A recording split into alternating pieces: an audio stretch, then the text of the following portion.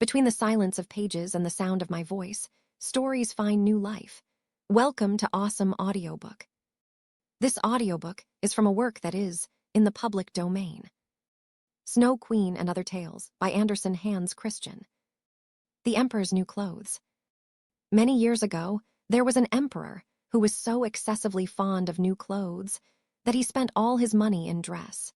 He did not trouble himself in the least about his soldiers, nor did he care to go either to the theater or the chase, except for the opportunities then afforded him for displaying his new clothes.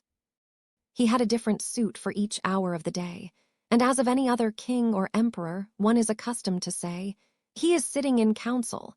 It was always said of him, "The emperor is sitting in his wardrobe." Time passed merrily in the large town which was his capital. Strangers arrived every day at the court. One day, 2 rogues, calling themselves weavers, made their appearance. They gave out that they knew how to weave stuffs of the most beautiful colors and elaborate patterns, the clothes manufactured from which should have the wonderful property of remaining invisible to everyone who was unfit for the office he held, or who was extraordinarily simple in character. These must, indeed, be splendid clothes, thought the emperor. Had I such a suit, I might at once find out what men in my realms are unfit for their office, and also be able to distinguish the wise from the foolish. This stuff must be woven for me immediately. And he caused large sums of money to be given to both the weavers in order that they might begin their work directly. So the 2 pretended weavers set up 2 looms, and affected to work very busily, though in reality they did nothing at all. They asked for the most delicate silk and the purest gold thread, put both into their own knapsacks, and then continued their pretended work at the empty looms until late at night. "I should like to know how the weavers are getting on with my cloth," said the emperor to himself, after some little time had elapsed. He was, however, rather embarrassed when he remembered that a simpleton or one unfit for his office would be unable to see the manufacture. To be sure, he thought he had nothing to risk in his own person, but yet he would prefer sending somebody else to bring him intelligence about the weavers and their work before he troubled himself in the affair. All the people throughout the city had heard of the wonderful property the cloth was to possess, and all were anxious to learn how wise, or how ignorant, their neighbors might prove to be. "I will send my faithful old minister to the weavers," said the emperor at last, after some deliberation. "He will be best able to see how the cloth looks, for he is a man of sense, and no one can be more suitable for his office than he is." So the faithful old minister went into the hall, where the knaves were working with all their might, at their empty looms. "What can be the meaning of this?" thought the old man, opening his eyes very wide. "I cannot discover the least bit of thread on the looms."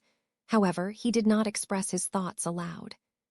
The impostors requested him very courteously to be so good as to come nearer their looms, and then asked him whether the design pleased him, and whether the colors were not very beautiful, at the same time pointing to the empty frames.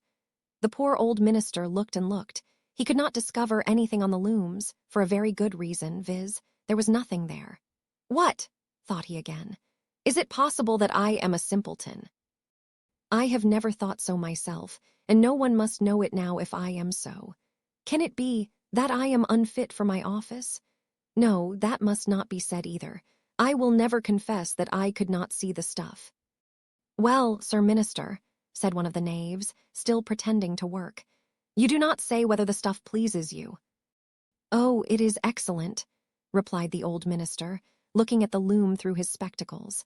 "This pattern and the colors, yes, I will tell the emperor without delay how very beautiful I think them." "We shall be much obliged to you," said the impostors, and then they named the different colors and described the pattern of the pretended stuff. The old minister listened attentively to their words, in order that he might repeat them to the emperor, and then the knaves asked for more silk and gold, saying that it was necessary to complete what they had begun. However, they put all that was given them into their knapsacks, and continued to work with as much apparent diligence as before at their empty looms. The emperor now sent another officer of his court to see how the men were getting on, and to ascertain whether the cloth would soon be ready. It was just the same with this gentleman as with the minister. He surveyed the looms on all sides, but could see nothing at all but the empty frames. "Does not the stuff appear as beautiful to you as it did to my lord the minister?" asked the impostors of the emperor's second ambassador, at the same time making the same gestures as before, and talking of the design and colors which were not there. "I certainly am not stupid," thought the messenger. "It must be that I am not fit for my good, profitable office. That is very odd, however, no one shall know anything about it." And accordingly he praised the stuff he could not see, and declared that he was delighted with both colors and patterns. "Indeed, please your imperial majesty," said he to his sovereign when he returned, "the cloth which the weavers are preparing is extraordinarily magnificent."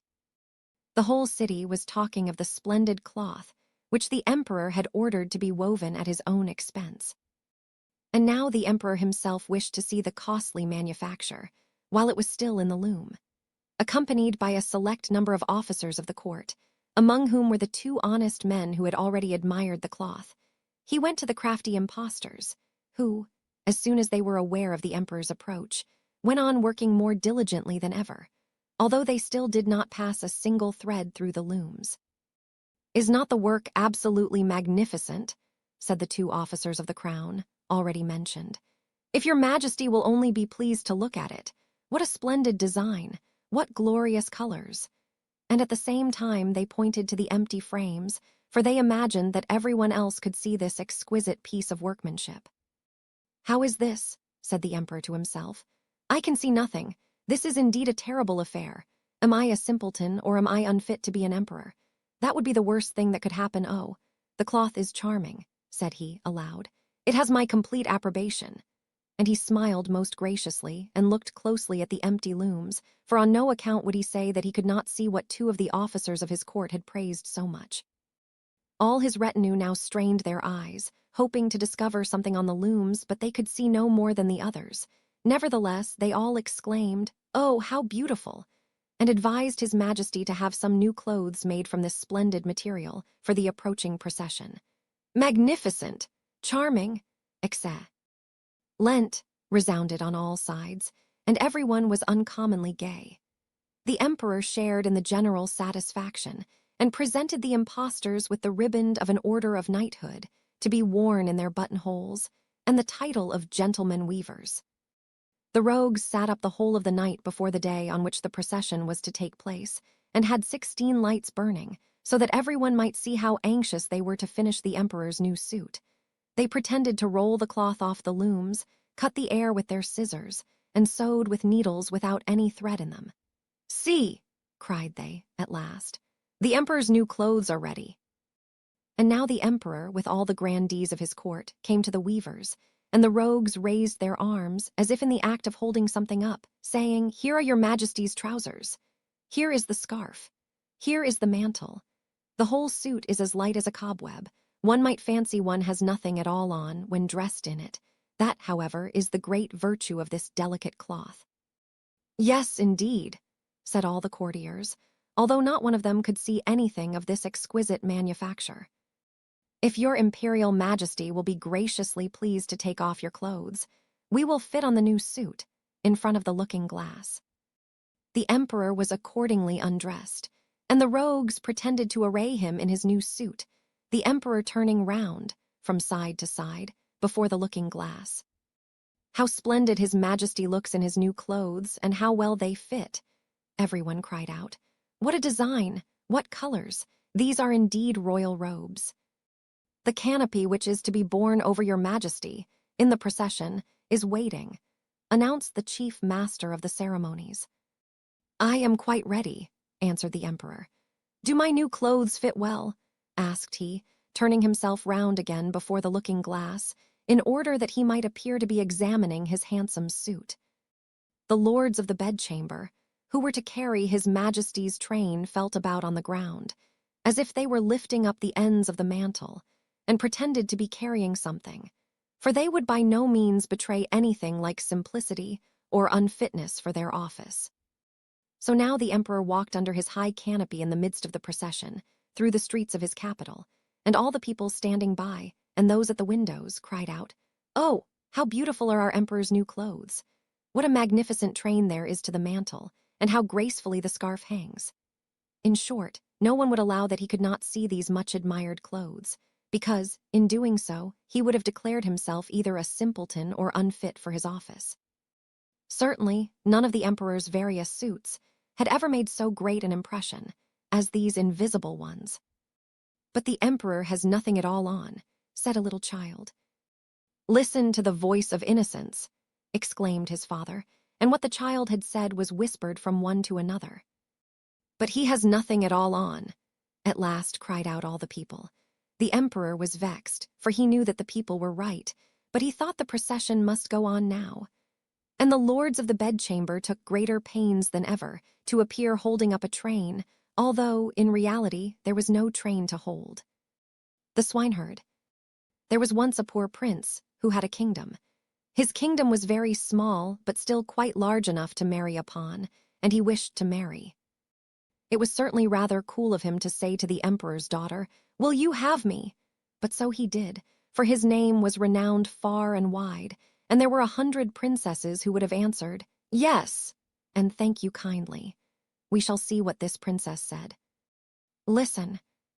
It happened that where the prince's father lay buried, there grew a rose tree, a most beautiful rose tree, which blossomed only once in every 5 years, and even then bore only one flower, but that was a rose.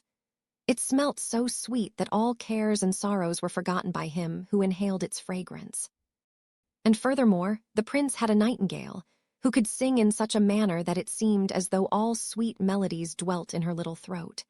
So the princess was to have the rose and the nightingale, and they were accordingly put into large silver caskets and sent to her. The emperor had them brought into a large hall, where the princess was playing at visiting with the ladies of the court, and when she saw the caskets with the presents, she clapped her hands for joy. "Ah, if it were but a little pussy-cat," said she, but the rose tree, with its beautiful rose, came to view. "Oh, how prettily it is made," said all the court ladies. "It is more than pretty," said the emperor. "It is charming." But the princess touched it, and was almost ready to cry. "Fie, papa," said she, "it is not made at all, it is natural."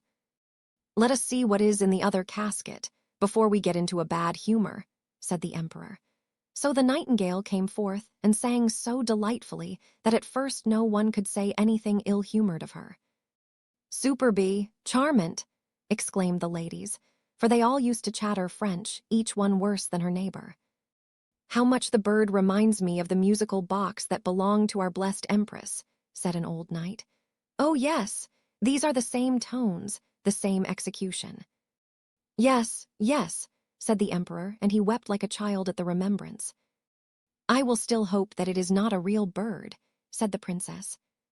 "Yes, it is a real bird," said those who had brought it. "Well then, let the bird fly," said the princess, and she positively refused to see the prince. However, he was not to be discouraged. He daubed his face over brown and black, pulled his cap over his ears, and knocked at the door. "Good day to my lord, the emperor," said he. "Can I have employment at the palace?" "Why, yes," said the emperor. "I want someone to take care of the pigs, for we have a great many of them." So the prince was appointed imperial swineherd. He had a dirty little room close by the pigsty, and there he sat the whole day and worked. By the evening he had made a pretty little kitchen pot. Little bells were hung all round it, and when the pot was boiling, these bells tinkled in the most charming manner and played the old melody. "Ach, du lieber Augustin. Alles ist weg, weg, weg. Ah, dear Augustine. All is gone, gone, gone." But what was still more curious, whoever held his finger in the smoke of the kitchen pot immediately smelt all the dishes that were cooking on every hearth in the city. This, you see, was something quite different from the rose. Now the princess happened to walk that way, and when she heard the tune, she stood quite still and seemed pleased, for she could play Lieber Augustine. It was the only piece she knew, and she played it with one finger. "Why, there is my piece," said the princess. "That swineherd must certainly have been well educated. Go in and ask him the price of the instrument." So one of the court ladies must run in. However, she drew on wooden slippers first. "What will you take for the kitchen pot?" said the lady. "I will have 10 kisses from the princess," said the swineherd. "Yes, indeed. said the lady. I cannot sell it for less, rejoined the swineherd. He is an impudent fellow, said the princess, and she walked on. But when she had gone a little way, the bells tinkled so prettily.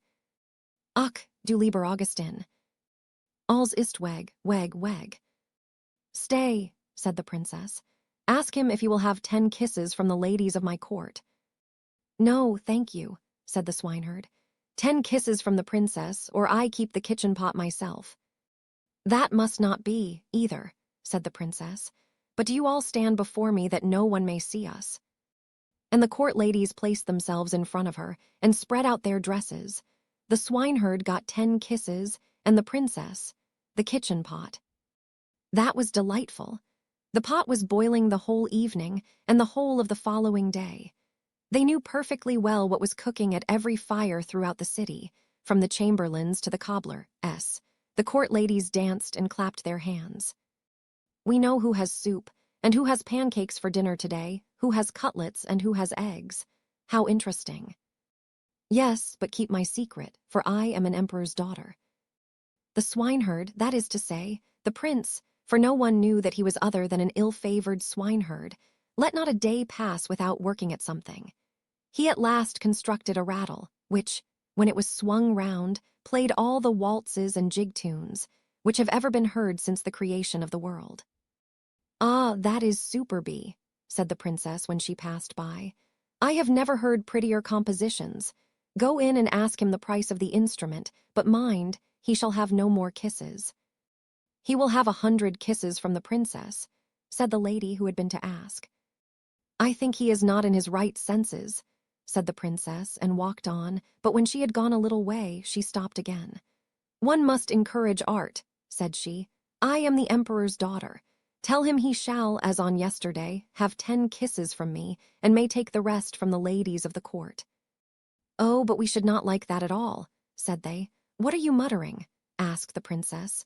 If I can kiss him, surely you can. Remember that you owe everything to me. So the ladies were obliged to go to him again. 100 kisses from the princess, said he, or else let everyone keep his own. Stand round, said she, and all the ladies stood round her whilst the kissing was going on. What can be the reason for such a crowd close by the pigsty? Said the emperor, who happened just then to step out on the balcony. He rubbed his eyes and put on his spectacles. They are the ladies of the court. I must go down and see what they are about. So he pulled up his slippers at the heel, for he had trodden them down. As soon as he had got into the courtyard, he moved very softly, and the ladies were so much engrossed with counting the kisses, that all might go on fairly, that they did not perceive the emperor. He rose on his tiptoes. What is all this? Said he, when he saw what was going on, and he boxed the princess's ears with his slipper, just as the swineherd was taking the 86th kiss. March out, said the emperor, for he was very angry, and both princess and swineherd were thrust out of the city. The princess now stood and wept, the swineherd scolded, and the rain poured down. Alas, unhappy creature that I am, said the princess, if I had but married the handsome young prince. Ah, how unfortunate I am. And the swineherd went behind a tree, washed the black and brown color from his face, threw off his dirty clothes, and stepped forth in his princely robes. He looked so noble that the princess could not help bowing before him. I am come to despise thee, said he. Thou wouldst not have an honorable prince? Thou couldst not prize the rose and the nightingale, but thou wast ready to kiss the swineherd for the sake of a trumpery plaything. Thou art rightly served. He then went back to his own little kingdom, and shut the door of his palace in her face. Now she might well sing. Ach, du lieber Augustin. Alles ist weg, weg, weg. The real princess. There was once a prince who wished to marry a princess, but then she must be a real princess. He traveled all over the world in hopes of finding such a lady, but there was always something wrong. Princesses he found in plenty, but whether they were real princesses it was impossible for him to decide, for now one thing, now another, seemed to him not quite right about the ladies. At last he returned to his palace quite cast down, because he wished so much to have a real princess for his wife. One evening a fearful tempest arose, it thundered and lightened, and the rain poured down from the sky in torrents. Besides, it was as dark as pitch. All at once there was heard a violent knocking at the door, and the old king, the prince's father, went out himself to open it. It was a princess who was standing outside the door. What with the rain and the wind, she was in a sad condition. The water trickled down from her hair, and her clothes clung to her body. She said she was a real princess. "Ah, we shall soon see that," thought the old queen mother. However, she said not a word of what she was going to do, but went quietly into the bedroom, took all the bedclothes off the bed, and put 3 little peas on the bedstead. She then laid 20 mattresses one upon another over the 3 peas, and put 20 feather beds over the mattresses. Upon this bed, the princess was to pass the night. The next morning she was asked how she had slept. "Oh, very badly indeed," she replied. "I have scarcely closed my eyes the whole night through. I do not know what was in my bed, but I had something hard under me, and am all over black and blue. It has hurt me so much." Now it was plain that the lady must be a real princess, since she had been able to feel the 3 little peas through the 20 mattresses and 20 feather beds. None but a real princess could have had such a delicate sense of feeling. The prince accordingly made her his wife, being now convinced that he had found a real princess. The 3 peas were, however, put into the cabinet of curiosities, where they are still to be seen, provided they are not lost. Wasn't this a lady of real delicacy? The Shoes of Fortune. A beginning. Every author has some peculiarity in his descriptions or in his style of writing. Those who do not like him magnify it, shrug up their shoulders, and exclaim, "There he is again." I, for my part, know very well how I can bring about this movement and this exclamation. It would happen immediately if I were to begin here, as I intended to do, with "Rome has its Corso, Naples its Toledo. Ah, that Andersen, there he is again." They would cry, yet I must, to please my fancy, continue quite quietly and add, "But Copenhagen has its East Street." Here, then, we will stay for the present. In one of the houses not far from the New Market, a party was invited, a very large party, in order, as is often the case, to get a return invitation from the others. One half of the company was already seated at the card table. The other half awaited the result of the stereotype preliminary observation of the lady of the house. Now let us see what we can do to amuse ourselves. They had got just so far, and the conversation began to crystallize, as it could but do with the scanty stream which the commonplace world supplied. Amongst other things, they spoke of the Middle Ages. Some praised that period as far more interesting, far more poetical than our own too sober present. Indeed, Councillor Knapp defended this opinion so warmly that the hostess declared immediately on his side, and both exerted themselves with unwearied eloquence. The councillor boldly declared the time of King Hans to be the noblest and the most happy period. AD 1480 to 1513. While the conversation turned on this subject, and was only for a moment interrupted by the arrival of a journal that contained nothing worth reading, we will just step out into the antechamber, where cloaks, mackintoshes, sticks, umbrellas, and shoes were deposited. Here sat 2 female figures, a young and an old one. One might have thought at first they were servants come to accompany their mistresses home, but on looking nearer, one soon saw they could scarcely be mere servants. Their forms were too noble for that, their skin too fine, the cut of their dress too striking. 2 fairies were they. The younger, it is true, was not Dame Fortune herself, but one of the waiting maids of her handmaidens who carry about the lesser good things that she distributes. The other look extremely gloomy. It was Care. She always attends to her own serious business herself, as then she is sure of having it done properly. They were telling each other, with a confidential interchange of ideas, where they had been during the day. The messenger of fortune had only executed a few unimportant commissions, such as saving a new bonnet from a shower of rain, etc., but what she had yet to perform was something quite unusual. "I must tell you," said she, "that today is my birthday, and in honor of it a pair of walking shoes or galoshes has been entrusted to me, which I am to carry to mankind. These shoes possess the property of instantly transporting him who has them on to the place or the period in which he most wishes to be. Every wish, as regards time or place or state of being, will be immediately fulfilled. and so at last man will be happy here below." "Do you seriously believe it?" replied Care, in a severe tone of reproach. "No, he will be very unhappy, and will assuredly bless the moment when he feels that he has freed himself from the fatal shoes." "Stupid nonsense," said the other angrily. "I will put them here by the door. Someone will make a mistake for certain and take the wrong ones. He will be a happy man." Such was their conversation. Roman 2. What happened to the counselor? It was late. Counselor Knapp, deeply occupied with the times of King Hans, intended to go home, and malicious fate managed matters so that his feet, instead of finding their way to his own galoshes, slipped into those of Fortune. Thus caparisoned, the good man walked out of the well-lighted rooms into East Street. By the magic power of the shoes, he was carried back to the times of King Hans, on which account his foot very naturally sank in the mud and puddles of the street, there having been in those days no pavement in Copenhagen. "Well, this is too bad. How dirty it is here," sighed the counselor. "As to a pavement, I can find no traces of one, and all the lamps, it seems, have gone to sleep." The moon was not yet very high. It was besides rather foggy, so that in the darkness all objects seemed mingled in chaotic confusion. At the next corner hung a votive lamp before a Madonna, but the light it gave was little better than none at all. Indeed, he did not observe it before he was exactly under it, and his eyes fell upon the bright colors of the pictures which represented the well-known group of the Virgin and the infant Jesus. "That is probably a waxwork show," thought he, "and the people delay taking down their sign in hopes of a late visitor or two." A few persons in the costume of the time of King Hans passed quickly by him. "How strange they look! The good folks come probably from a masquerade." Suddenly was heard the sound of drums and fifes. The bright blaze of a fire shot up from time to time, and its ruddy gleams seemed to contend with the bluish light of the torches.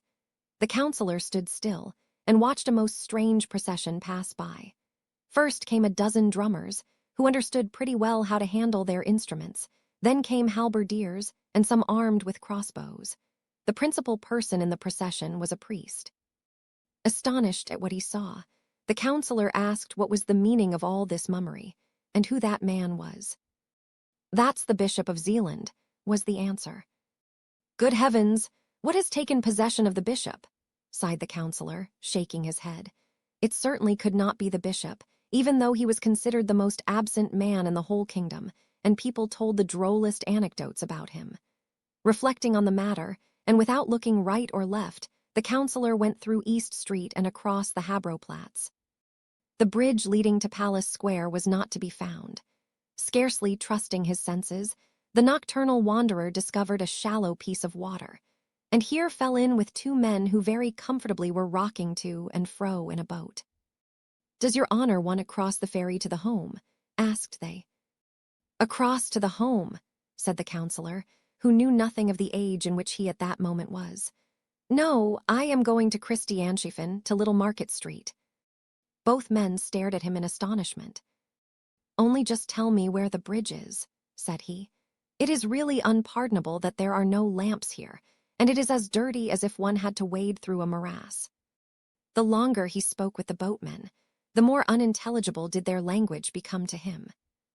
"I don't understand your Bornholmish dialect," said he at last, angrily, and turning his back upon them. He was unable to find the bridge. There was no railway either. "It is really disgraceful what a state this place is in," muttered he to himself. Never had his age, with which, however, he was always grumbling, seemed so miserable as on this evening. "I'll take a hackney coach," thought he, but where were the hackney coaches? Not one was to be seen. "I must go back to the New Market. There, it is to be hoped, I shall find some coaches, for if I don't, I shall never get safe to Christianshafen." So off he went in the direction of East Street, and had nearly got to the end of it when the moon shone forth. "God bless me, what wooden scaffolding is that which they have set up there?" cried he involuntarily, as he looked at East Gate, which, in those days, was at the end of East Street. He found, however, a little side door open, and through this he went, and stepped into our New Market of the present time. It was a huge, desolate plain.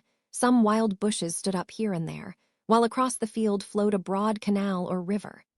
some wretched hovels for the Dutch sailors, resembling great boxes, and after which the place was named, lay about in confused disorder on the opposite bank. "I either behold a fata morgana, or I am regularly tipsy," whimpered out the counselor. "But what's this?" He turned round anew, firmly convinced that he was seriously ill. He gazed at the street formerly so well known to him, and now so strange in appearance, and looked at the houses more attentively. Most of them were of wood, slightly put together, and many had a thatched roof. "No, I am far from well," sighed he, "and yet I drank only 1 glass of punch, but I cannot suppose it was, too, really very wrong to give us punch and hot salmon for supper. I shall speak about it at the first opportunity. I have half a mind to go back again and say what I suffer. But no, that would be too silly, and heaven only knows if they are up still." He looked for the house, but it had vanished. "It is really dreadful," groaned he with increasing anxiety. "I cannot recognize East Street again. There is not a single decent shop from one end to the other. Nothing but wretched huts can I see anywhere, just as if I were at Ringstead. Oh, I am ill. I can scarcely bear myself any longer. Where the deuce can the house be? It must be here on this very spot, yet there is not the slightest idea of resemblance, to such a degree has everything changed this night. At all events, here are some people up and stirring. Oh, I am certainly very ill." He now hit upon a half-open door, through a chink of which a faint light shone. It was a sort of hostelry of those times, a kind of public house. The room had some resemblance to the clay-floored halls in Holstein. A pretty numerous company, consisting of seamen, Copenhagen burghers, and a few scholars, sat here in deep converse over their pewter cans, and gave little heed to the person who entered. "By your leave," said the counselor to the hostess, who came bustling towards him. "I felt so queer all of a sudden. Would you have the goodness to send for a hackney coach to take me to Christianshafen?" The woman examined him with eyes of astonishment, and shook her head. She then addressed him in German. The counselor thought she did not understand Danish, and therefore repeated his wish in German. This, in connection with his costume, strengthened the good woman in the belief that he was a foreigner. That he was ill, she comprehended directly, so she brought him a pitcher of water, which tasted certainly pretty strong of the sea, although it had been fetched from the well. The counselor supported his head on his hand, drew a long breath, and thought over all the wondrous things he saw around him. "Is this the daily news of this evening?" he asked mechanically, as he saw the hostess push aside a large sheet of paper. The meaning of this counselorship query remained, of course, a riddle to her, yet she handed him the paper without replying. It was a coarse woodcut, representing a splendid meteor, as seen in the town of Cologne, which was to be read below in bright letters. "That is very old," said the counselor, whom this piece of antiquity began to make considerably more cheerful. "Pray, how did you come into possession of this rare print? It is extremely interesting, although the whole is a mere fable. Such meteorous appearances are to be explained in this way, that they are the reflections of the aurora borealis, and it is highly probable they are caused principally by electricity." Those persons who were sitting nearest him and heard his speech stared at him in wonderment, and one of them rose, took off his hat respectfully, and said with a serious countenance, "You are no doubt a very learned man, monsieur." "Oh, no," answered the counselor. "I can only join in conversation on this topic and on that, as indeed one must do according to the demands of the world at present." "Modestia is a fine virtue," continued the gentleman. "However, as to your speech, I must say mihi secus weiter, yet I am willing to suspend my judicium." "May I ask with whom I have the pleasure of speaking?" asked the counselor. "I am a bachelor in theologia," answered the gentleman with a stiff reverence. This reply fully satisfied the counselor. The title suited the dress. "He is certainly," thought he, "some village schoolmaster, some queer old fellow, such as one still often meets with in Jutland." "This is no locus docendi, it is true," began the clerical gentleman. "Yet I beg you earnestly to let us profit by your learning. Your reading in the ancients is, sine dubio, of vast extent." "Oh, yes, I've read something, to be sure," replied the counselor. "I like reading all useful works, but I do not on that account despise the modern ones. 'Tis only the unfortunate tales of everyday life that I cannot bear. We have enough and more than enough such in reality." "Tales of everyday life," said our bachelor inquiringly. "I mean those new-fangled novels, twisting and writhing themselves in the dust of commonplace, which also expect to find a reading public." "Oh," exclaimed the clerical gentleman, smiling, "there is much wit in them. Besides, they are read at court. The king likes the history of Sir Iffven and Sir Gaudian particularly, which treats of King Arthur and his Knights of the Round Table. He has more than once joked about it with his high vassals." "I have not read that novel," said the counselor. "It must be quite a new one that Heiberg has published lately." "No," answered the theologian of the time of King Hans. "That book is not written by a Heiberg, but was imprinted by Godfrey von Jamin." "Oh, is that the author's name?" said the counselor. "It is a very old name, and, as well as I recollect, he was the first printer that appeared in Denmark." "Yes, he is our first printer," replied the clerical gentleman hastily. So far all went on well. Some one of the worthy burghers now spoke of the dreadful pestilence that had raged in the country a few years back, meaning that of 1484. The counselor imagined it was the cholera that was meant, which people made so much fuss about, and the discourse passed off satisfactorily enough. The War of the Buccaneers of 1490 was so recent that it could not fail being alluded to. The English pirates had, they said, most shamefully taken their ships while in the roadstead, and the counselor, before whose eyes the herostratic event of 1801 still floated vividly, agreed entirely with the others in abusing the rascally English. Herostratus, or Eratosstratus, an Ephesian, who wantonly set fire to the famous temple of Diana, in order to commemorate his name by so unco. Emmon in action. With other topics he was not so fortunate. Every moment brought about some new confusion, and threatened to become a perfect Babel, for the worthy bachelor was really too ignorant, and the simplest observations of the counselor sounded to him too daring and fantastical. They looked at one another from the crown of the head to the soles of the feet, and when matters grew to too high a pitch, then the bachelor talked Latin, in the hope of being better understood. But it was of no use after all. "What's the matter?"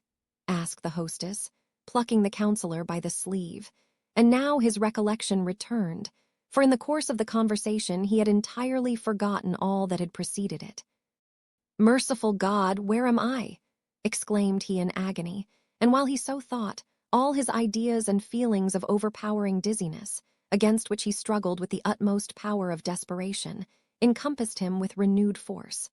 "Let us drink claret and mead and Bremen beer," shouted one of the guests, "and you shall drink with us." Two maidens approached. One wore a cap of two staring colors, denoting the class of persons to which she belonged.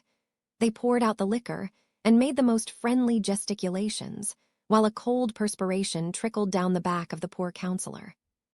"What's to be the end of this? What's to become of me?" groaned he, but he was forced, in spite of his opposition, to drink with the rest. They took hold of the worthy man, who, hearing on every side that he was intoxicated, did not in the least doubt the truth of this certainly not very polite assertion, but on the contrary, implored the ladies and gentlemen present to procure him a hackney coach. They, however, imagined he was talking Russian. Never before, he thought, had he been in such a coarse and ignorant company. One might almost fancy the people had turned heathens again. "It is the most dreadful moment of my life. The whole world is leagued against me."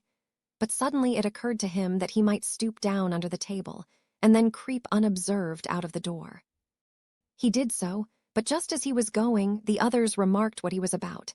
They laid hold of him by the legs, and now, happily for him, off fell his fatal shoes, and with them the charm was at an end. The counselor saw quite distinctly before him a lantern burning, and behind this a large handsome house. All seemed to him in proper order as usual. It was East Street, splendid and elegant as we now see it. He lay with his feet towards a doorway, and exactly opposite sat the watchman asleep. "Gracious heaven," said he, "have I lain here in the street and dreamed? Yes, 'tis East Street, how splendid and light it is. But really it is terrible what an effect that one glass of punch must have had on me." 2 minutes later, he was sitting in a hackney coach and driving to Friedrichshafen. He thought of the distress and agony he had endured, and praised from the very bottom of his heart the happy reality, our own time, which, with all its deficiencies, is yet much better than that in which, so much against his inclination, he had lately been. Roman 3, The Watchman's Adventure. "Why, there is a pair of galoshes, as sure as I'm alive," said the watchman, awaking from a gentle slumber. "They belong no doubt to the lieutenant who lives over the way. They lie close to the door." The worthy man was inclined to ring and deliver them at the house, for there was still a light in the window. But he did not like disturbing the other people in their beds, and so very considerately he left the matter alone. "Such a pair of shoes must be very warm and comfortable," said he. "The leather is so soft and supple." They fitted his feet as though they had been made for him. "'Tis a curious world we live in," continued he, soliloquizing. "There is the lieutenant, now, who might go quietly to bed if he chose, where no doubt he could stretch himself at his ease, but does he do it? No, he saunters up and down his room because, probably, he has enjoyed too many of the good things of this world at his dinner. That's a happy fellow. He has neither an infirm mother, nor a whole troop of everlastingly hungry children to torment him. Every evening he goes to a party, where his nice supper costs him nothing. Would to heaven I could but change with him. How happy should I be." While expressing his wish, the charm of the shoes, which he had put on, began to work. The watchman entered into the being and nature of the lieutenant. He stood in the handsomely furnished apartment, and held between his fingers a small sheet of rose-colored paper, on which some verses were written indeed by the officer himself, for who has not, at least once in his life, had a lyrical moment? And if one then marks down one's thoughts, poetry is produced. But here was written, "Oh, were I rich! Oh, were I rich! Such was my wish, yea, such. When hardly 3 feet high, I longed for much. Oh, were I rich, an officer were I, with sword and uniform and plumes so high. And the time came, and officer was I. But yet I grew not rich. Alas, poor me! Have pity, thou, who all man's wants dost see." I sat one evening sunk in dreams of bliss. A maid of 7 years old gave me a kiss. I at that time was rich in poesy, and tales of old, though poor as poor could be. But all she asked for was this poesy. Then was I rich, but not in gold, poor me. As thou dost know, who all men's hearts canst see. Oh, were I rich, oft asked I for this boon. The child grew up to womanhood full soon. She is so pretty, clever, and so kind. Oh, did she know what's hidden in my mind? A tale of old, would she to me were kind. But I'm condemned to silence, oh, poor me. As thou dost know, who all men's hearts canst see. Oh, were I rich in calm and peace of mind. My grief you then would not here written find. O thou, to whom I do my heart devote. Oh, read this page of glad days now remote. A dark, dark tale, which I tonight devote. Dark is the future now, alas, poor me. Have pity thou, who all men's pains dost see. Such verses as these people write when they are in love, but no man in his senses ever thinks of printing them. Here one of the sorrows of life, in which there is real poetry, gave itself vent, not that barren grief which the poet may only hint at, but never depict in its detail, misery and want. That animal necessity, in short, to snatch at least at a fallen leaf of the breadfruit tree, if not at the fruit itself. The higher the position in which one finds oneself transplanted, the greater is the suffering. Everyday necessity is the stagnant pool of life. No lovely picture reflects itself therein. Lieutenant, love, and lack of money, that is a symbolic triangle, or much the same as the half of the shattered die of fortune. This the lieutenant felt most poignantly, and this was tea. He reasoned he leant his head against the window, and sighed so deeply. The poor watchman out there in the street is far happier than I. He knows not what I term privation. He has a home, a wife, and children, who weep with him over his sorrows, who rejoice with him when he is glad. Oh, far happier were I, could I exchange with him my being, with his desires and with his hopes perform the weary pilgrimage of life. Oh, he is 100 times happier than I. In the same moment the watchman was again watchman. It was the shoes that caused the metamorphosis by means of which, Unknown to himself, he took upon him the thoughts and feelings of the officer. But, as we have just seen, he felt himself in his new situation much less contented, and now preferred the very thing which but some minutes before he had rejected. So then the watchman was again watchman. "That was an unpleasant dream," said he, "but 'twas droll enough altogether. I fancied that I was the lieutenant over there, and yet the thing was not very much to my taste after all. I missed my good old mother and the dear little ones, who almost tear me to pieces for sheer love." He seated himself once more and nodded. The dream continued to haunt him, for he still had the shoes on his feet. A falling star shone in the dark firmament. "There falls another star," said he. "But what does it matter? There are always enough left. I should not much mind examining the little glimmering things somewhat nearer, especially the moon, for that would not slip so easily through a man's fingers. When we die, so at least says the student, for whom my wife does the washing, we shall fly about as light as a feather from one such a star to the other. That's, of course, not true, but 'twould be pretty enough if it were so. If I could but once take a leap up there, my body might stay here on the steps for what I care. Behold, there are certain things in the world to which one ought never to give utterance except with the greatest caution, but doubly careful must one be when we have the shoes of fortune on our feet. Now just listen to what happened to the watchman. As to ourselves, we all know the speed produced by the employment of steam. We have experienced it either on railroads or in boats when crossing the sea. But such a flight is like the traveling of a sloth in comparison with the velocity with which light moves. It flies 19 million times faster than the best racehorse, and yet electricity is quicker still. Death is an electric shock which our heart receives. The freed soul soars upwards on the wings of electricity. The sun's light wants 8 minutes and some seconds to perform a journey of more than 20 million of our Danish miles. A Danish mile is nearly 434 English. Borne by electricity, the soul wants even some minutes less to accomplish the same flight. To it, the space between the heavenly bodies is not greater than t. The distance between the homes of our friends in town is for us, even if they live a short way from each other. Such an electric shock in the heart, however, costs us the use of the body here below. Unless, like the watchman of East Street, we happen to have on the shoes of fortune. In a few seconds the watchman had done the 52,000 of our miles up to the moon, which, as everyone knows, was formed out of matter much lighter than our earth, and is, so we should say, as soft as newly fallen snow. He found himself on one of the many circumjacent mountain ridges with which we are acquainted by means of Dr. Madler's map of the moon. Within, down it sunk perpendicularly into a cauldron, about a Danish mile in depth, while below lay a town, whose appearance we can, in some measure, realize to ourselves by beating the white of an egg in a glass of water. The matter of which it was built was just as soft, and formed similar towers, and domes, and pillars, transparent and rocking in the thin air, while above his head our earth was rolling like a large fiery ball. He perceived immediately a quantity of beings who were certainly what we call men, yet they looked different to us. A far more correct imagination than that of the pseudo-Herschel had created them.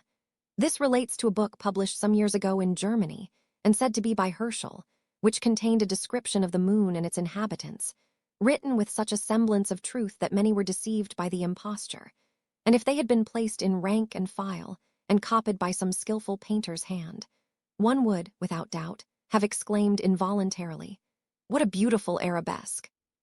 Probably a translation of the celebrated moon hoax, written by Richard A. Locke, and originally published in New York. They had a language too, but surely nobody can expect that the soul of the watchman should understand it. Be that as it may, it did comprehend it, for in our souls there germinate far greater powers than we poor mortals, despite all our cleverness, have any notion of. Does she not show us, she the queen in the land of enchantment, her astounding dramatic talent in all our dreams? Their every acquaintance appears and speaks upon the stage, so entirely in character, and with the same tone of voice, that none of us, when awake, were able to imitate it. How well can she recall persons to our mind, of whom we have not thought for years, when suddenly they step forth, every inch a man, resembling the real personages, even to the finest features, and become the heroes or heroines of world of dreams, In reality, such remembrances are rather unpleasant. Every sin, every evil thought may, like a clock with alarm or chimes, be repeated at pleasure. Then the question is if we can trust ourselves to give an account of every unbecoming word in our heart and on our lips. The watchman's spirit understood the language of the inhabitants of the moon pretty well. The Selenites, dwellers in the moon, disputed variously about our earth, and expressed their doubts if it could be inhabited. The air, they said, must certainly be too dense to allow any rational dweller in the moon the necessary free respiration. They considered the moon alone to be inhabited.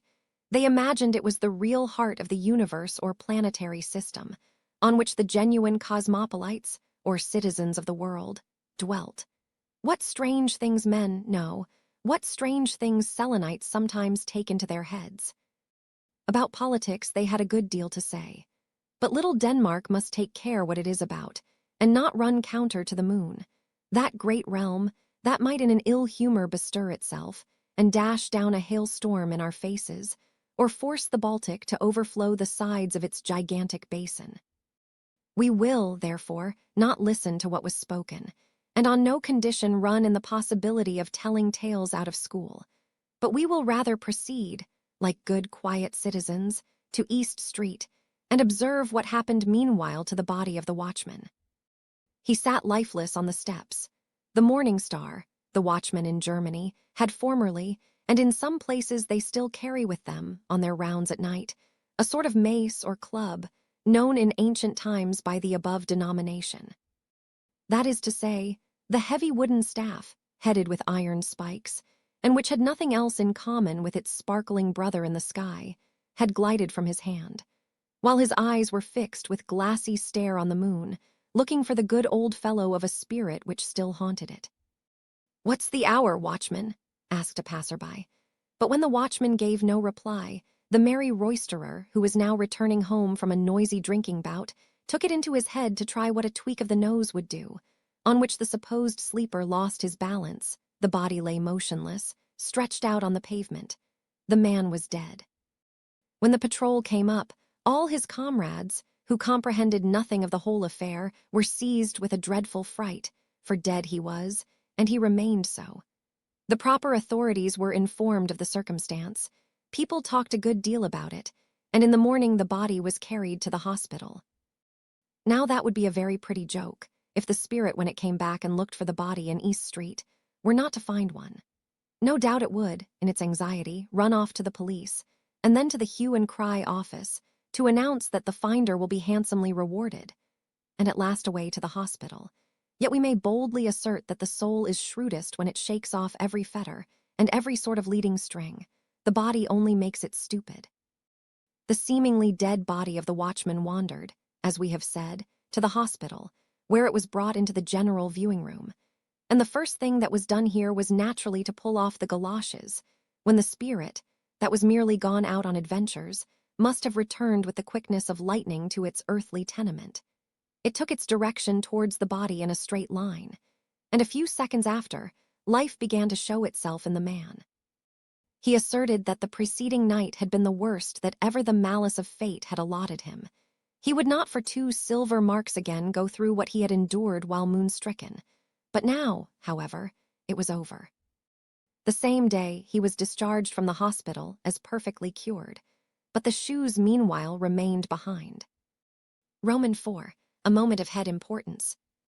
An evening, dramatic readings. A most strange journey. Every inhabitant of Copenhagen knows, from personal inspection, how the entrance to Frederick's hospital looks. But as it is possible that others, who are not Copenhagen people, may also read this little work, we will beforehand give a short description of it.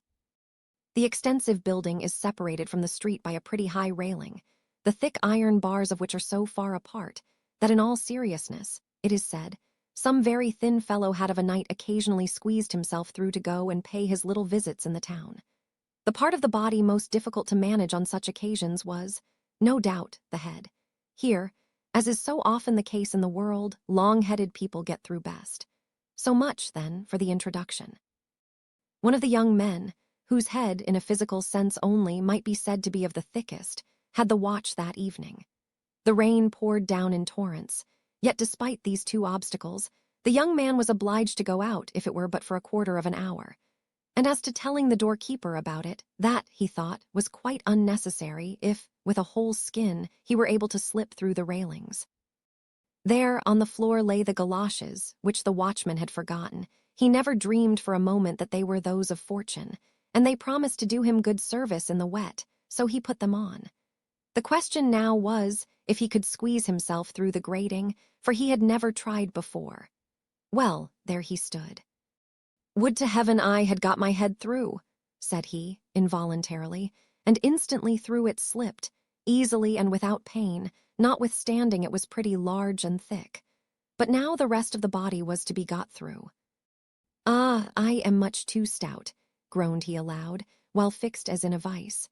"I had thought the head was the most difficult part of the matter. Oh, I really cannot squeeze myself through." He now wanted to pull his overhasty head back again, but he could not. For his neck there was room enough, but for nothing more. His first feeling was of anger, his next that his temper fell to zero. The shoes of Fortune had placed him in the most dreadful situation, and, unfortunately, it never occurred to him to wish himself free. The pitch-black clouds poured down their contents in still heavier torrents. Not a creature was to be seen in the streets. To reach up to the bell was what he did not like. To cry aloud for help would have availed him little. Besides, how ashamed would he have been to be found caught in a trap, like an outwitted fox. How was he to twist himself through? He saw clearly that it was his irrevocable destiny to remain a prisoner till dawn, or, perhaps, even late in the morning.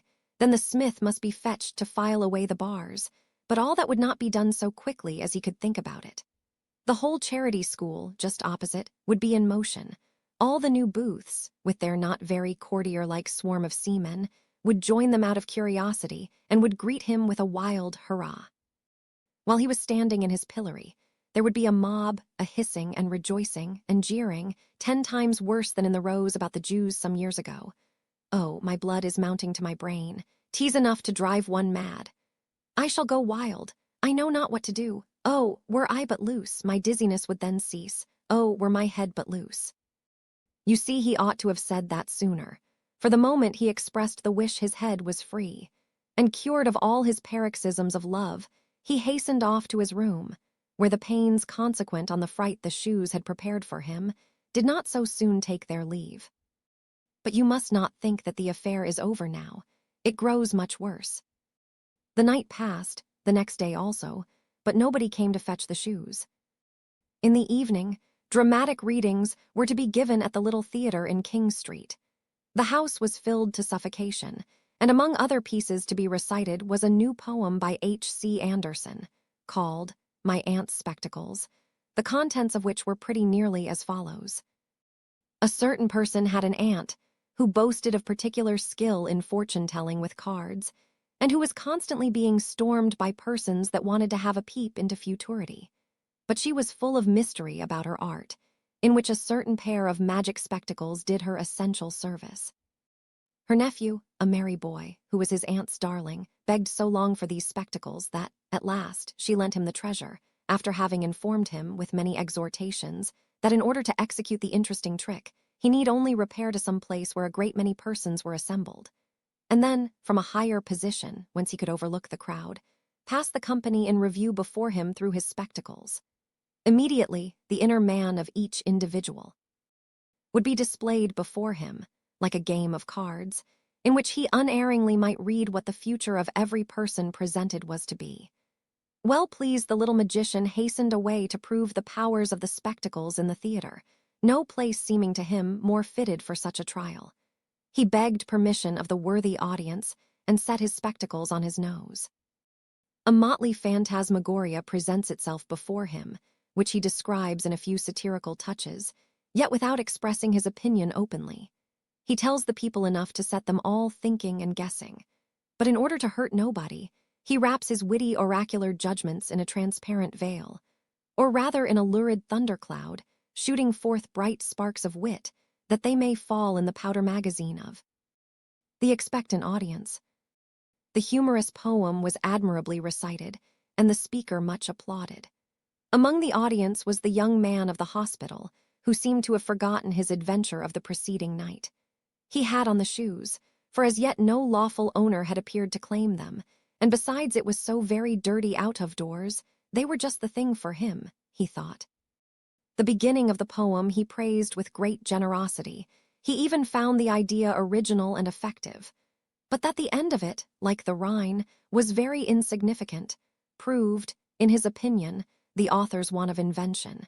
He was without genius, etc. This was an excellent opportunity to have said something clever. Meanwhile, he was haunted by the idea. He should like to possess such a pair of spectacles himself. Then, perhaps, by using them circumspectly, one would be able to look into people's hearts, which, he thought, would be far more interesting than merely to see what was to happen next year. For that we should all know in proper time, but the other never.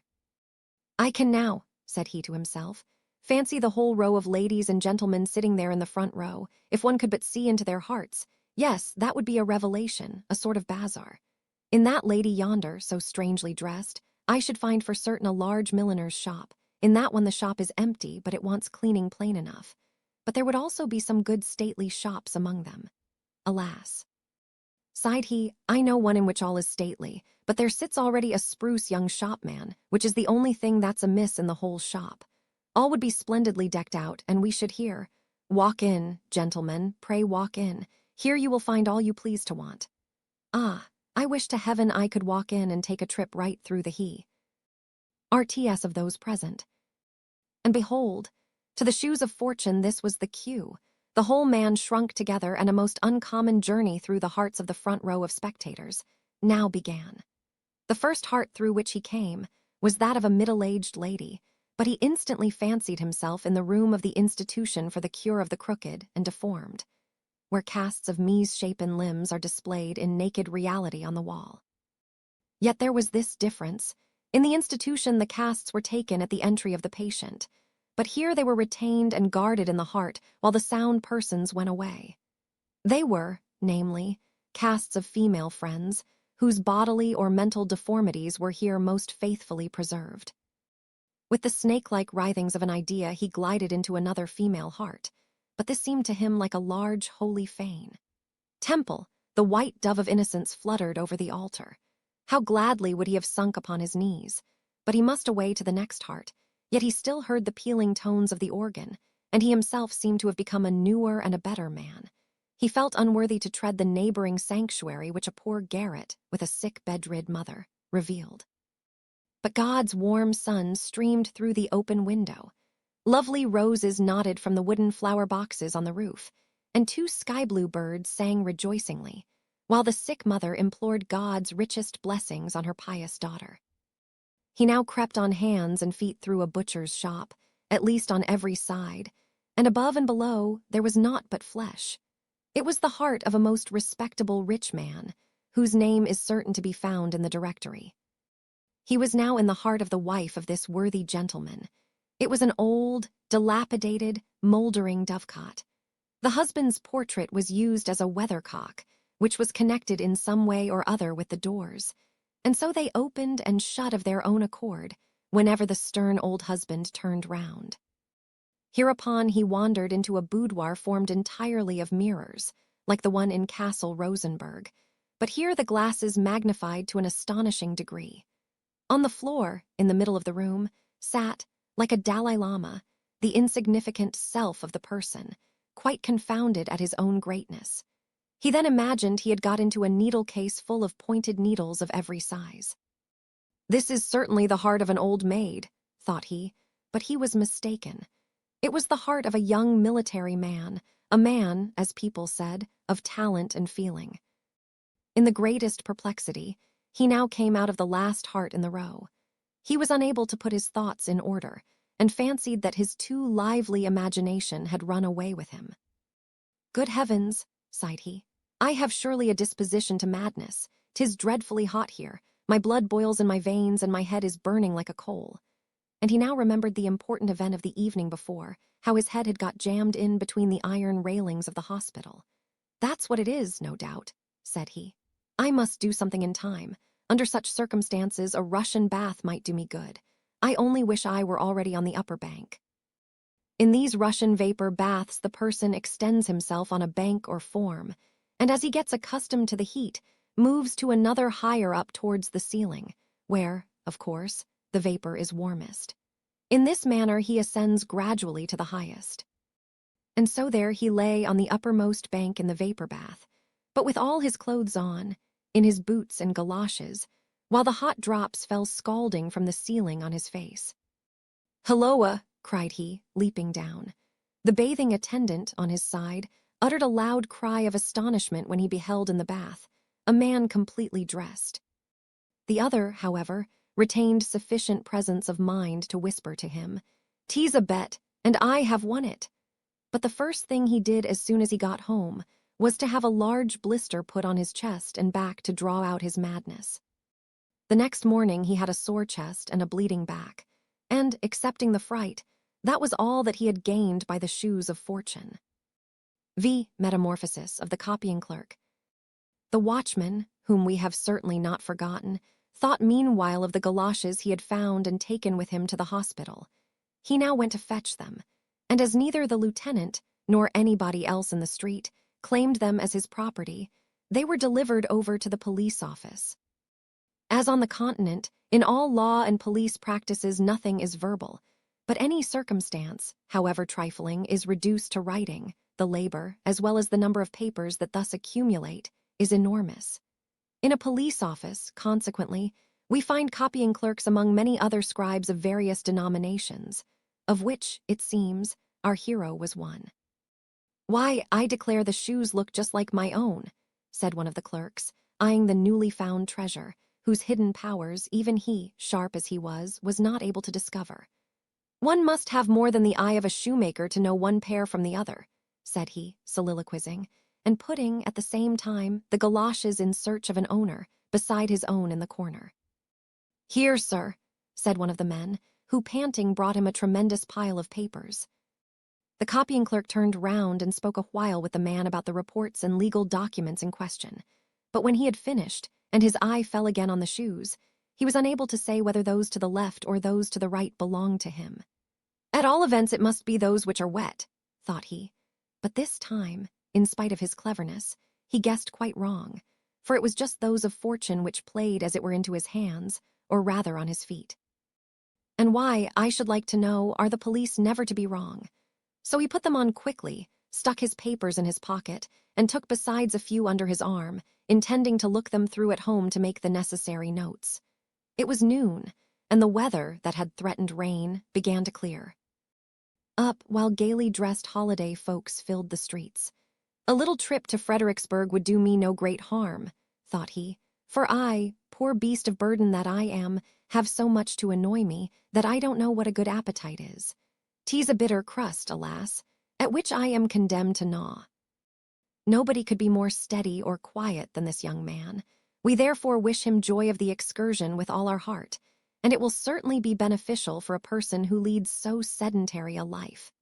In the park he met a friend, one of our young poets, who told him that the following day he should set out on his long-intended tour. "So you are going away again," said the clerk. "You are a very free and happy being. We others are chained by the leg and held fast to our desk." "Yes, but it is a chain, friend, which ensures you the blessed bread of existence," answered the poet. "You need feel no care for the coming morrow. When you are old, you receive a pension." "True," said the clerk, shrugging his shoulders, "and yet you are the better off.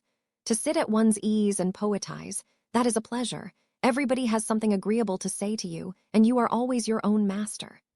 No, friend, you should but try what it is to sit from one year's end to the other occupied with and judging the most trivial matters." The poet shook his head, the copying clerk did the same. Each one kept to his own opinion, and so they separated. "It's a strange race, those poets," said the clerk, who was very fond of soliloquizing. "I should like some day, just for a trial, to take such nature upon me, and be a poet myself. I am very sure I should make no such miserable verses as the others. Today, methinks, is a most delicious day for a poet. Nature seems anew to celebrate her awakening into life. The air is so unusually clear, the clouds sail on so buoyantly, and from the green herbage a fragrance is exhaled that fills me with delight. For many a year have I not felt as at this moment. We see already, by the foregoing effusion, that he has become a poet. To give further proof of it, however, would in most cases be insipid, for it is a most foolish notion to fancy a poet different from other men. Among the latter there may be far more poetical natures than many an acknowledged poet, when examined more closely, could boast of. The difference only is that the poet possesses a better mental memory, on which account he is able to retain the feeling and the thought till they can be embodied by means of words, a faculty which the others do not possess. But the transition from a commonplace nature to one that is richly endowed demands always a more or less breakneck leap over a certain abyss which yawns threateningly below, and thus must the sudden change with the key. RK strike the reader. The sweet air, continued he of the police office in his dreamy imaginings, how it reminds me of the violets in the garden of my Aunt Magdalena. Yes, then I was a little wild boy who did not go to school very regularly. Oh, heavens! 'Tis a long time since I have thought on those times. The good old soul! She lived behind the exchange. She always had a few twigs or green shoots in water, let the winter rage without as it might. The violets exhaled their sweet breath, whilst I pressed against the window panes covered with fantastic frostwork the copper coin I had heated on the stove, and so made peepholes. What splendid vistas were then open to my view! What change! What magnificence! Yonder in the canal lay the ships frozen up, and deserted by their whole crews with a scria. Ming-crow for the sole occupant. But when the spring, with a gentle stirring motion, announced her arrival, a new and busy life arose. With songs and hurrahs the ice was sawn asunder, the ships were fresh tarred and rigged that they might sail away to distant lands. But I have remained here, must always remain here, sitting at my desk in the office and patiently see other people fetch their passports to go abroad. Such is my fate. Alas, sighed he, and was again silent. Great heaven! What is come to me? Never have I thought or felt like this before. It must be the summer air that affects me with feelings almost as disquieting as they are refreshing. He felt in his pocket for the papers. These police reports will soon stem the torrent of my ideas and effectually hinder any rebellious overflowing of the time-worn banks of official duties, he said to himself consolingly, while his eye ran over the first page. Dame Tigbrith, tragedy in 5 acts. What is that? And yet it is undeniably my own handwriting. Have I written the tragedy? Wonderful, very wonderful. And this, what have I here? Intrigue on the ramparts, or the day of repentance, vaudeville with new songs to the most favorite airs. The deuce, where did I get all this rubbish? Someone must have slipped it slyly into my pocket for a joke. There is too a letter to me, a crumpled letter and the seal broken. Yes, it was not a very polite epistle from the manager of a theater, in which both pieces were flatly refused. Hem, said the clerk breathlessly, and quite exhausted he seated himself on a bank. His thoughts were so elastic, his heart so tender, and involuntarily he picked one of the nearest flowers. It is a simple daisy, just bursting out of the bud. What the botanist tells us after a number of imperfect lectures, the flower proclaimed in a minute. It related the mythus of its birth, told of the power of the sunlight that spread out its delicate leaves, and forced them to impregnate the air with their incense. And then he thought of the manifold struggles of life, which in like manner awaken the budding flowers of feeling in our bosom.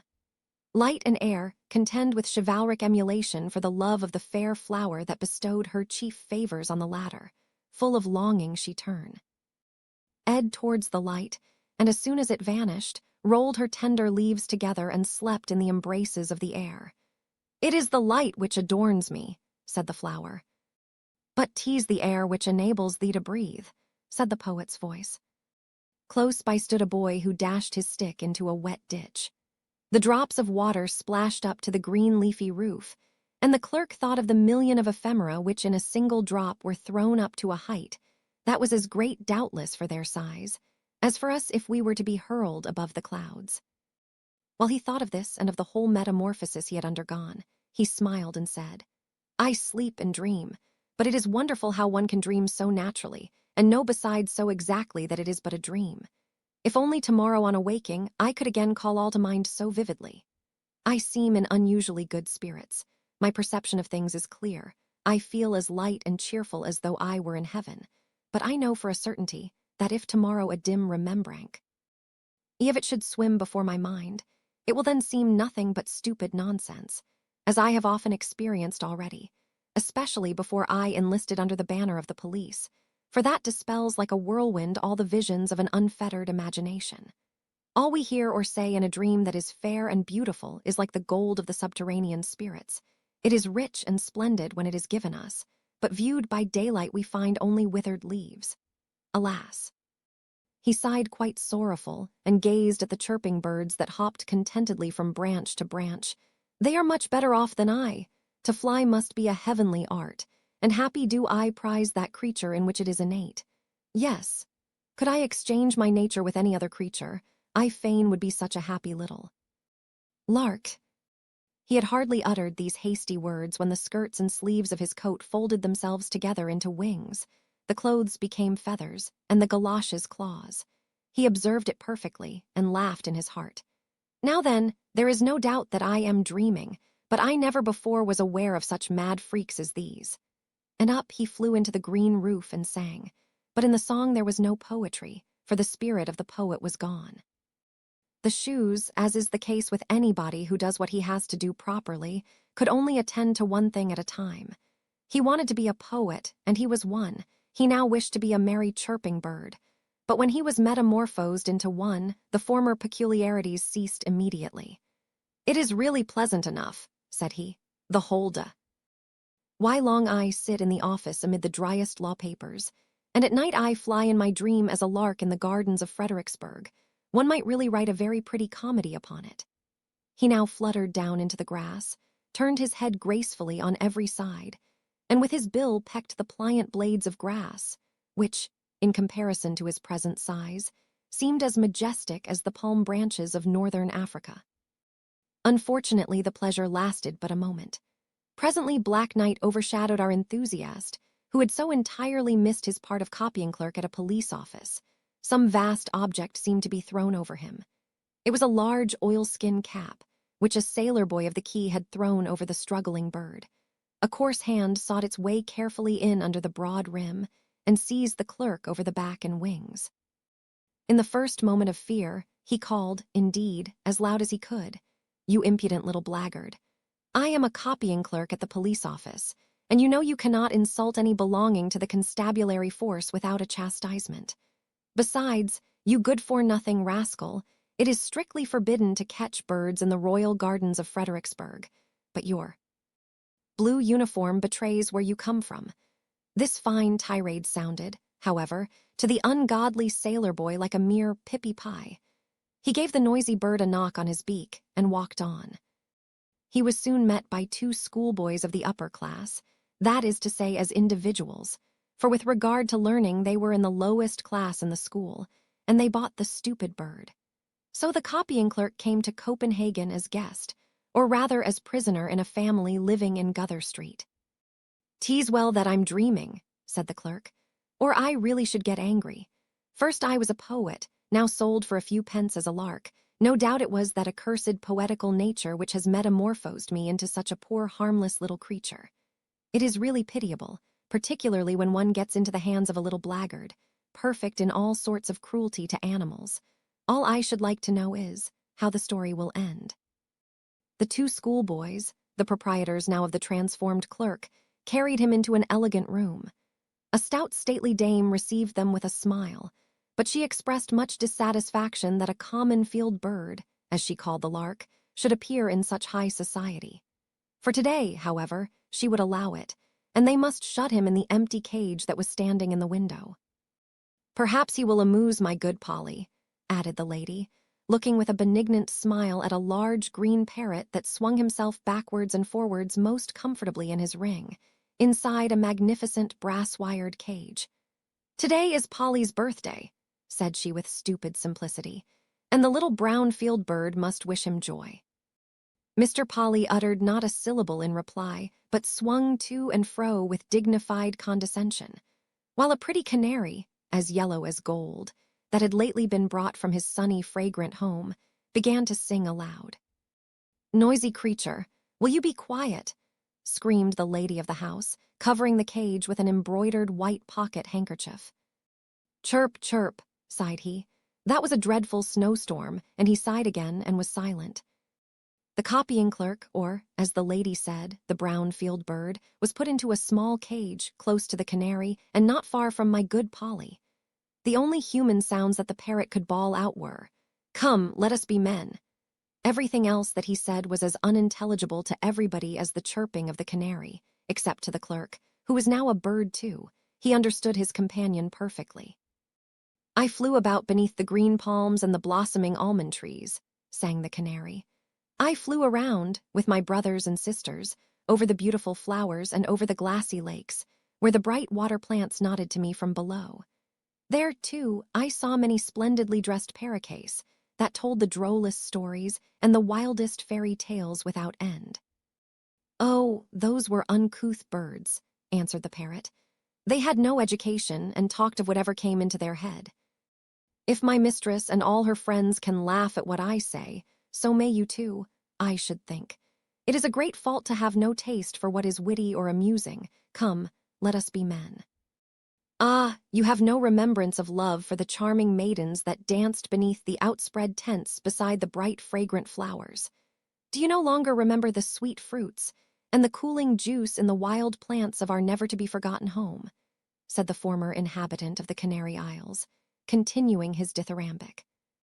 "Oh, yes," said the parrot, "but I am far better off here. I am well fed and get friendly treatment. I know I am a clever fellow, and that is all I care about. Come, let us be men. You are of a poetical nature, as it is called. I, on the contrary, possess profound knowledge and inexhaustible wit. You have genius, but clear-sighted, calm discretion does not take such lofty flights and utter such high natural tones.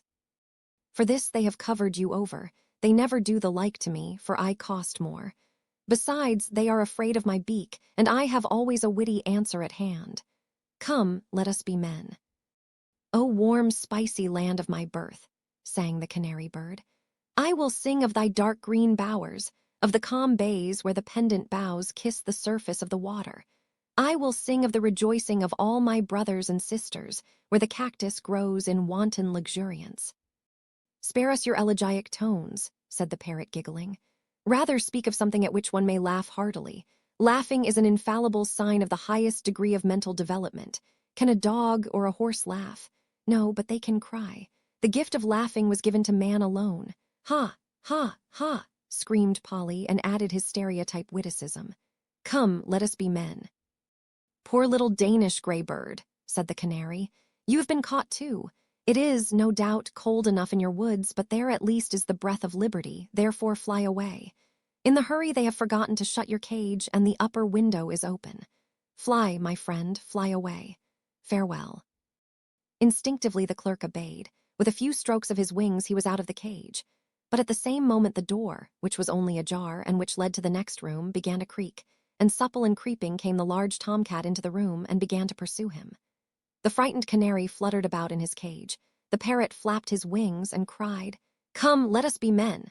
The clerk felt a mortal fright and flew through the window, far away over the houses and streets. At last he was forced to rest a little. The neighboring house had a something familiar about it. A window stood open. He flew in. It was his own room. He perched upon the table. "Come, let us be men," said he, involuntarily imitating the chatter of the parrot, and at the same moment he was again a copying clerk, but he was sitting in the middle of the table. "Heaven help me," cried he. "How did I get up here, and so buried in sleep too? After all, that was a very unpleasant, disagreeable dream that haunted me. The whole story is nothing but silly, stupid nonsense." Romans 6, the best that the galoshes gave. The following day, early in the morning, while the clerk was still in bed, someone knocked at his door. It was his neighbor, a young divine, who lived on the same floor. He walked in. "Lend me your galoshes," said he. "It is so wet in the garden, though the sun is shining most invitingly. I should like to go out a little." He got the galoshes, and he was soon below in a little duodecimo garden, where between two immense walls a plum tree and an apple tree were standing. Even such a little garden as this was considered in the metropolis of Copenhagen as a great luxury. The young man wandered up and down the narrow paths, as well as the prescribed limits would allow. The clock struck 6.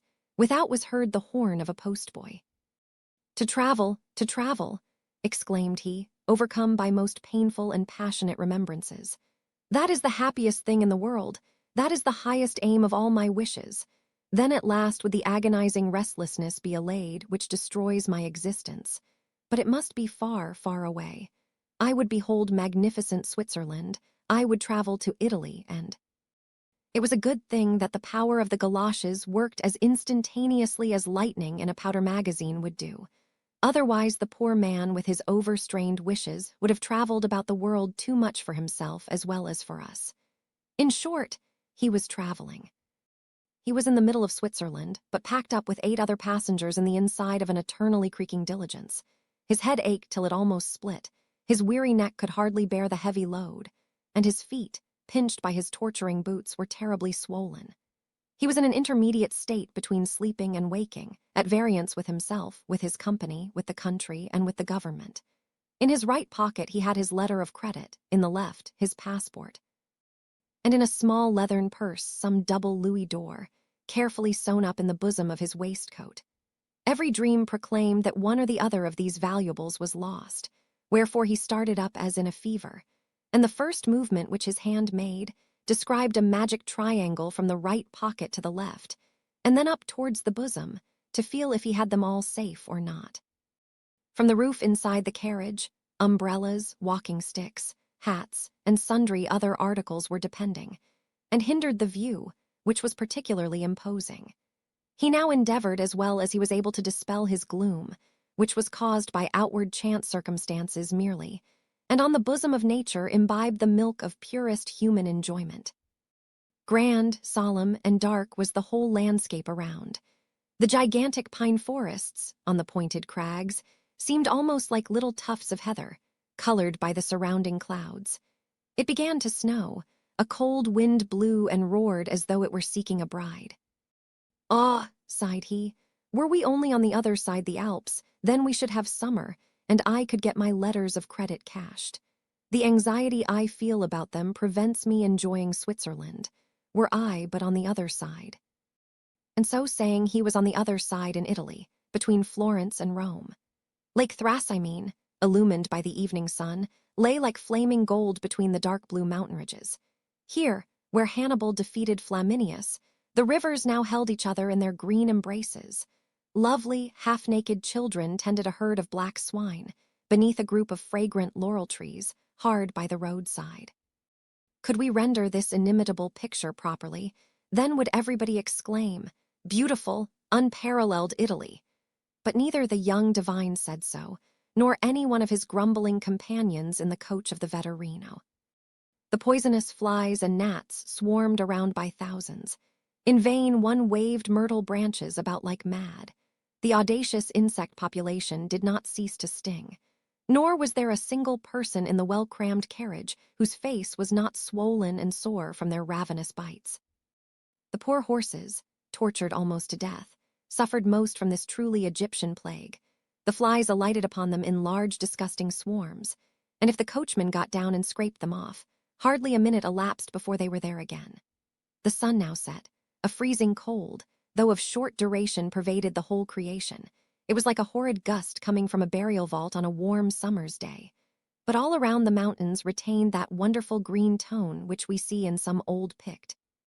Yours, and which, should we not have seen a similar play of color in the south, we declare at once to be unnatural.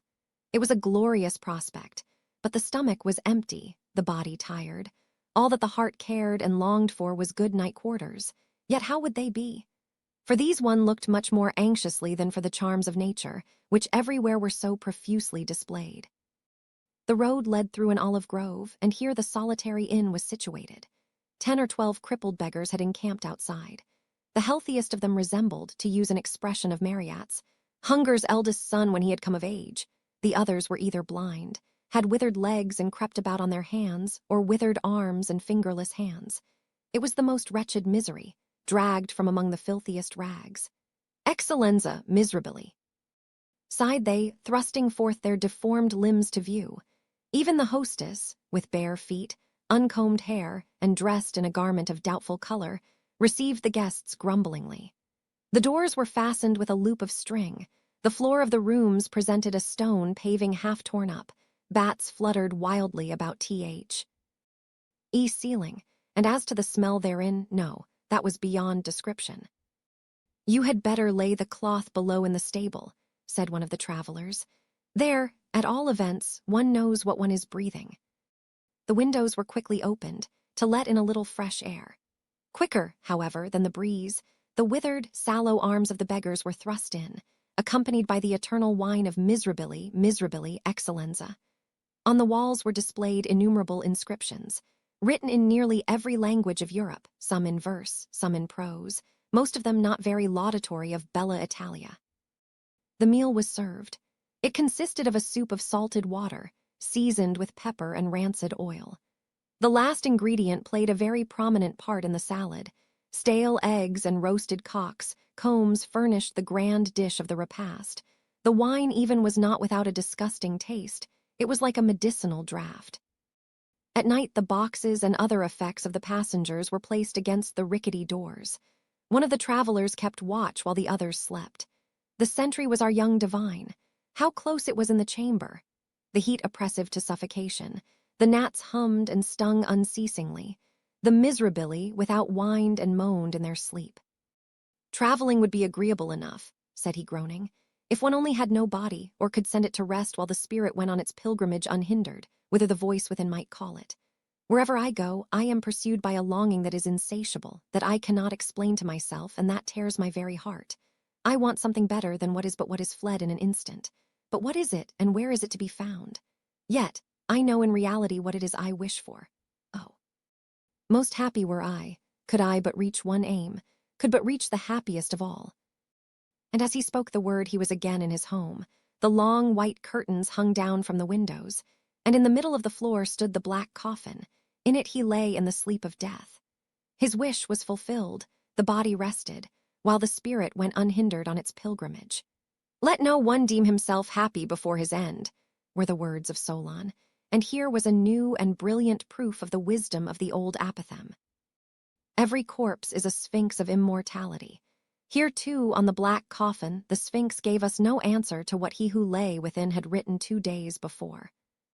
"O mighty death, thy silence teaches naught. Thou leadest only to the near grave's brink. Is broken now the ladder of my thoughts? Do I, instead of mounting, only sink? Our heaviest grief the world oft seeth not. Our sorest pain we hide from stranger eyes. And for the sufferer there is nothing left but the green mound that o'er the coffin lies." 2 figures were moving in the chamber. We knew them both. It was the fairy of care and the emissary of fortune. They both bent over the corpse. "Do you now see," said Care, "what happiness your galoshes have brought to mankind? To him, at least, who slumbers here, they have brought an imperishable blessing," answered the other. "Ah, no," replied Care. "He took his departure himself. He was not called away. His mental powers here below were not strong enough to reach the treasures lying beyond this life, and which his destiny ordained he should obtain. I will now confer a benefit on him." And she took the galoshes from his feet. His sleep of death was ended, and he who had been thus called back again to life arose from his dread couch in all the vigor of youth. Care vanished, and with her the galoshes. She has no doubt taken them for herself, to keep them to all eternity. The fir tree. Out in the woods stood a nice little fir tree. The place he had was a very good one. The sun shone on him. As to fresh air, there was enough of that, and round him grew many large-sized comrades, pines as well as firs. But the little fir wanted so very much to be a grown-up tree. He did not think of the warm sun and of the fresh air. He did not care for the little cottage children that ran about and prattled when they were in the woods looking for wild strawberries. The children often came with a whole pitcher full of berries, or a long row of them threaded on a straw, and sat down near the young tree and said, "Oh, how pretty he is! What a nice little fir!" But this was what the tree could not bear to hear. At the end of a year, he had shot up a good deal, and after another year he was another long bit taller. For with fir trees one can always tell by the shoots how many years old they are. "Oh, were I but such a high tree as the others are," sighed he. "Then I should be able to spread out my branches, and with the tops to look into the wide world. Then would the birds build nests among my branches, and when there was a breeze, I could bend with as much stateliness as the others." Neither the sunbeams, nor the birds, nor the red clouds which morning and evening sailed above him, gave the little tree any pleasure. In winter, when the snow lay glittering on the ground, a hare would often come leaping along and jump right over the little tree. Oh, that made him so angry. But 2 winters were past, and in the 3rd the tree was so large that the hare was obliged to go round it. To grow and grow, to get older and be tall, thought the tree. That, after all, is the most delightful thing in the world. In autumn, the woodcutters always came and felled some of the largest trees. This happened every year, and the young fir tree, that had now grown to a very comely size, trembled at the sight. For the magnificent great trees fell to the earth with noise and cracking. The branches were lopped off, and the trees looked long and bare. They were hardly to be recognized, and then they were laid in carts, and the horses dragged them out of the wood. Where did they go to? What became of them? In spring, when the swallows and the storks came, the tree asked them, "Don't you know where they have been taken? Have you not met them anywhere?"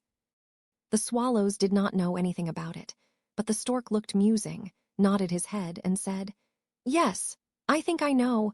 I met many ships as I was flying hither from Egypt. On the ships were magnificent masts, and I venture to assert that it was they that smelt so of fur. I may congratulate you, for they lifted themselves on high most majestically. Oh, were I but old enough to fly across the sea. But how does the sea look in reality? What is it like?" "That would take a long time to explain," said the stork, and with these words off he went. "Rejoice in thy growth," said the sunbeams. "Rejoice in thy vigorous growth, and in the fresh life that moveth within thee." And the wind kissed the tree, and the dew wept tears over him, but the fir understood it not. When Christmas came, quite young trees were cut down, trees which often were not even as large or of the same age as this fir tree, who could never rest, but always wanted to be off. These young trees, and they were always the finest looking, retained their branches, they were laid on carts, and the horses drew them out of the wood. "Where are they going to?" asked the fir. "They are not taller than I. There was one indeed that was considerably shorter, and why do they retain all their branches? Whither are they taken?" We know," chirped the sparrows. "We have peeped in at the windows in the town below. We know whither they are taken. The greatest splendor and the greatest magnificence one can imagine await them. We peeped through the windows and saw them planted in the middle of the warm room and ornamented with the most splendid things, with gilded apples, with gingerbread, with toys, and many hundred lights." "And then," asked the fir tree, trembling in every bough, "and then, what happens then?" "We did not see anything more. It was incomparably beautiful." "I would fain know if I am destined for so glorious a career," cried the tree, rejoicing. "That is still better than to cross the sea. What a longing do I suffer, were Christmas but come. I am now tall, and my branches spread like the others that were carried off last year. Oh, were I but already on the cart! Were I in the warm room with all the splendor and magnificence!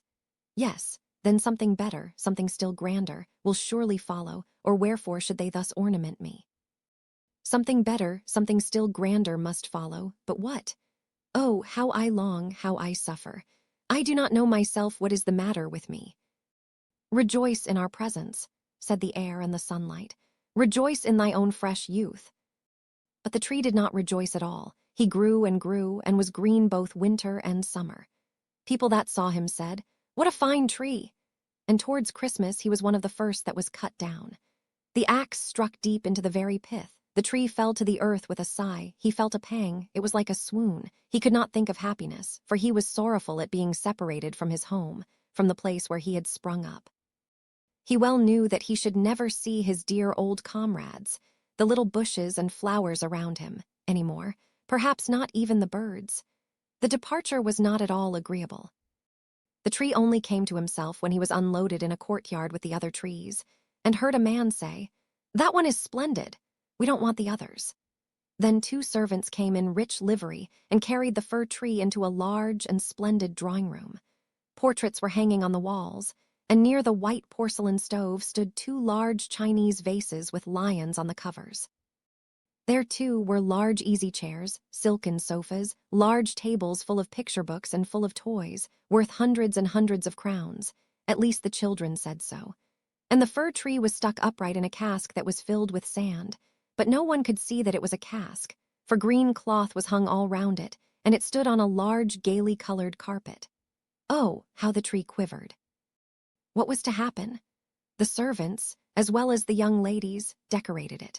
On one branch there hung little nets cut out of colored paper, and each net was filled with sugar plums, and among the other boughs gilded apples and walnuts were suspended, looking as though they had grown there, and little blue and white tapers were placed among the leaves. Dolls that looked for all the world like men, the tree had never beheld such before, were seen among the foliage, and at the very top a large star of gold tinsel was fixed. It was really splendid, beyond description splendid. "This evening," they all said. "How it will shine this evening." Oh, thought the tree, if the evening were but come, if the tapers were but lighted, and then I wonder what will happen. Perhaps the other trees from the forest will come to look at me. Perhaps the sparrows will beat against the window panes. I wonder if I shall take root here, and winter and summer stand covered with ornaments. He knew very much about the matter, but he was so impatient that for sheer longing he got a pain in his back, and this with trees is the same thing as a headache with us. The candles were now lighted. What brightness! What splendor! The tree trembled so in every bough that one of the tapers set fire to the foliage. It blazed up famously. "Help, help!" cried the young ladies, and they quickly put out the fire. Now the tree did not even dare tremble. What a state he was in! He was so uneasy lest he should lose something of his splendor that he was quite bewildered amidst the glare and brightness, when suddenly both folding doors opened and a troop of children rushed in as if they would upset the tree. The older persons followed quietly, the little ones stood quite still. But it was only for a moment. Then they shouted that the whole place re-echoed with their rejoicing. They danced round the tree, and one present after the other was pulled off.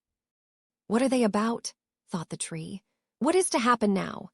And the lights burned down to the very branches, and as they burned down they were put out one after the other, and then the children had permission to plunder the tree.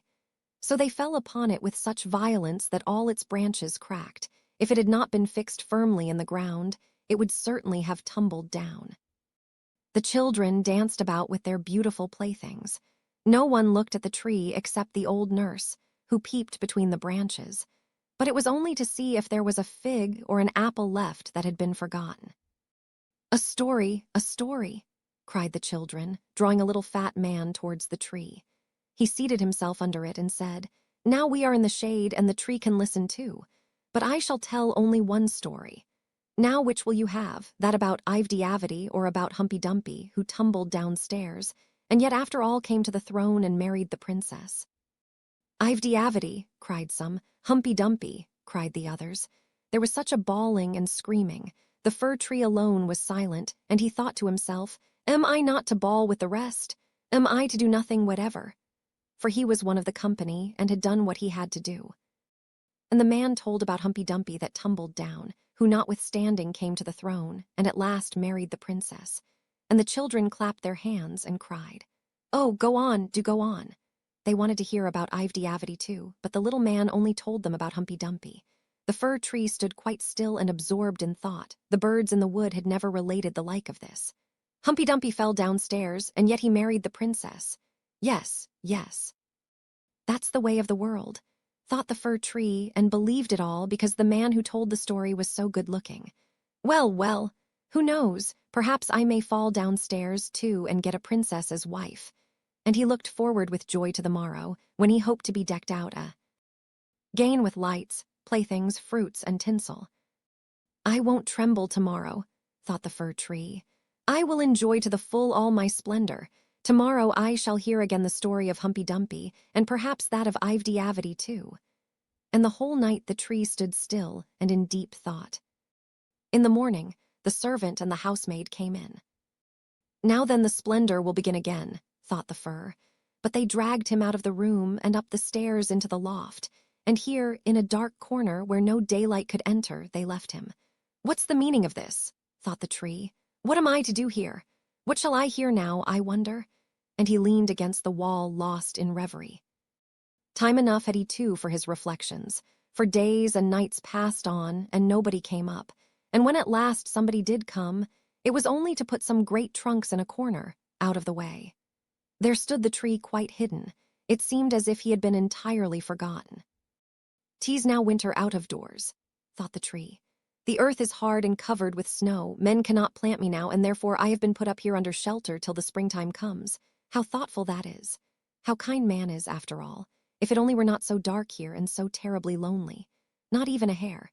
And out in the woods it was so pleasant when the snow was on the ground and the hare leaped by. Yes, even when he jumped over me, but I did not like it then. It is really terribly lonely here." "Squeak, squeak," said a little mouse, at the same moment peeping out of his hole. And then another little one came. They snuffed about the fir tree and rustled among the branches. "It is dreadfully cold," said the mouse. "But for that, it would be delightful here, old fir, wouldn't it?" "I am by no means old," said the fir tree. "There's many a one considerably older than I am." "Where do you come from?" asked the mice. "And what can you do?"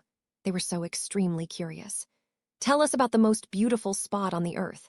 Have you never been there? Were you never in the larder, where cheeses lie on the shelves and hams hang from above, where one dances about on tallow candles, that place where one enters lean and comes out again fat and portly?" "I know no such place," said the tree. "But I know the wood, where the sun shines and where the little birds sing." And then he told all about his youth, and the little mice had never heard the like before, and they listened and said, "Well, to be sure, how much you have seen, how happy you must have been." "Aye," said the fir tree, thinking over what he had himself related. "Yes, in reality those were happy times." And then he told about Christmas Eve, when he was decked out with cakes and candles. "Oh," said the little mice, "how fortunate you have been, old fir tree." "I am by no means old," said he. "I came from the wood this winter. I am in my prime, and am only rather short for my age." "What delightful stories you know," said the mice. And the next night they came with 4 other little mice who were to hear what the tree recounted. And the more he related, the more he remembered himself, and it appeared as if those times had really been happy times. But they may still come, they may still come. Humpy Dumpy fell downstairs, and yet he got a princess. And he thought at the moment of a nice little birch tree growing out in the woods. To the fir, that would be a real charming princess. "Who is Humpy Dumpy?" asked the mice. So then the fir tree told the whole fairy tale, for he could remember every single word of it, and the little mice jumped for joy up to the very top of the tree. Next night 2 more mice came, and on Sunday 2 rats even, but they said the stories were not interesting, which vexed the little mice. And they, too, now began to think them not so very amusing either. "Do you know only one story?" asked the rats. "Only that one," answered the tree. "I heard it on my happiest evening, but I did not then know how happy I was." "It is a very stupid story. Don't you know one about bacon and tallow candles? Can't you tell any larder stories?" "No," said the tree. "Then goodbye," said the rats, and they went home. At last the little mice stayed away also, and the tree sighed. "After all, it was very pleasant when the sleek little mice sat round me and listened to what I told them. Now that too is over, but I will take good care to enjoy myself when I am brought out again." But when was that to be? Why, one morning there came a quantity of people and set to work in the loft. The trunks were moved, the tree was pulled out and thrown, rather hard, it is true, down on the floor, but a man drew him towards the stairs, where the daylight shone. Now a merry life will begin again, thought the tree. He felt the fresh air, the first sunbeam, and now he was out in the courtyard. All passed so quickly, there was so much going on around him, the tree quite forgot to look to himself. The court adjoined a garden, and all was in flower. The roses hung so fresh and odorous over the balustrade. The lindens were in blossom. The swallows flew by and said, "Quirrivit, my husband is come." But it was not the fir tree that they meant. "Now then, I shall really enjoy life," said he exultingly, and spread out his branches. But, alas, they were all withered and yellow. It was in a corner that he lay, among weeds and nettles. The golden star of tinsel was still on the top of the tree and glittered in the sunshine. In the courtyard, some of the merry children were playing who had danced at Christmas round the fir tree, and were so glad at the sight of him. One of the youngest ran and tore off the golden star. "Only look what is still on the ugly old Christmas tree," said he, trampling on the branches, so that they all cracked beneath his feet. And the tree beheld all the beauty of the flowers and the freshness in the garden. He beheld himself, and wished he had remained in his dark corner in the loft. He thought of his first youth in the wood, of the merry Christmas Eve, and of the little mice who had listened with so much pleasure to the story of Humpy Dumpy. "'Tis over, 'tis past," said the poor tree. "Had I but rejoiced when I had reason to do so, but now 'tis past, 'tis past." And the gardener's boy chopped the tree into small pieces. There was a whole heap lying there. The wood flamed up splendidly under the large brewing copper, and it sighed so deeply. Each sigh was like a shot. The boys played about in the court, and the youngest wore the gold star on his breast which the tree had had on the happiest evening of his life. However, that was over now, the tree gone, the story at an end. All was over, every tale must end at last. The Snow Queen. First story, which treats of a mirror and of the splinters. Now then, let us begin. When we are at the end of the story, we shall know more than we know now. But to begin. Once upon a time there was a wicked sprite. Indeed, he was the most mischievous of all sprites. One day he was in a very good humor, for he had made a mirror with the power of causing all that was good and beautiful when it was reflected therein, to look poor and mean. But that which was good for nothing and looked ugly was shown, magnified, and increased in ugliness. In this mirror the most beautiful landscapes looked like boiled spinach, and the best persons were turned into frights, or appeared to stand on their heads.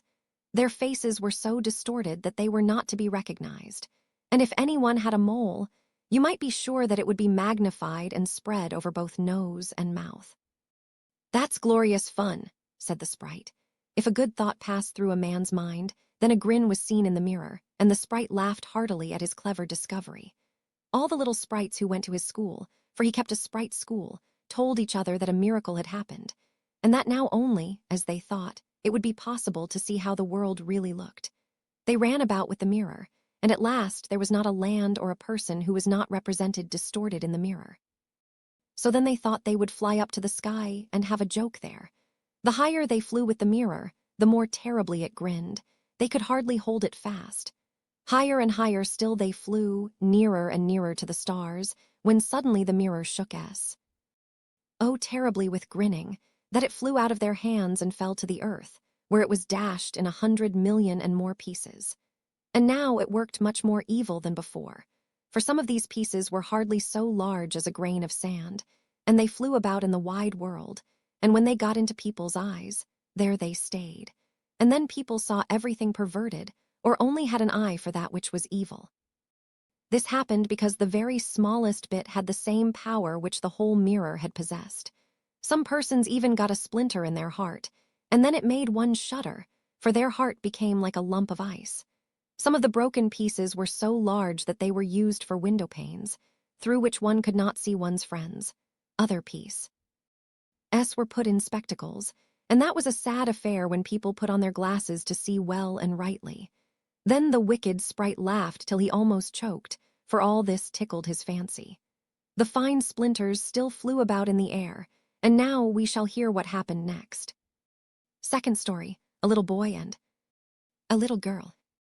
In a large town, where there are so many houses and so many people that there is no roof left for everybody to have a little garden, and where, on this account, most persons are obliged to content themselves with flowers in pots, there lived 2 little children, who had a garden somewhat larger than a flower pot. They were not brother and sister, but they cared for each other as much as if they were. Their parents lived exactly opposite. They inhabited 2 garrets, and where the roof of the one house joined that of the other, and the gutter ran along the extreme end of it, there was to each house a small window. One needed only to step over the gutter to get from one window to the other. The children's parents had large wooden boxes there, in which vegetables for the kitchen were planted, and little rose trees besides. There was a rose in each box, and they grew splendidly. They now thought of placing the boxes across the gutter, so that they nearly reached from one window to the other and looked just like two walls of flowers. The tendrils of the peas hung down over the boxes, and the rose trees shot up long branches, twined round the windows, and then bent towards each other. It was almost like a triumphant arch of foliage and flowers. The boxes were very high, and the children knew that they must not creep over them, so they often obtained permission to get out of the windows to each other and to sit on their little stools among the roses, where they could I delightfully. In winter there was an end of this pleasure. The windows were often frozen over, but then they heated copper farthings on the stove and laid the hot farthing on the window pane, and then they had a capital peephole, quite nicely rounded, and out of each peeped a gentle, friendly eye. It was the little boy and the little girl who were looking out. His name was Kay, hers was Gerda. In summer, with one jump, they could get to each other. But in winter they were obliged first to go down the long stairs, and then up the long stairs again, and out of doors there was quite a snowstorm. "It is the white bees that are swarming," said Kay's old grandmother. "Do the white bees choose a queen?" asked the little boy, for he knew that the honeybees always have one. "Yes," said the grandmother. "She flies where the swarm hangs in the thickest clusters. She is the largest of all, and she can never remain quietly on the earth, but goes up again into the black clouds. Many a winter's night she flies through the streets of the town and peeps in at the windows, and they then freeze in so wondrous a manner that they look like flowers." "Yes, I have seen it," said both the children, and so they knew that it was true. "Can the Snow Queen come in?" said the little girl. "Only let her come in," said the little boy. "Then I'd put her on the stove and she'd melt." And then his grandmother patted his head and told him other stories. In the evening, when little Kay was at home and half undressed, he climbed up on the chair by the window and peeped out of the little hole. A few snowflakes were falling, and one, the largest of all, remained lying on the edge of a flower pot. The flake of snow grew larger and larger, and at last it was like a young lady, dressed in the finest white gauze, made of a million little flakes like stars. She was so beautiful and delicate, but she was of ice, of dazzling, sparkling ice. Yet she lived. Her eyes gazed fixedly, like two stars, but there was neither quiet nor repose in them. She nodded towards the window and beckoned with her hand. The little boy was frightened and jumped down from the chair. It seemed to him as if, at the same moment, a large bird flew past the window. The next day it was a sharp frost, and then the spring came. The sun shone, the green leaves appeared, the swallows built their nests, the windows were opened, and the little children again sat in their pretty garden, high up on the leads at the top of the house. That summer the roses flowered in unwonted beauty. The little girl had learned a hymn in which there was something about roses, and then she thought of her own flowers, and she sang the verse to the little boy, who then sang it with her. "The rose in the valley is blooming so sweet, and angels descend there the children to greet." And the children held each other by the hand, kissed the roses, looked up at the clear sunshine, and spoke as though they really saw angels there. What lovely summer days those were!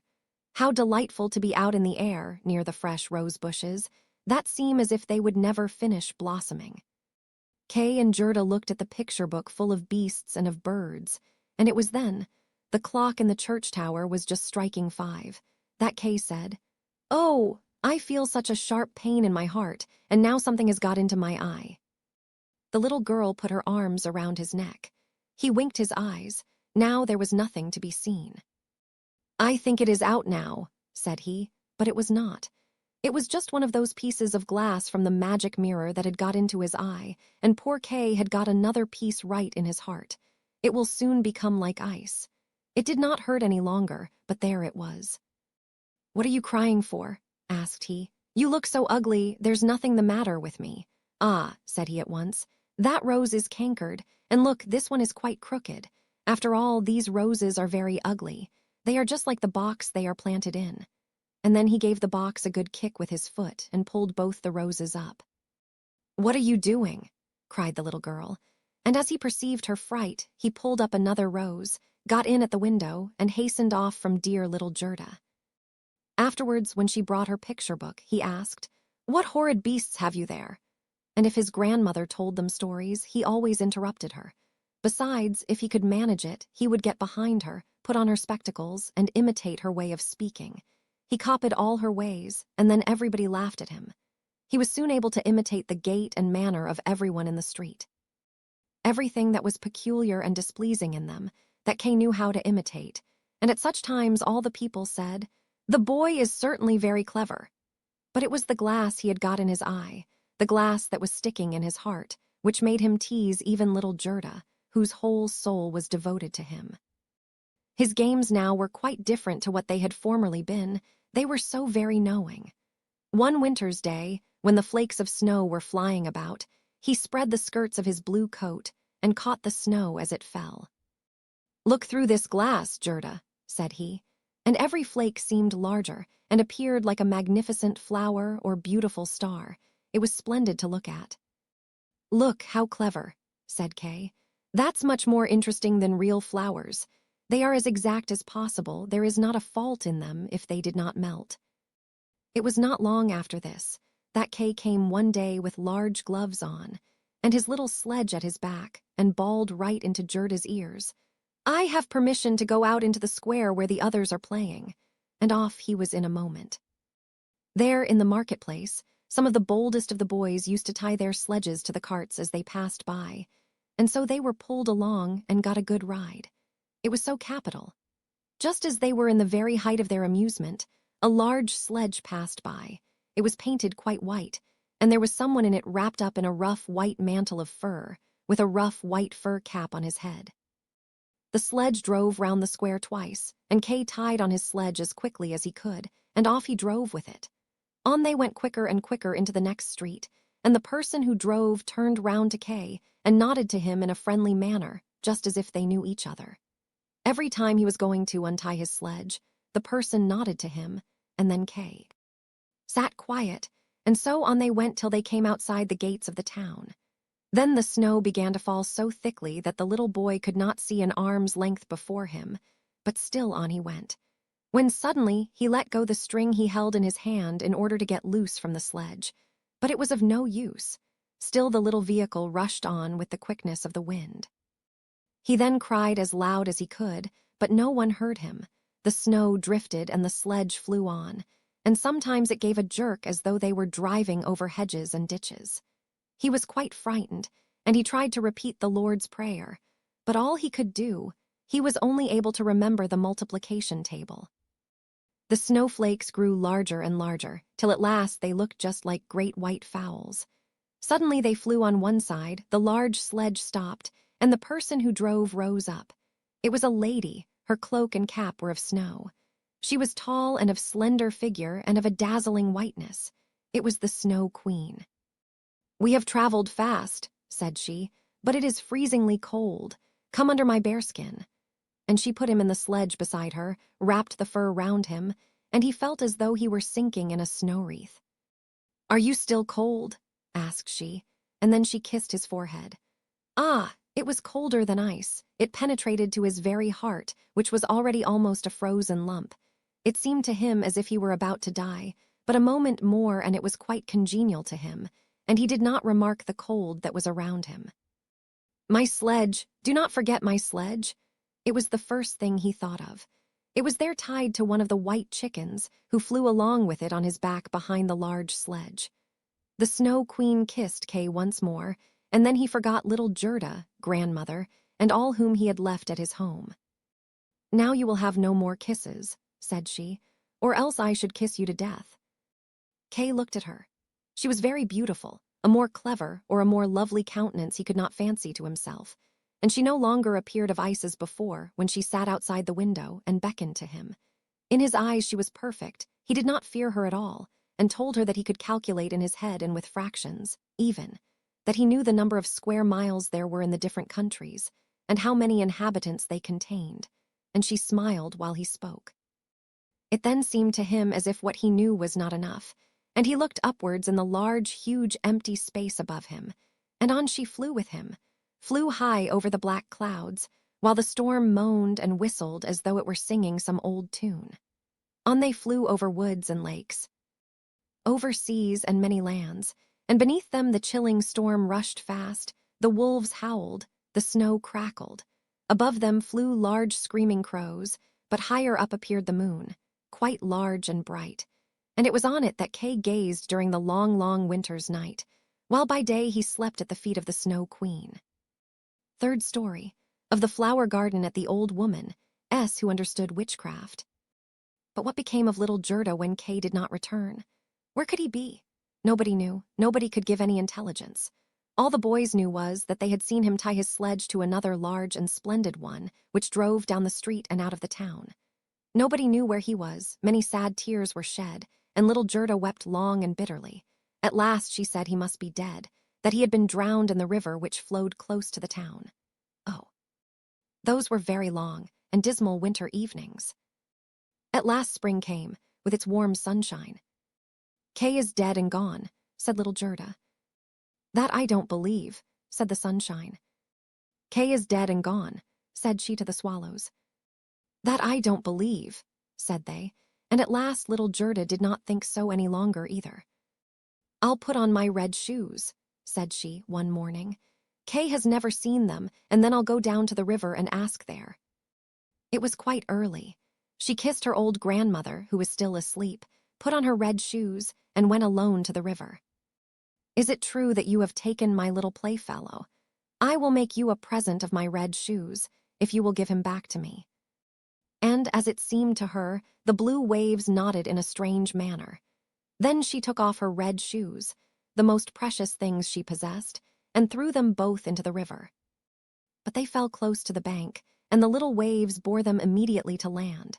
It was as if the stream would not take what was dearest to her, for in reality it had not got little Kay. But Gerda thought that she had not thrown the shoes out far enough, so she clambered into a boat which lay among the rushes, went to the farthest end, and threw out the shoes. But the boat was not fastened, and the motion which she occasioned made it drift from the shore. She observed this, and hastened to get back, but before she could do so, the boat was more than a yard from the land, and was gliding quickly on. Ward! Little Gerda was very frightened and began to cry, but no one heard her except the sparrows, and they could not carry her to land. But they flew along the bank and sang as if to comfort her. Here we are! Here we are! The boat drifted with the stream. Little Gerda sat quite still without shoes, for they were swimming behind the boat, but she could not reach them, because the boat went much faster than they did. The banks on both sides were beautiful, lovely flowers, venerable trees, and slopes with sheep and cows, but not a human being was to be seen. Perhaps the river will carry me to little Kay, said she, and then she grew less sad. She rose and looked for many hours at the beautiful green banks. Presently she sailed by a large cherry orchard, where was a little cottage with curious red and blue windows. It was thatched, and before it 2 wooden soldiers stood sentry, and presented arms when anyone went past. Gerda called to them, for she thought they were alive, but they, of course, did not answer. She came close to them, for the stream drifted the boat quite near the land. Gerda called still louder, and an old woman then came out of the cottage, leaning upon a crooked stick. She had a large, broad-brimmed hat on, painted with the most splendid flowers. Poor little child, said the old woman. How did you get upon the large, rapid river, to be driven about so in the wide world? And then the old woman went into the water, caught hold of the boat with her crooked stick, drew it to the bank, and lifted little Gerda out. And Gerda was so glad to be on dry land again, but she was rather afraid of the strange old woman. But come and tell me who you are, and how you came here, said she. And Gerda told her all, and the old woman shook her head and said, Ahem, ahem. And when Gerda had told her everything, and asked her if she had not seen little Kay, the woman answered that he had not passed there, but he no doubt would come, and she told her not to be cast down, but taste her cherries and look at her flowers, which were finer than any in a picture book, each of which could tell a whole story. She then took Gerda by the hand, led her into the little cottage, and locked the door. The windows were very high up. The glass was red, blue, and green, and the sunlight shone through quite wondrously in all sorts of colors. On the table stood the most exquisite cherries, and Gerda ate as many as she chose, for she had permission to do so. While she was eating, the old woman combed her hair with a golden comb, and her hair curled and shone with a lovely golden color around that sweet little face, which was so round and so like a rose. "I have often longed for such a dear little girl," said the old woman. "Now you shall see how well we agree together." And while she combed little Gerda's hair, the child forgot her foster brother Kay more and more, for the old woman understood magic. But she was no evil being. She only practiced witchcraft a little for her own private amusement, and now she wanted very much to keep little Gerda. She therefore went out in the garden, stretched out her crooked stick towards the rose bushes, which, beautifully as they were blowing, all sank into the earth and no one could tell where they had stood. The old woman feared that if Gerda should see the roses, she would then think of her own, would remember little Kay, and run away from her. She now led Gerda into the flower garden. Oh, what odor and what loveliness was there! Every flower that one could think of, and of every season, stood there in fullest bloom. No picture book could be gayer or more beautiful. Gerda jumped for joy and played till the sun set behind the tall cherry tree. She then had a pretty bed, with a red silken coverlet filled with blue violets. She fell asleep, and had as pleasant dreams as ever a queen on her wedding day. The next morning she went to play with the flowers in the warm sunshine, and thus passed away a day. Gerda knew every flower, and, numerous as they were, it still seemed to Gerda that one was wanting, though she did not know which. One day, while she was looking at the hat of the old woman painted with flowers, the most beautiful of them all seemed to her to be a rose. The old woman had forgotten to take it from her hat when she made the others vanish in the earth. But so it is when one's thoughts are not collected. "What?" said Gerda. "Are there no roses here?" And she ran about amongst the flower beds and looked, but there was not one to be found. She then sat down and wept, but her hot tears fell just where a rose bush had sunk, and when her warm tears watered the G. Round, the tree shot up suddenly as fresh and blooming as when it had been swallowed up. Gerda kissed the roses, thought of her own dear roses at home, and with them of little Kay. "Oh, how long I have stayed," said the little girl. "I intended to look for Kay. Don't you know where he is?" she asked of the roses. "Do you think he is dead and gone?" "Dead he certainly is not," said the roses. "We have been in the earth where all the dead are, but Kay was not there." "Many thanks," said little Gerda, and she went to the other flowers, looked into their cups, and asked, "Don't you know where little Kay is?" But every flower stood in the sunshine, and dreamed its own fairy tale or its own story. And they all told her very many things, but not one knew anything of Kay. Well, what did the tiger lily say? "Hearest thou not the drum? Bum, bum, those are the only two tones, always bum, bum. Hark to the plaintive song of the old woman, to the call of the priests. The Hindu woman in her long robe stands upon the funeral pile. The flames rise around her and her dead husband. But the Hindu woman thinks on the living one in the surrounding circle, on him whose eyes burn hotter than the flames, on him, the fire of whose eyes pierces her heart more than the flames which soon will burn her body to ashes. Can the heart's flame die in the flame of the funeral pile?" "I don't understand that at all," said little Gerda.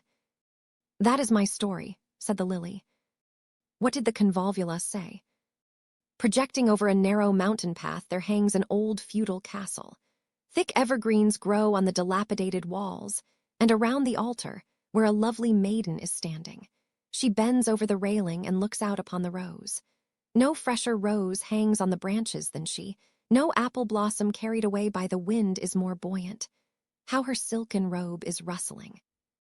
Is he not yet come?" "Is it Kay that you mean?" asked little Gerda. "I am speaking about my story, about my dream," answered the convolvulus. "What did the snowdrop say?" "Between the trees a long board is hanging. It is a swing. Two little girls are sitting in it and swing themselves backwards and forwards. Their frocks are as white as snow, and long green silk ribbons flutter from their bonnets. Their brother, who is older than they are, stands up in the swing. He twines his arms round the cords to hold himself fast, for in one hand he has a little cup, and in the other a clay pipe. He is blowing soap bubbles. The swing moves, and the bubbles float in charming changing colors. The last is still hanging to the end of the pipe and rocks in the breeze. The swing moves. The little black dog, as light as a soap bubble, jumps up on his hind legs to try to get into the swing. It moves, The dog falls down, barks, and is angry. They tease him, the boo. Beebly bursts. A swing, a bursting bubble, such is my song. What you relate may be very pretty, but you tell it in so melancholy a manner, and do not mention Kay. What do the hyacinths say? There were once upon a time 3 sisters, quite transparent and very beautiful. The robe of the one was red, that of the second blue, and that of the third white. They danced hand in hand beside the calm lake in the clear moonshine. They were not elfin maidens, but mortal children. A sweet fragrance was smelt, and the maidens vanished in the wood. The fragrance grew stronger, 3 coffins, and in them 3 lovely maidens glided out of the forest and across the lake. The shining glowworms flew around like little floating lights. Do the dancing maidens sleep, or are they dead?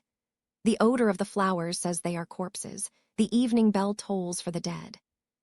You make me quite sad, said little Gerda.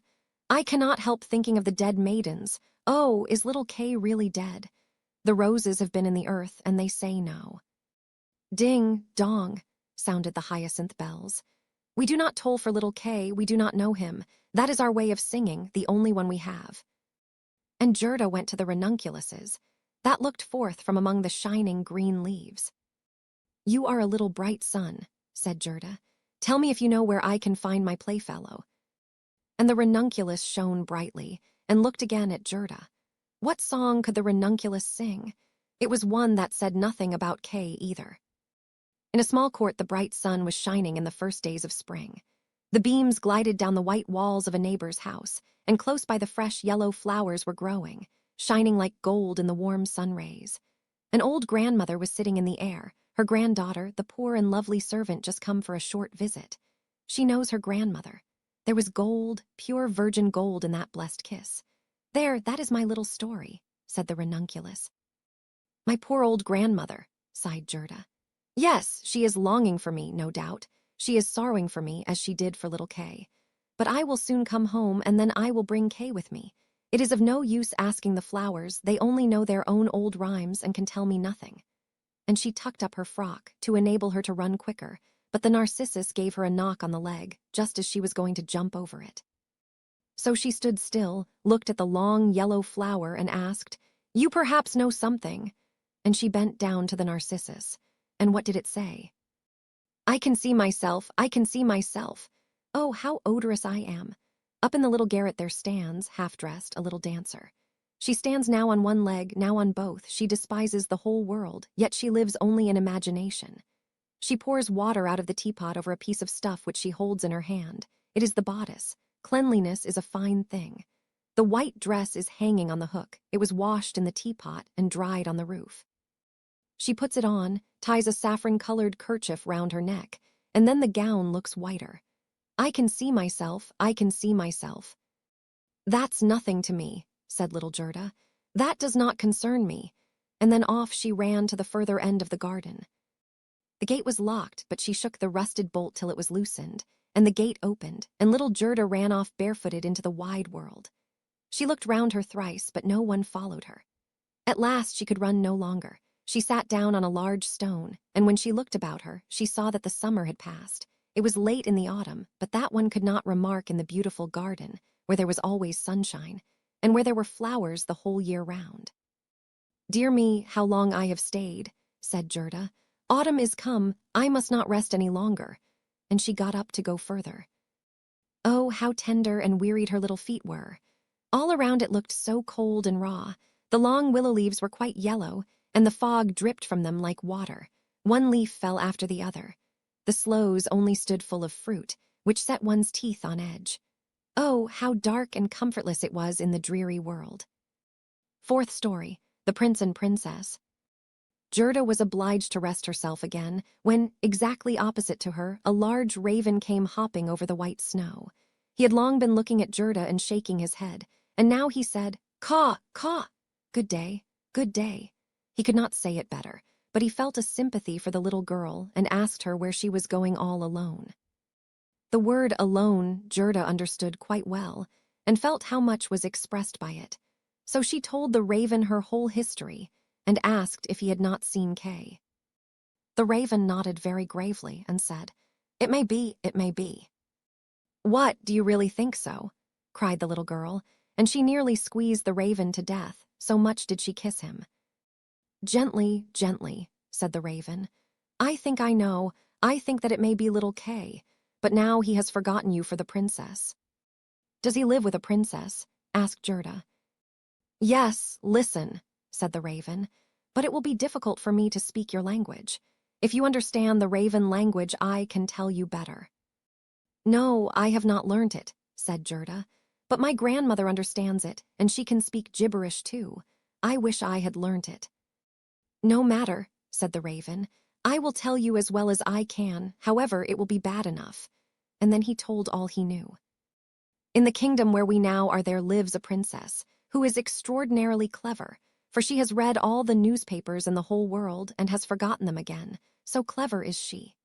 She was lately, it is said, sitting on her throne, which is not very amusing after all, when she began humming an old tune, and it was just, 'Oh, why should I not be married?' That song is not without its meaning," said she, and so then she was determined to marry. But she would have a husband who knew how to give an answer when he was spoken to, not one who looked only as if he were a great personage, for that is so tiresome. She then had all the ladies of the court drummed together, and when they heard her intention, all were very pleased and said, "We are very glad to hear it. It is the very thing we were thinking of." "You may believe every word I say," said the raven, "for I have a tame sweetheart that hops about in the palace quite free, and it was she who told me all this." The newspapers appeared forthwith with a border of hearts and the initials of the princess, and therein you might read that every good-looking young man was at liberty to come to the palace and speak to the princess, and he who spoke in such wise as showed he felt himself at home there, that one the princess would choose for her husband. "Yes, yes," said the raven, "you may believe it. It is as true as I am sitting here. People came in crowds, there was a crush and a hurry, but no one was successful either on the first or second day. They could all talk well enough when they were out in the street, but as soon as they came inside the palace gates and saw the guard richly dressed in silver, and the lackeys in gold on the staircase, and the large illuminated saloons, then they were abashed. And when they stood before the throne on which the princess was sitting, all they could do was to repeat the last word they had uttered, and to hear it again did not interest her very much. It was just as if the people within were under a charm, and had fallen into a trance till they came out again into the street. For then, oh, then they could chatter enough. There was a whole row of them standing from the town gates to the palace. I was there myself to look, said the raven. They grew hungry and thirsty, but from the palace they got nothing whatever, not even a glass of water. Some of the cleverest, it is true, had taken bread and butter with them, but none shared it with his neighbor, for each thought, "Let him look hungry, and then the princess won't have him." "But Kay, little Kay," said Gerda, "when did he come? Was he among the number?" "Patience, patience, we are just come to him. It was on the third day when a little personage without horse or equipage came marching right boldly up to the palace. His eyes shone like yours. He had beautiful long hair, but his clothes were very shabby." "That was Kay," cried Gerda with a voice of delight. "Oh, now I've found him," and she clapped her hands for joy. "He had a little knapsack at his back," said the raven. "No, that was certainly his sledge," said Gerda, "for when he went away he took his sledge with him." "That may be," said the raven. "I did not examine him so minutely, but I know from my tame sweetheart that when he came into the courtyard of the palace and saw the bodyguard in silver, the lackeys on the staircase, he was not the least abashed. He nodded and said to them, 'It must be very tiresome to stand on the stairs. For my part, I shall go in.'" The saloons were gleaming with lustres. Privy councillors and excellencies were walking about barefooted and wore gold keys. It was enough to make any one feel uncomfortable. His boots creaked, too, so loudly, but still he was not at all afraid. "That's Kay for certain," said Gerda. "I know he had on new boots. I have heard them creaking in Grandmamma's room." "Yes, they creaked," said the raven. And on he went boldly up to the princess, who was sitting on a pearl as large as a spinning wheel. All the ladies of the court, with their attendants and attendants, and all the cavaliers, with their gentlemen and gentlemen's gentlemen, stood round, and the nearer they stood to the door, the prouder they looked. It was hardly possible to look at the gentleman's gentleman, so very haughtily did he stand in the doorway. "It must have been terrible," said little Gerda. "And did Kay get the princess?" "Were I not a raven, I should have taken the princess myself, although I am promised. It is said he spoke as well as I speak when I talk raven language. This I learned from my tame sweetheart. He was bold and nicely behaved. He had not come to woo the princess, but only to hear her wisdom. She pleased him, and he pleased her." "Yes, yes, for certain that was Kay," said Gerda. "He was so clever, he could reckon fractions in his head. Oh, won't you take me to the palace?" "That is very easily said," answered the raven. "But how are we to manage it? I'll speak to my tame sweetheart about it. She must advise us, for so much I must tell you, such a little girl as you are will never get permission to enter." "Oh, yes, I shall," said Gerda. "When Kay hears that I am here, he will come out directly to fetch me." "Wait for me here on these steps," said the raven. He moved his head backwards and forwards and flew away. The evening was closing in when the raven returned. "Caw, caw," said he. "She sends you her compliments, and here is a roll for you. She took it out of the kitchen, where there is bread enough. You are hungry, no doubt. It is not possible for you to enter the palace, for you are barefooted. The guards in silver and the lackeys in gold would not allow it. But do not cry, you shall come in still. My sweetheart knows a little back stair that leads to the bedchamber, and she knows where she can get the key of it." And they went into the garden in the large avenue, where one leaf was falling after the other. And when the lights in the palace had all gradually disappeared, the raven led little Gerda to the back door, which stood half open. Oh, how Gerda's heart beat with anxiety and longing. It was just as if she had been about to do something wrong, and yet she only wanted to know if little Kay was there. Yes, he must be there. She called to mind his intelligent eyes, and his long hair, so vividly, she could quite see him as he used to laugh when they were sitting under the roses at home. He will, no doubt, be glad to see you, to hear what a long way you have come for his sake, to know how unhappy all at home were when he did not come back. Oh, what a fright and a joy it was. They were now on the stairs. A single lamp was burning there, and on the floor stood the tame raven, turning her head on every side and looking at Gerda, who bowed as her grandmother had taught her to do. "My intended has told me so much good of you, my dear young lady," said the tame raven. "Your tale is very affecting. If you will take the lamp, I will go before. We will go straight on, for we shall meet no one." "I think there is somebody just behind us," said Gerda, and something rushed past.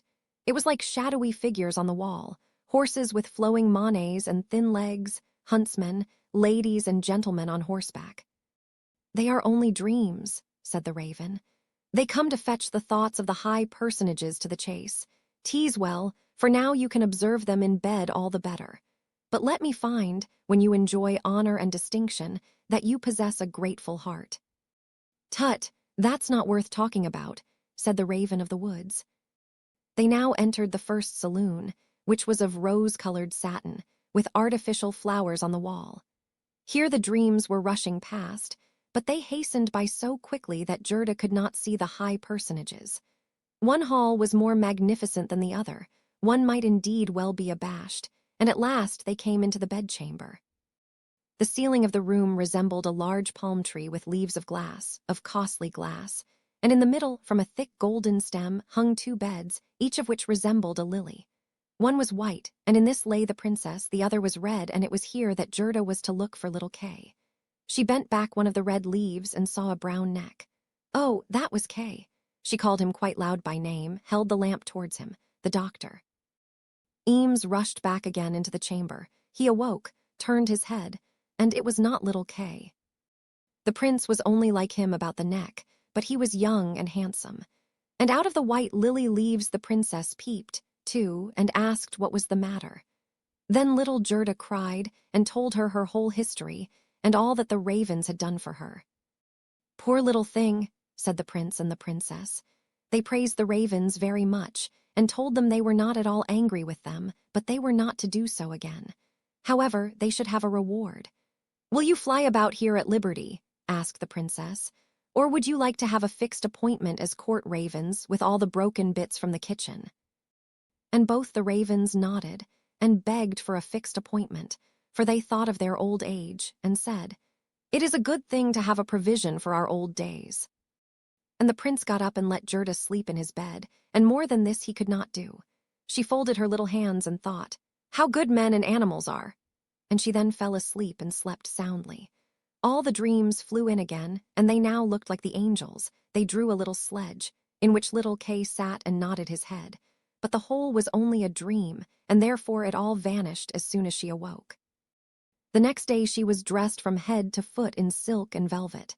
They offered to let her stay at the palace and lead a happy life, but she begged to have a little carriage with a horse in front, and for a small pair of shoes.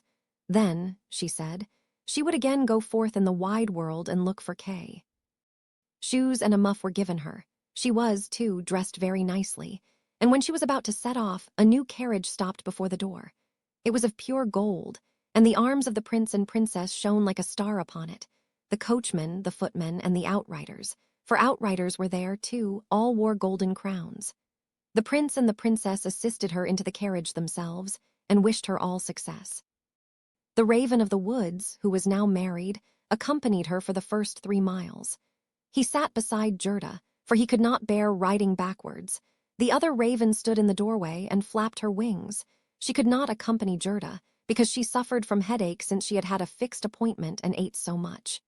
The carriage was lined inside with sugar plums, and in the seats were fruits and gingerbread. "Farewell, farewell," cried Prince and Princess, and Gerda wept, and the Raven wept. Thus passed the first miles, and then the Raven bade her farewell, and this was the most painful separation of all. He flew into a tree and beat his black wings as long as he could see the carriage, that shone from afar like a sunbeam. 5th story, The Little Robber Maiden. They drove through the dark wood, but the carriage shone like a torch, and it dazzled the eyes of the robbers so that they could not bear to look at it. "'Tis gold! 'Tis gold!"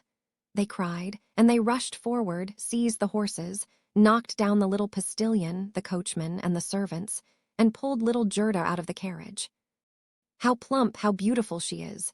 She must have been fed on nut kernels," said the old female robber, who had a long, scrubby beard and bushy eyebrows that hung down over her eyes. "She is as good as a fatted lamb. How nice she will be." And then she drew out a knife, the blade of which shone so that it was quite dreadful to behold. "Oh," cried the woman at the same moment.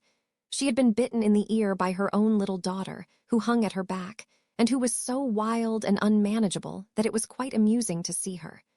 "You naughty child," said the mother, and now she had not time to kill Gerda. "She shall play with me," said the little robber child. "She shall give me her muff and her pretty frock. She shall sleep in my bed." And then she gave her mother another bite, so that she jumped and ran round with the pain, and the robbers laughed and said, "Look, how she is dancing with the little one." "I will go into the carriage," said the little robber maiden, and she would have her will, for she was very spoiled and very headstrong. She and Gerda got in, and then away they drove over the stumps of felled trees, deeper and deeper into the woods. The little robber maiden was as tall as Gerda, but stronger, broader-shouldered, and of dark complexion. Her eyes were quite black. They looked almost melancholy. She embraced little Gerda and said, "They shall not kill you as long as I am not displeased with you. You are, doubtless, a princess." "No," said little Gerda, who then related all that had happened to her and how much she cared about little Kay. The little robber maiden looked at her with a serious air, nodded her head slightly, and said, "They shall not kill you even if I am angry with you. Then I will do it myself." And she dried Gerda's eyes and put both her hands in the handsome muff, which was so soft and warm. At length the carriage stopped. They were in the midst of the courtyard of a robber's castle.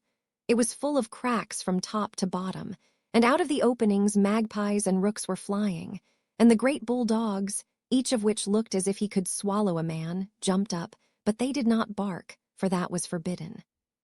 In the midst of the large, old, smoking hall burnt a great fire on the stone floor. The smoke disappeared under the stones, and had to seek its own egress. In an immense cauldron soup was boiling, and rabbits and hares were being roasted on a spit. "You shall sleep with me tonight with all my animals," said the little robber maiden. They had something to eat and drink, and then went into a corner where straw and carpets were lying. Beside them, on laths and perches, sat nearly 100 pigeons, all asleep, seemingly, but yet they moved a little when the robber maiden came.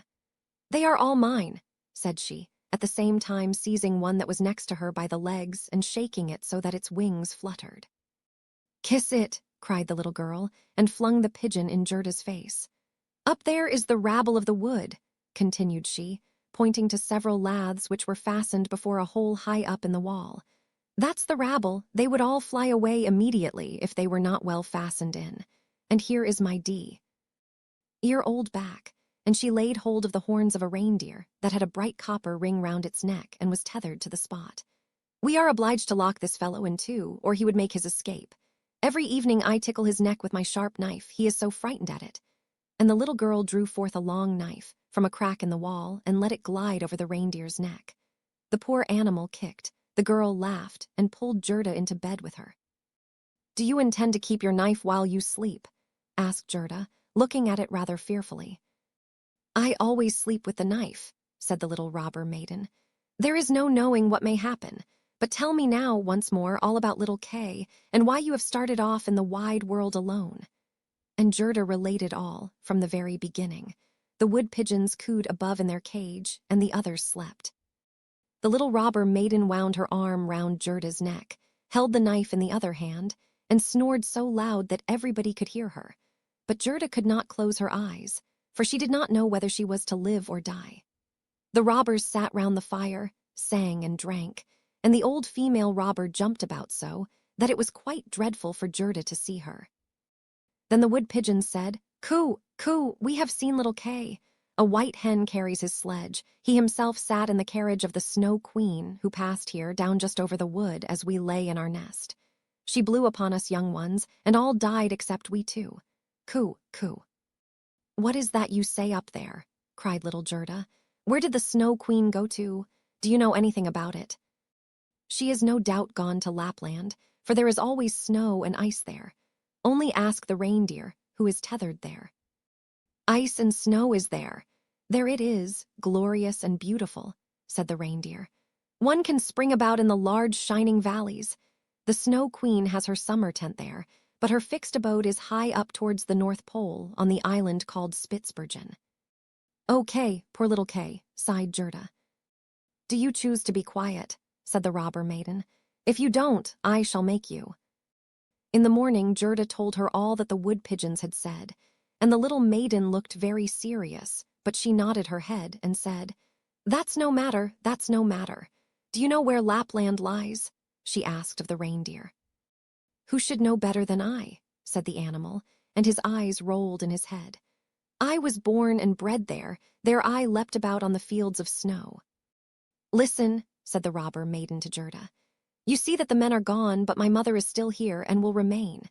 However, towards morning she takes a draught out of the large flask, and then she sleeps a little. Then I will do something for you."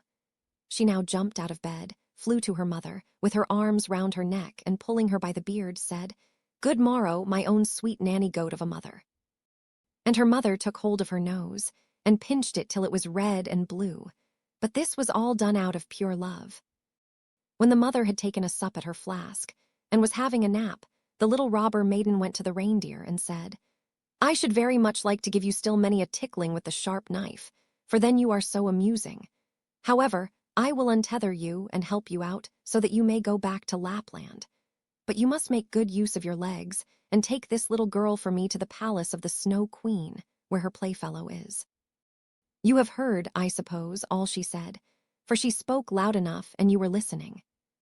The reindeer gave a bound for joy. The robber maiden lifted up little Gerda and took the precaution to bind her fast on the reindeer's back. She even gave her a small cushion to sit on. "Here are your worsted leggins, for it will be cold, but the muff I shall keep for myself, for it is so very pretty. But I do not wish you to be cold. Here is a pair of lined gloves of my mother's. They just reach up to your elbow. On with them. Now you look about the hands just like my ugly old mother." And Gerda wept for joy. "I can't bear to see you fretting," said the little robber maiden. "This is just the time when you ought to look pleased. Here are 2 loaves and a ham for you so that you won't starve." The bread and the meat were fastened to the reindeer's back. The little maiden opened the door, called in all the dogs, and then with her knife cut the rope that fastened the animal, and said to him, "Now, off with you, but take good care of the little girl." And Gerda stretched out her hands with the large wadded gloves towards the robber maiden, and said, "Farewell." And the reindeer flew on over bush and bramble through the great wood, over moor and heath, as fast as he could go. DDSA, DDSA, was heard in the sky. It was just as if somebody was sneezing. "These are my old northern lights," said the reindeer. "Look how they gleam." And on he now sped still quicker. Day and night on he went. The loaves were consumed, and the ham too, and now they were in Lapland. Sixth story. The Lapland Woman and the Finland Woman. Suddenly they stopped before a little house, which looked very miserable. The roof reached to the ground, and the door was so low that the family were obliged to creep upon their stomachs when they went in or out. Nobody was at home except an old Lapland woman, who was dressing fish by the light of an oil lamp, and the reindeer told her the whole of Gerda's history, but first of all his own, for that seemed to him of much greater importance. Gerda was so chilled that she could not speak. "Poor thing," said the Lapland woman, "you have far to run still. You have more than 100 miles to go before you get to Finland. There the Snow Queen has her country house and burns blue lights every evening. I will give you a few words from me, which I will write on a dried haberdine. For paper I have none. This you can take with you to the Finland woman, and she will be able to give you more information than I can." When Gerda had warmed herself and had eaten and drunk, the Lapland woman wrote a few words on a dried haberdine, begged Gerda to take care of them, put her on the reindeer, bound her fast, and away sprang the animal. DDSA, DDSA, was again heard in the air. The most charming blue lights burned the whole night in the sky, and at last they came to Finland. They knocked at the chimney of the Finland woman, for as to a door, she had none. There was such a heat inside that the Finland woman herself went about almost naked. She was diminutive and dirty. She immediately loosened little Gerda's clothes, pulled off her thick gloves and boots, for otherwise the heat would have been too great, and after laying a piece of ice on the reindeer's head, read what was written on the fish skin. She read it 3 times. She then knew it by heart, so she put the fish into the cupboard, for it might very well be eaten, and she never threw anything away. Then the reindeer related his own story first, and afterwards that of little Gerda, and the Finland woman winked her eyes, but said nothing. "You are so clever," said the reindeer. "You can, I know, twist all the winds of the world together in a knot. If the seaman loosens one knot, then he has a good wind. If a second, then it blows pretty stiffly. If he undoes the third and fourth, then it rages so that the forests are upturned. Will you give the little maiden a potion, that she may possess the strength of 12 men and vanquish the Snow Queen?" "The strength of 12 men," said the Finland woman. "Much good that would be." Then she went to a cupboard and drew out a large skin rolled up. When she had unrolled it, strange characters were to be seen written thereon, and the Finland woman read at such a rate that the perspiration trickled down her forehead. But the reindeer begged so hard for little Gerda, and Gerda looked so imploringly with tearful eyes at the Finland woman, that she winked, and drew the reindeer aside into a corner, where they whispered together, while the animal got some fresh ice put on his head. "'Tis true little K is at the Snow Queen's, and finds everything there quite to his taste, and he thinks it the very best place in the world. But the reason of that is, he has a splinter of glass in his eye and in his heart. These must be got out first, otherwise he will never go back to mankind, and the Snow Queen will retain her power over him. But can you give little Gerda nothing to take, which will endue her with power over the whole?" "I can give her no more power than what she has already. Don't you see how great it is? Don't you see how men and animals are forced to serve her, how well she gets through the world barefooted? She must not hear of her power from us. That power lies in her heart, because she is a sweet and innocent child. If she cannot get to the Snow Queen by herself, and rid little Kay of the glass, we cannot help her. 2 miles hence the garden of the Snow Queen begins. Thither you may carry the little girl.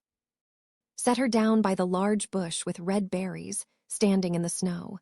Don't stay talking, but hasten back as fast as possible." And now the Finland woman placed little Gerda on the reindeer's back, and off he ran with all imaginable speed. "Oh, I have not got my boots. I have not brought my gloves," cried little Gerda. She remarked she was without them from the cutting frost, but the reindeer dared not stand still. On he ran till he came to the great bush with the red berries, and there he set Gerda down, kissed her mouth, while large bright tears flowed from the animal's eyes, and then back he went as fast as possible. There stood poor Gerda now, without shoes or gloves, in the very middle of dreadful icy Finland. She ran on as fast as she could. There then came a whole regiment of snowflakes, but they did not fall from above, and they were quite bright and shining from the aurora borealis. The flakes ran along the ground, and the nearer they came the larger they grew. Gerda well remembered how large and strange the snowflakes appeared when she once saw them through a magnifying glass, but now they were large and terrific in another manner. They were all alive. They were the outposts of the Snow Queen. They had the most wondrous shapes. Some looked like large, ugly porcupines, others like snakes knotted together, with their heads sticking out, and others, again, like small fat bears, with the hair standing on end. All were of dazzling whiteness. All were living snowflakes. Little Gerda repeated the Lord's Prayer. The cold was so intense that she could see her own breath, which came like smoke out of her mouth. It grew thicker and thicker, and took the form of little angels that grew more and more when they touched the earth. All had helms on their heads, and lances and shields in their hands. They increased in numbers, and when Gerda had finished the Lord's Prayer, she was surrounded by a whole legion. They thrust at the horrid snowflakes with their spears, so that they flew into 1,000 pieces, and little Gerda walked on bravely and in security. The angels patted her hands and feet, and then she felt the cold less, and went on quickly towards the palace of the Snow Queen. But now we shall see how Kay fared. He never thought of Gerda, and least of all that she was standing before the palace. 7th story, what took place in the palace of the Snow Queen, and what happened afterward. The walls of the palace were of driving snow, and the windows and doors of cutting winds. There were more than 100 halls there, according as the snow was driven by the winds. The largest was many miles in extent. All were lighted up by the powerful aurora borealis, and all were so large, so empty, so icy cold, and so resplendent. Mirth never reigned there. There was never even a little bear ball, with the storm for music, while the polar bears went on their hind legs and showed off their steps. Never a little tea party of white young lady foxes.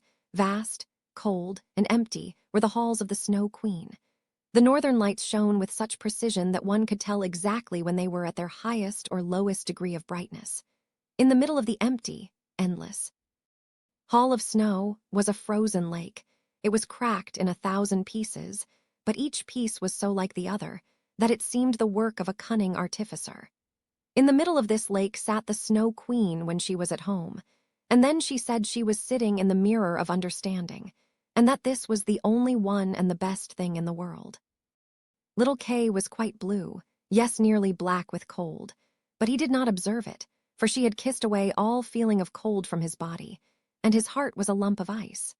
He was dragging along some pointed flat pieces of ice, which he laid together in all possible ways, for he wanted to make something with them, just as we have little flat pieces of wood to make geometrical figures with, called the Chinese puzzle. Kay made all sorts of figures, the most complicated, for it was an ice puzzle for the understanding. In his eyes the figures were extraordinarily beautiful and of the utmost importance, for the bit of glass which was in his eye caused this. He found whole figures which represented a written word, but he never could manage to represent just the word he wanted, that were. D was eternity, and the Snow Queen had said, "If you can discover that figure, you shall be your own master, and I will make you a present of the whole world and a pair of new skates." But he could not find it out. "I am going now to warm lands," said the Snow Queen. "I must have a look down into the black cauldrons." It was the volcanoes Vesuvius and Etna that she meant. "I will just give them a coating of white, for that is as it ought to be. Besides, it is good for the oranges and the grapes." And then away she flew, and Kay sat quite alone in the empty halls of ice that were miles long, and looked at the blocks of ice, and thought till his skull was almost cracked. There he sat quite benumbed and motionless. One would have imagined he was frozen to death. Suddenly little Gerda stepped through the great portal into the palace. The gate was formed of cutting winds, but Gerda repeated her evening prayer, and the winds were laid as though they slept, and the little maiden entered the vast, empty, cold halls. There she beheld Kay. She recognized him, flew to embrace him, and cried out, her arms firmly holding him the while, "Kay, sweet little Kay, have I then found you at last?" But he sat quite still, benumbed and cold. Then little Gerda shed burning tears, and they fell on his bosom, they penetrated to his heart, they thawed the lumps of ice, and consumed the splinters of the looking-glass. He looked at her, and she sang the hymn. The rose in the valley is blooming so sweet, and angels descend there the children to greet. Hereupon Kay burst into tears. He wept so much that the splinter rolled out of his eye, and he recognized her and shouted, "Gerda, sweet little Gerda, where have you been so long? And where have I been?" He looked round him. "How cold it is here," said he. "How empty and cold." And he held fast by Gerda, who laughed and wept for joy. It was so beautiful that even the blocks of ice danced about for joy. And when they were tired and laid themselves down, they formed exactly the letters which the Snow Queen had told him to find out. So now he was his own master, and he would have the whole world and a pair of new skates into the bargain. Gerda kissed his cheeks, and they grew quite blooming. She kissed his eyes, and they shone like her own. She kissed his hands and feet, and he was again well and merry. The Snow Queen might come back as soon as she liked. There stood his discharge written in resplendent masses of ice. They took each other by the hand and wandered forth out of the large hall. They talked of their old grandmother and of the roses upon the roof. And wherever they went, the winds ceased raging and the sun burst forth. And when they reached the bush with the red berries, they found the reindeer waiting for them. He had brought another, a young one, with him, whose udder was filled with milk, which he gave to the little ones and kissed their lips. They then carried Kay and Gerda, first to the Finland woman, where they warmed themselves in the warm room and learned what they were to do on their journey home. And they went to the Lapland woman, who made some new clothes for them and repaired their sledges. The reindeer and the young hind leaped along beside them and accompanied them to the boundary of the country. Here the first vegetation peeped forth. Here Kay and Gerda took leave of the Lapland woman. "Farewell, farewell," they all said. And the first green buds appeared, the first little birds began to cheer up, and out of the wood came, riding on a magnificent horse, which Gerda knew. It was one of the leaders in the golden carriage, a young damsel with a bright red cap on her head and armed with pistols. It was the little robber maiden who, tired of being at home, had determined to make a journey to the north, and afterwards in another direction, if that did not please her. She recognized Gerda immediately, and Gerda knew her too. It was a joyful meeting. "You are a fine fellow for tramping about," said she to little Kay. "I should like to know, Faith, if you deserve that one should run from one end of the world to the other for your sake." But Gerda patted her cheeks and inquired for the prince and princess. "They are gone abroad," said the other. "But the raven?" asked little Gerda. "Oh, the raven is dead," she answered. "His tame sweetheart is a widow and wears a bit of black worsted round her leg. She laments most piteously, but it's all mere talk and stuff. Now tell me what you've been doing and how you managed to catch him." And Gerda and Kay both told their story.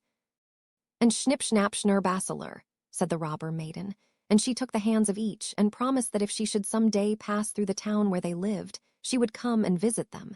And then away she rode. Kay and Gerda took each other's hand. It was lovely spring weather with abundance of flowers and of verdure. The church bells rang, and the children recognized the high towers and the large town. It was that in which they dwelt.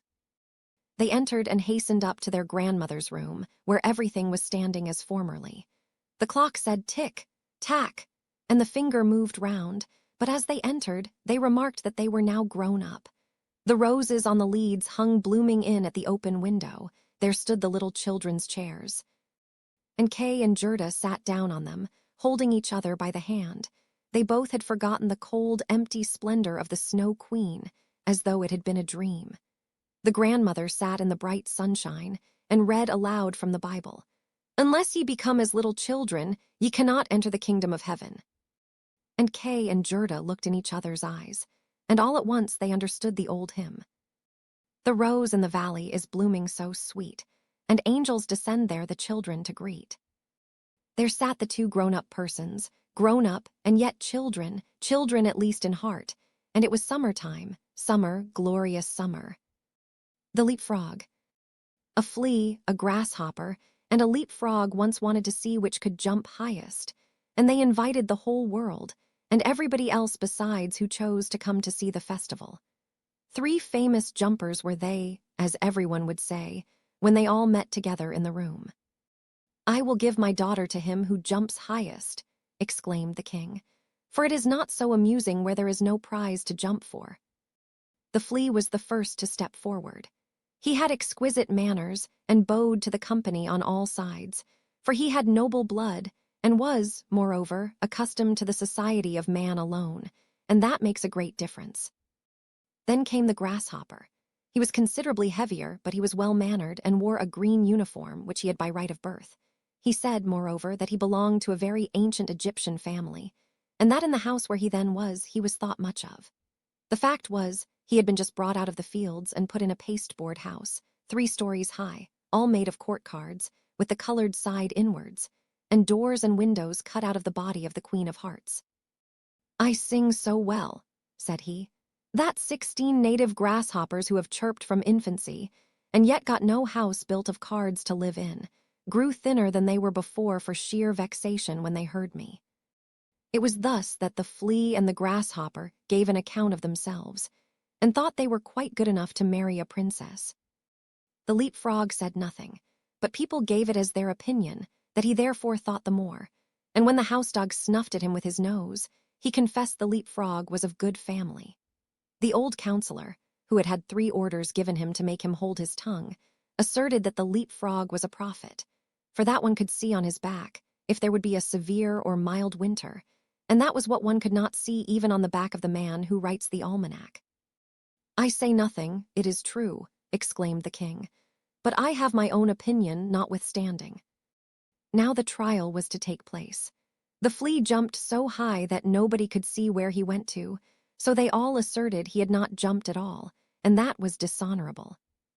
The grasshopper jumped only half as high, but he leaped into the king's face, who said that was ill-mannered. The leapfrog stood still for a long time lost in thought. It was believed at last he would not jump at all.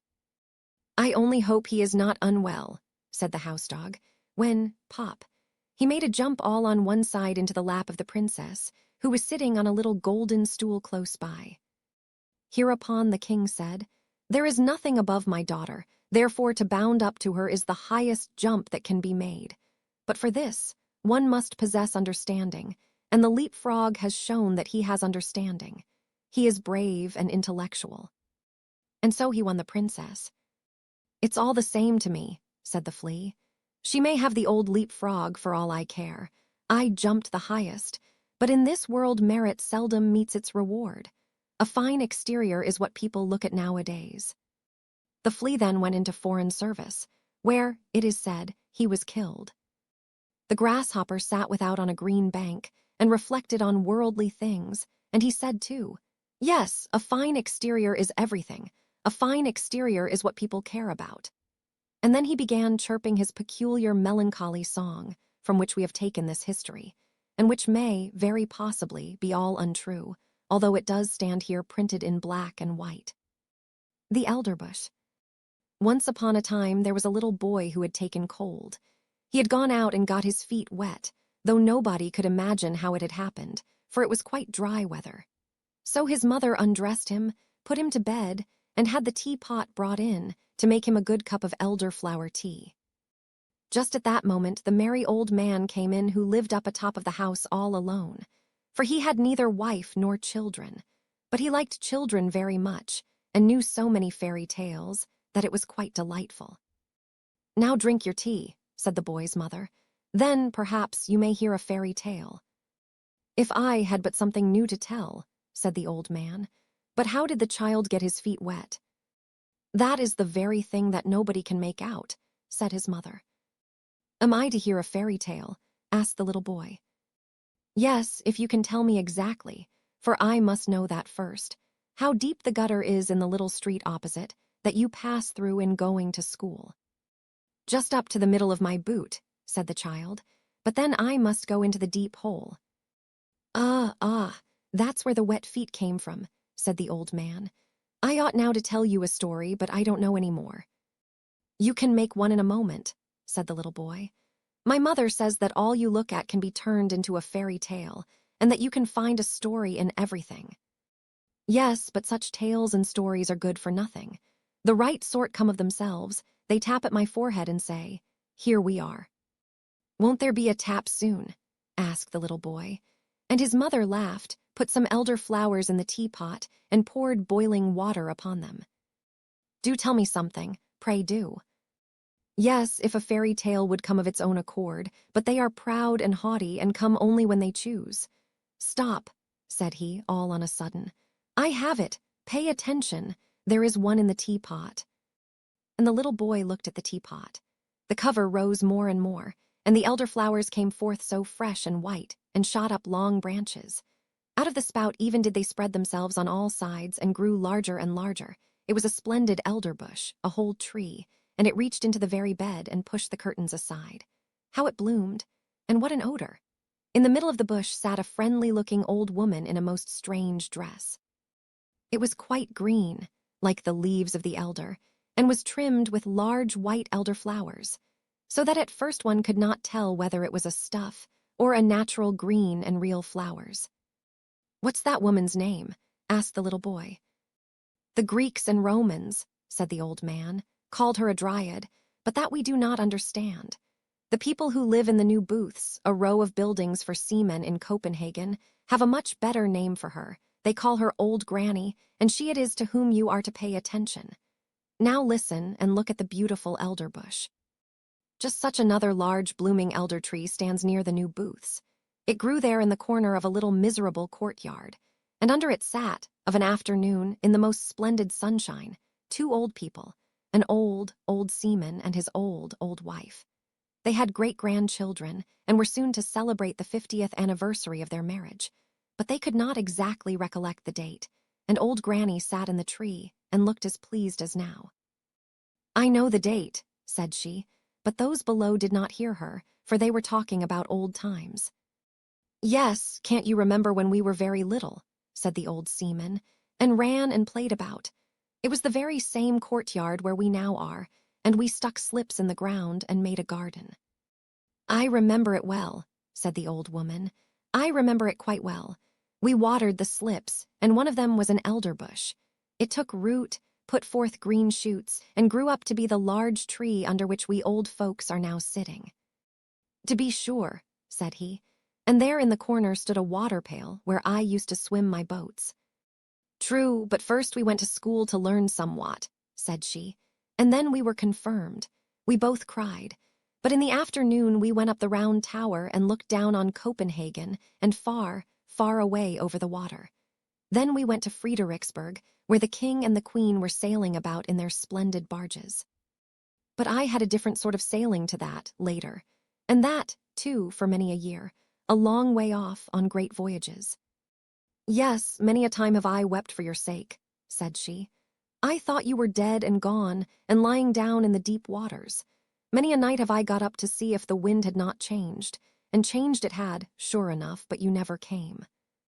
I remember so well one day, when the rain was pouring down in torrents, the scavengers were before the house where I was in service, and I had come up with the dust and remained standing at the door. It was dreadful weather, when just as I was there, the postman came and gave me a letter. It was from you. What a tour that letter had made. I opened it instantly and read. I laughed and wept. I was so happy. In it I read that you were in warm lands where the coffee tree grows. What a blessed land that must be. You related so much, and I saw all the while the rain was pouring down, and I standing there with the dust box. At the same moment came someone who embraced me. Yes, but you gave him a good box on his ear that made it tingle. But I did not know it was you. You arrived as soon as your letter, and you were so handsome that you still are, and had a long yellow silk handkerchief round your neck and a brand new hat on. Oh, you were so dashing. Good heavens, what weather it was and what a state the street was in. And then we married, said he. Don't you remember? And then we had our first little boy, and then Mary and Nicholas and Peter and Christian. Yes, and how they all grew up to be honest people, and were beloved by everybody. And their children also have children, said the old sailor. Yes, those are our grandchildren, full of strength and vigor. It was, methinks, about this season that we had our wedding. Yes, this very day is the 50th anniversary of the marriage, said old Granny, sticking her head between the two old people, who thought it was their neighbor who nodded to them. They looked at each other and held one another by the hand. Soon after came their children and their grandchildren, for they knew well enough that it was the day of the 50th anniversary, and had come with their gratulations that very morning. But the old people had forgotten it, although they were able to remember all that had happened many years ago. And the elder bush sent forth a strong odor in the sun that was just about to set, and shone right in the old people's faces. They both looked so rosy-cheeked, and the youngest of the grandchildren danced around them and called out quite delight. Ed, that there was to be something very splendid that evening. They were all to have hot potatoes, and old Nanny nodded in the bush and shouted hurrah with the rest. But that is no fairy tale, said the little boy, who was listening to the story. The thing is, you must understand it, said the narrator. Let us ask old Nanny. That was no fairy tale, 'tis true, said old Nanny. But now it's coming. The most wonderful fairy tales grow out of that which is reality. Were that not the case, my magnificent elder bush could not have grown out of the teapot.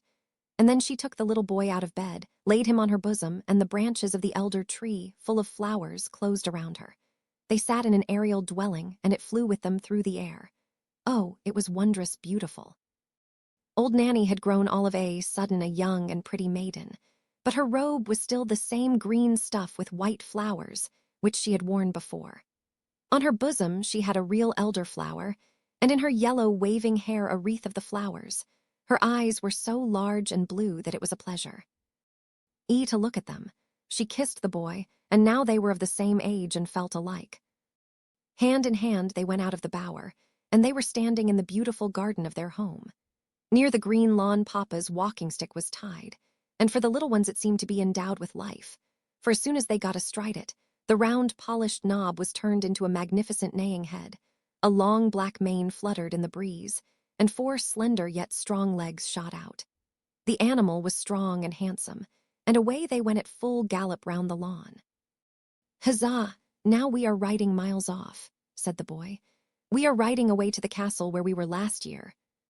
And on they rode round the grass plot, and the little maiden, who, we know, was no one else but old Nanny, kept on crying out, Now we are in the country. Don't you see the farmhouse yonder? And there is an elder tree standing beside it, and the cock is scraping away the earth for the hens. Look how he struts. And now we are close to the church. It lies high upon the hill, between the large oak trees, one of which is half decayed. And now we are by the smithy, where the fire is blazing, and where the half-naked men are banging with their hammers till the sparks fly about. Away, away, to the beautiful country seat. And all that the little maiden, who sat behind on the stick, spoke of, flew by in reality. The boy saw it all, and yet they were only going round the grass plot. Then they played in a side avenue and marked out a little garden on the earth, and they took elder blossoms from their hair, planted them, and they grew just like those the old people planted when they were children, as related before. They went hand in hand, as the old people had done when they were children, but not to the Round Tower or to Fredericksburg. No, the little damsel wound her arms round the boy, and then they flew far away through all Denmark. And spring came, and summer, and then it was autumn, and then winter, and 1,000 pictures were reflected in the eye and in the heart of the boy, and the TTLE girl always sang to him, This you will never forget. And during their whole flight the elder tree smelt so sweet and odorous. He remarked the roses and the fresh beeches, but the elder tree had a more wondrous fragrance, for its flowers hung on the breast of the little maiden, and there, too, did he often lay his head during the flight. It is lovely here in spring, said the young maiden, and they stood in a beechwood that had just put on its first green, where the woodroof, Asperula odorata, at their feet sent forth its fragrance, and the pale red anemone looked so pretty among the verdure. Oh, would it were always spring in the sweetly smelling Danish beech forests. It is lovely here in summer, said she, and she flew past old castles of bygone days of chivalry, where the red walls and the embattled gables were mirrored in the canal, where the swans were swimming, and peered up into the old cool avenues. In the fields, the corn was waving like the sea. In the ditches, red and yellow flowers were growing, while wild drone flowers and blooming convolvuluses were creeping in the hedges. And towards evening the moon rose round and large, and the haycocks in the meadows smelt so sweetly. "This one never forgets." "It is lovely here in autumn," said the little maiden.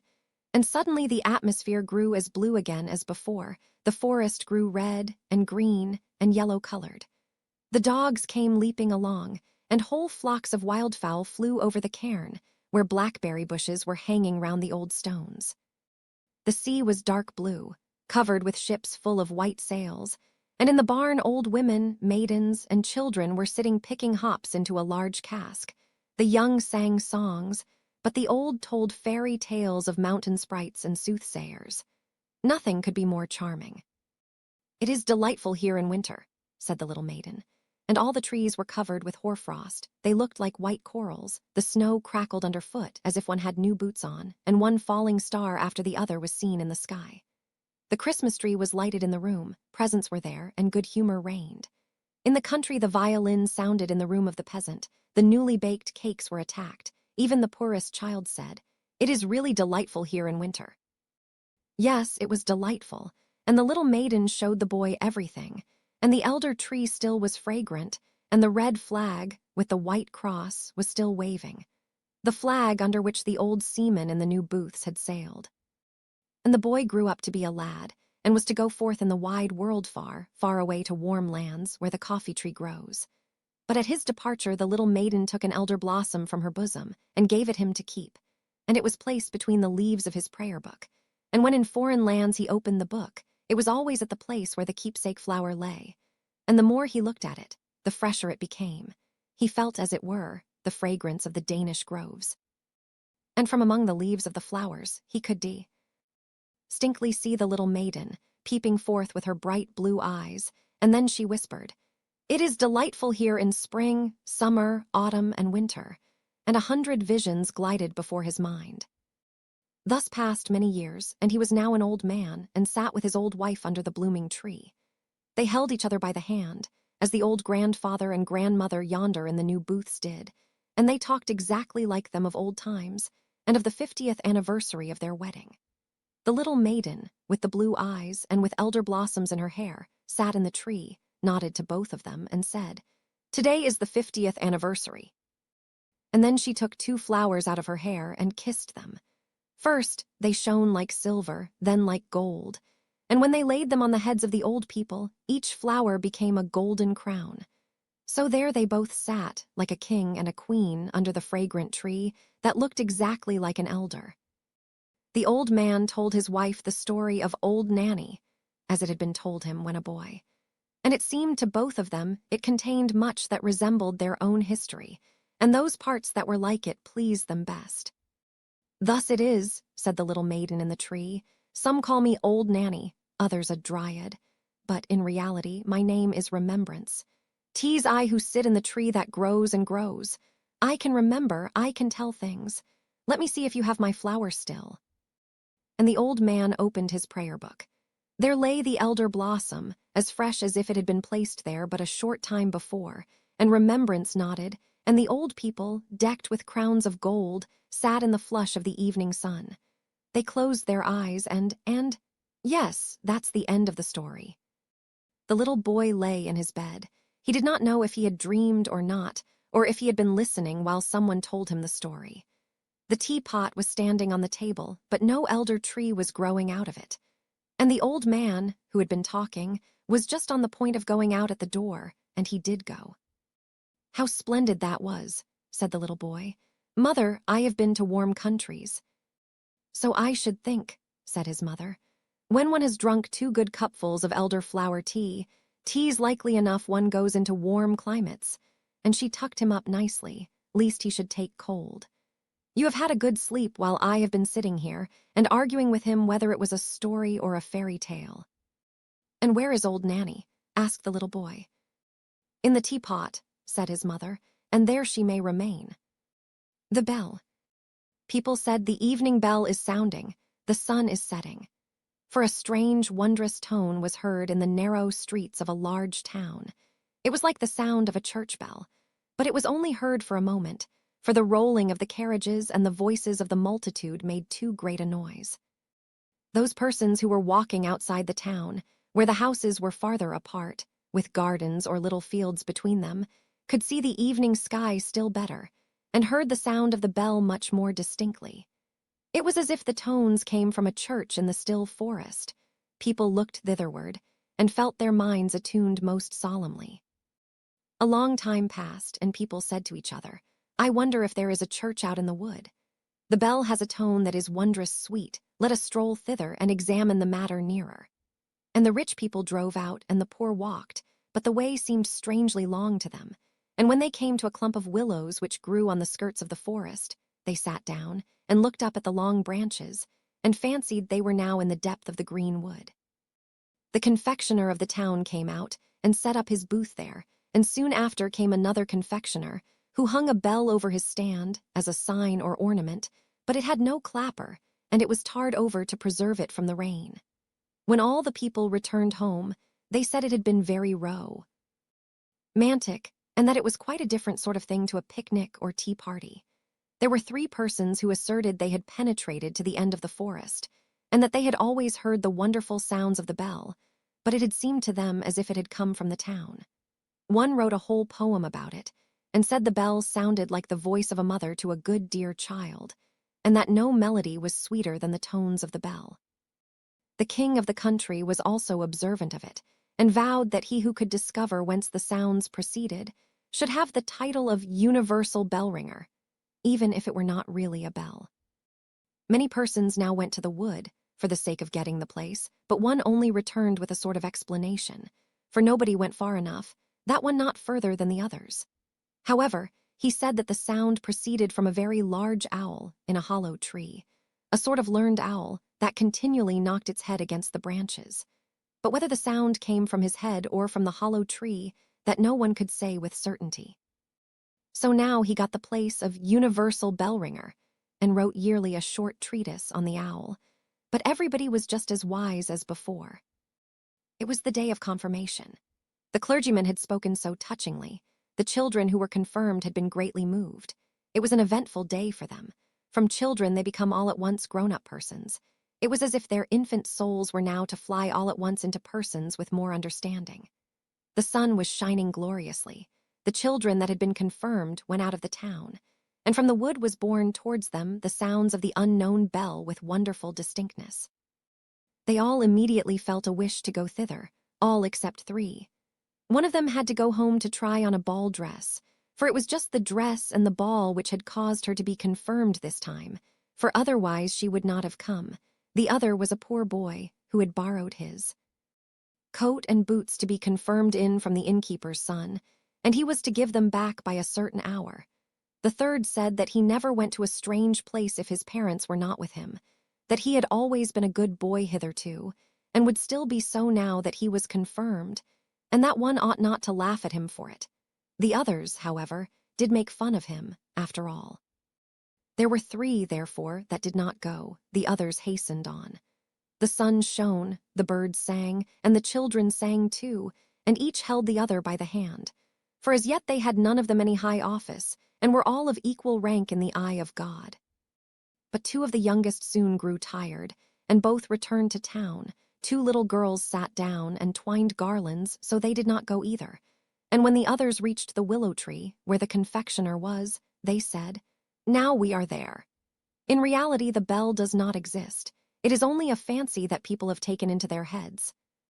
At the same moment the bell sounded deep in the wood, so clear and solemnly that 5 or 6 determined to penetrate somewhat further. It was so thick, and the foliage so dense, that it was quite fatiguing to proceed. Woodroof and anemones grew almost too high. Blooming convolvuluses and blackberry bushes hung in long garlands from tree to tree, where the nightingales sang and the sunbeams were playing. It was very beautiful, but it was no place for girls to go. Their clothes would get so torn. Large blocks of stone lay there, overgrown with moss of every color. The fresh spring bubbled forth, and made a strange gurgling sound. "That surely cannot be the bell," said one of the children, lying down and listening. "This must be looked to." so he remained and let the others go on without him. They afterwards came to a little house, made of branches and the bark of trees. A large wild apple tree bent over it, as if it would shower down all its blessings on the roof, where roses were blooming. The long stems twined round the gable, on which there hung a small bell. Was it that which people had heard? Yes, everybody was unanimous on the subject, except one, who said that the bell was too small and too fine to be heard at so great a distance, and besides it was very different tones to those that could move a human heart in such a manner. It was a king's son who spoke, whereon the others said, "Such people always want to be wiser than everybody else." They now let him go on alone, and as he went, his breast was filled more and more with the forest's solitude. But he still heard the little bell with which the others were so satisfied, and now and then, when the wind blew, he could also hear the people singing who were sitting at tea where the confectioner had his tent. But the deep sound of the bell rose louder.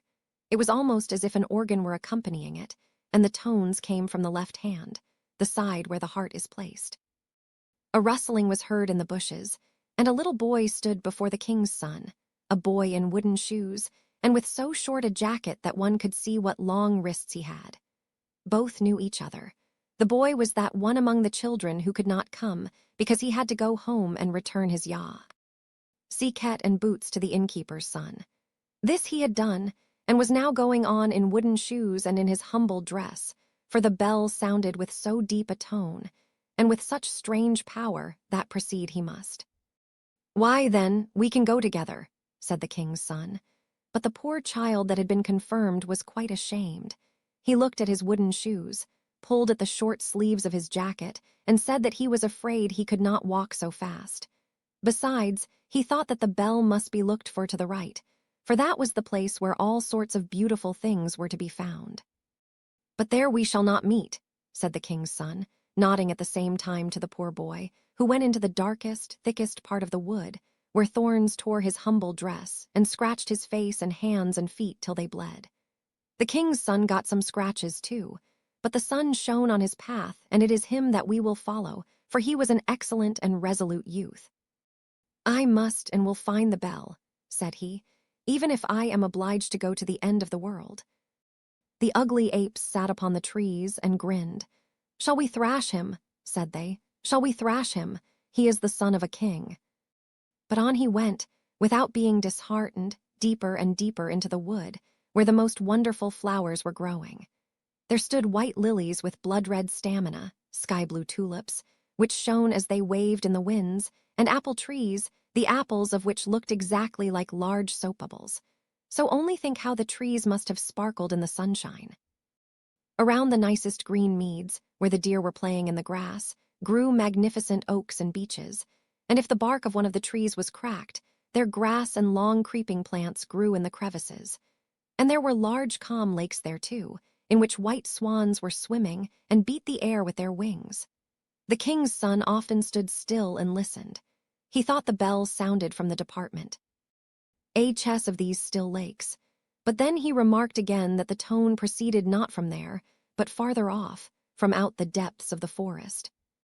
The sun now set, the atmosphere glowed like fire. It was still in the woods, so very still, and he fell on his knees, sung his evening hymn, and said, "I cannot find what I seek. The sun is going down, and night is coming, the dark, dark night. Yet perhaps I may be able once more to see the round red sun before he entirely disappears. I will climb up yonder rock."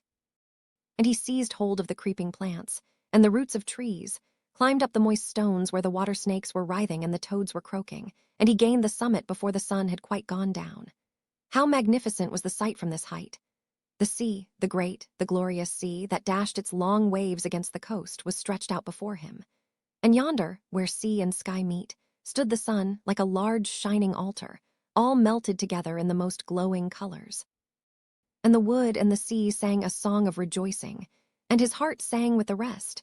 All nature was a vast holy church, in which the trees and the buoyant clouds were the pillars, flowers and grass the velvet carpeting, and heaven itself the large cupola.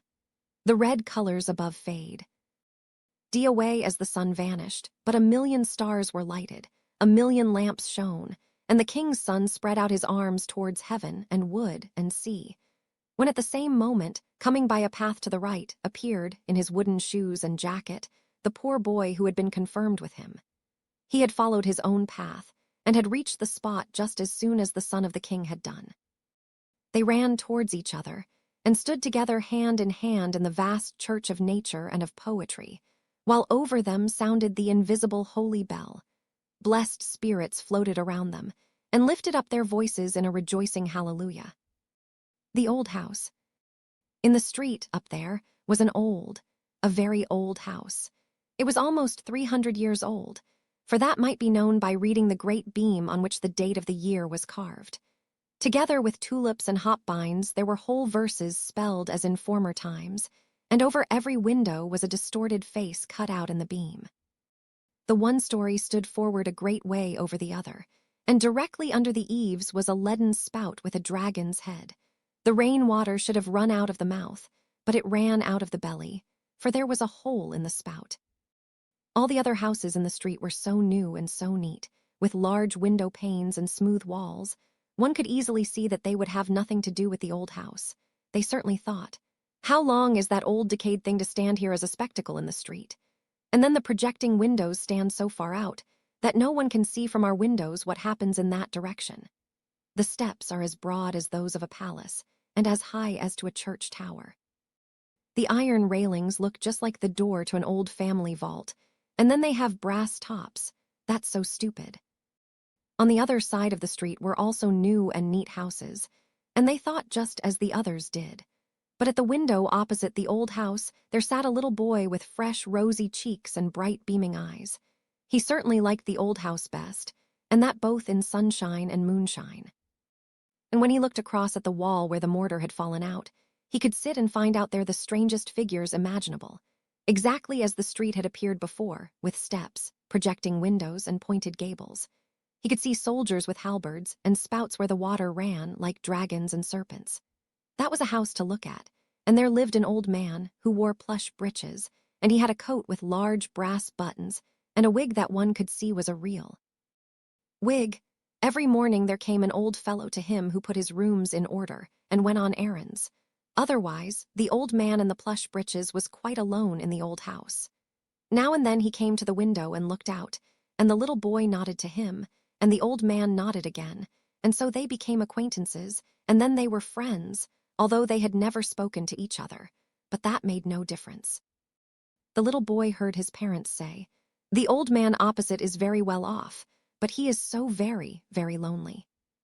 The Sunday following, the little boy took something, and wrapped it up in a piece of paper, went downstairs and stood in the doorway, and when the man who went on errands came past, he said to him, "I say, master, will you give this to the old man over the way from me? I have 2 pewter soldiers. This is one of them, and he shall have it, for I know he is so very, very lonely." And the old errand man looked quite pleased, nodded, and took the pewter soldier over to the old house. Afterwards there came a message. It was to ask if the little boy himself had not a wish to come over and pay a visit, and so he got permission of his parents, and then went over to the old house. And the brass balls on the iron railings shone much brighter than ever. One would have thought they were polished on account of the visit, and it was as if the carved-out trumpeters, for there were trumpeters who stood in tulips, carved out on the door, blew with all their might. Their cheeks appeared so much rounder than before. Yes, they blew, tratter-ratra. The little boy comes, tratter-ratra, and then the door opened. The whole passage was hung with portraits of knights in armor, and ladies in silken gowns, and the armor rattled, and the silken gowns rustled. And then there was a flight of stairs which went a good way upwards, and a little way downwards, and then one came on a balcony which was in a very dilapidated state, sure enough, with large holes and long crevices, but grass grew there and leaves out of them altogether, for the whole balcony outside, the yard and the walls, were overgrown with so much green stuff that it looked like a garden, only a balcony. Here stood old flower pots with faces and asses' ears, and the flowers grew just as they liked.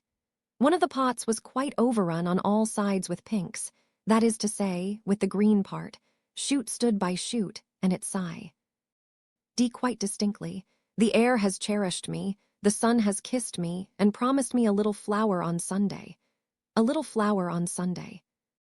And then they entered a chamber where the walls were covered with hog's leather and printed with gold flowers.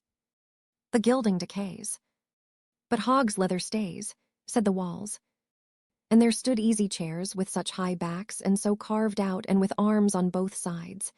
Sit down, said they. How I creak, now I shall certainly get the gout like the old clothespress, And then the little boy came into the room where the projecting windows were, and where the old man sat. I thank you for the pewter soldier, my little friend, said the old man, and I thank you because you come over to me. Thanky, or cranky, sounded from all the furniture. There was so much of it that each article stood in the other's way to get a look at the little boy. In the middle of the wall hung a picture representing a beautiful lady, so young, so glad, but dressed quite as in former times, with clothes that stood quite stiff and with powder in her hair. She neither said thanky, nor cranky, but looked with her mild eyes at the little boy, who directly asked the old man, Where did you get her? Yonder at the broker S, said the old man, where there are so many pictures hanging. No one knows or cares about them, for they are all of them buried. But I knew her in bygone days, and now she has been dead and gone these 50 years. Under the picture, in a glazed frame, there hung a bouquet of withered flowers. They were almost 50 years old. They looked so very old. The pendulum of the great clock went to and fro, and the hands turned, and everything in the room became still older, but they did not observe it. They say at home, said the little boy, that you are so very, very lonely. Oh, said he, the old thoughts with what they may bring with them come and visit me, and now you also come. I am very well off. Then he took a book with pictures in it down from the shelf. There were whole long processions and pageants, with the strangest characters, which one never sees nowadays. Soldiers like the knave of clubs, and citizens with waving flags. The tailors had theirs with a pair of shears held by 2 lions, and the shoemakers theirs without boots but with an eagle that had 2 heads, for the shoemakers must have everything so that they can say, it is a pair. Yes, that was a picture book. The old man now went into the other room to fetch preserves, apples, and nuts. Yes, it was delightful over there in the old house. I cannot bear it any longer, said the pewter soldier, who sat on the drawers. It is so lonely and melancholy here, but when one has been in a family circle one cannot accustom oneself to this life. I cannot bear it any longer. The whole day is so long, and the evenings are still longer. Here it is not at all as it is over the way at your home, where your father and mother spoke so pleasantly, and where you and all your sweet children made such a delightful noise. Nay, how lonely the old man is. Do you think that he gets kisses? Do you think he gets mild eyes or a Christmas tree? He will get nothing but a grave. I can bear it no longer. You must not let it grieve you so much, said the little boy. I find it so very delightful here, and then all the old thoughts, with what they may bring with them, they come and visit here. Yes, it's all very well, but I see nothing of them, and I don't know them, said the pewter soldier. I cannot bear it. But you must, said the little boy. Then in came the old man with the most pleased and happy face, the most delicious preserves, apples, and nuts, and so the little boy thought no more about the pewter soldier. The little boy returned home happy and pleased, and weeks and days passed away, and nods were made to the old house, and from the old house, and then the little boy went over there again. The carved trumpeters blew, tratter-ratra, there is the little boy, tratter-ratra, and the swords and armor on the knights' portraits rattled, and the silk gowns rustled, the hog's leather spoke, and the old chairs had the gout in their legs and rheumatism in their backs. It was exactly like the first time, for over there one day and hour was just like another. I cannot bear it, said the pewter soldier. I have shed pewter tears, it is too melancholy. Rather let me go to the wars and lose arms and legs. It would at least be a change. I cannot bear it longer. Now I know what it is to have a visit from one's old thoughts with what they may bring with them. I have had a visit from mine, and you may be sure it is no pleasant thing in the end. I was at last about to jump down from the drawers. I saw you all over there at home so distinctly, as if you really were here. It was again that Sunday morning. All you children stood before the table and sung your psalms, as you do every morning. You stood devoutly with folded hands, and father and mother were just as pious. And then the door was opened, and little sister Mary, who is not 2 years old yet, and who always dances when she hears music or singing, of whatever kind it may be, was put into the room, though she ought not to have been there. And then she began to dance, but could not keep time, because the tones were so long. And then she stood, first on the one leg, and bent her head forwards, and then on the other leg, and bent her head forwards. But all would not do. You stood very seriously all together, although it was difficult enough, but I laughed to myself, and then I fell off the table and got a bump, which I have still, for it was not right of me to laugh. But the whole now passes before me again in thought, and everything that I have lived to see, and these are the old thoughts with what they may bring with them. Tell me if you still sing on Sundays. Tell me something about little Mary, and how my comrade, the other pewter soldier, lives. Yes, he is happy enough, that's sure. I cannot bear it any longer. You are given away as a present, said the little boy. You must remain. Can you not understand that? The old man now came with a drawer, in which there was much to be seen, both tin boxes and balsam boxes, old cards, so large and so gilded, such as one never sees them now. And several drawers were opened, and the piano was opened. It had landscapes on the inside of the lid, and it was so hoarse when the old man played on it. And then he hummed a song. Yes, she could sing that, said he, and nodded to the portrait, which he had bought at the broker S., and the old man's eyes shone so bright. I will go to the wars, I will go to the wars, shouted the pewter soldier as loud as he could, and threw himself off the drawers right down on the floor. What became of him? The old man sought, and the little boy sought. He was away, and he stayed away. I shall find him, said the old man, but he never found him. The floor was too open. The pewter soldier had fallen through a crevice, and there he lay as in an open tomb. That day passed, and the little boy went home, and that week passed, and several weeks too. The windows were quite frozen. The little boy was obliged to sit and breathe on them to get a peephole over to the old house, and there the snow had been blown into all the carved work and inscriptions. It lay quite up over the steps, just as if there was no one at home, nor was there anyone at home. The old man was dead. In the evening there was a hearse scene before the door, and he was borne into it in his coffin. He was now to go out into the country, to lie in his grave. He was driven out there, but no one followed.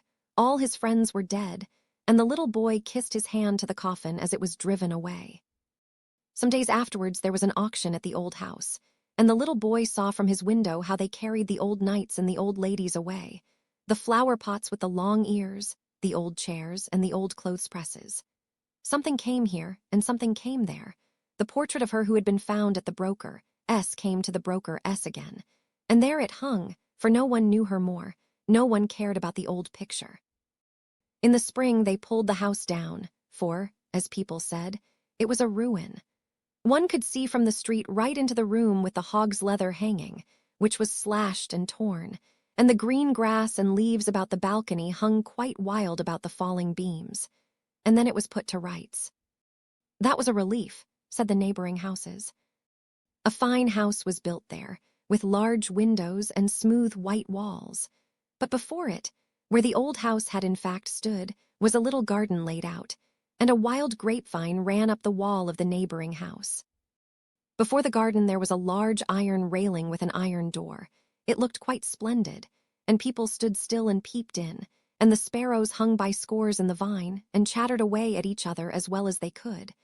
But it was not about the old house, for they could not remember it, so many years had passed, so many that the little boy had grown up to a whole man, yes, a clever man, and a pleasure to his parents. And he had just been married, and, together with his little wife, had come to live in the house here, where the garden was, and he stood by her there whilst she planted a field flower that she found so pretty. She planted it with her little hand, and pressed the earth around it with her fingers. Oh, what was that? She had stuck herself. There sat something pointed, straight out of the soft mold. It was, yes, guess.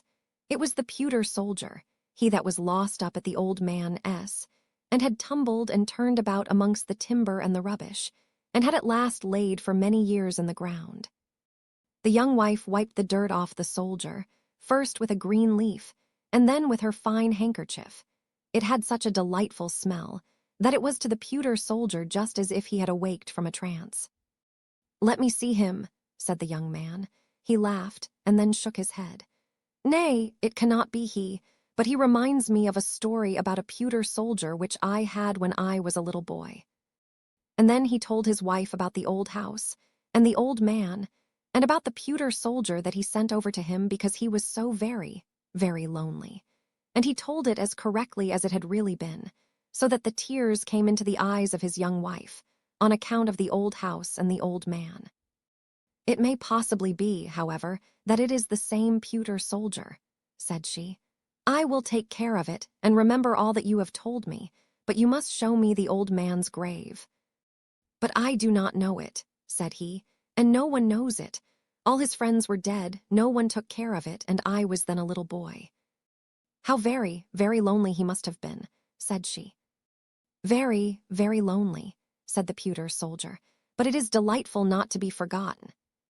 "Delightful!" shouted something close by, but no one, except the pewter soldier, saw that it was a piece of the hog's leather hangings. It had lost all its gilding. It looked like a piece of wet clay, but it had an opinion, and it gave it. "The gilding decays, but hog's leather stays." This the pewter soldier did not believe. The happy family. Really, the largest green leaf in this country is a dock leaf. If one holds it before one, it is like a whole apron, and if one holds it over one's head in rainy weather, it is almost as good as an umbrella, for it is so immensely large. The burdock never grows alone, but where there grows one there always grow several.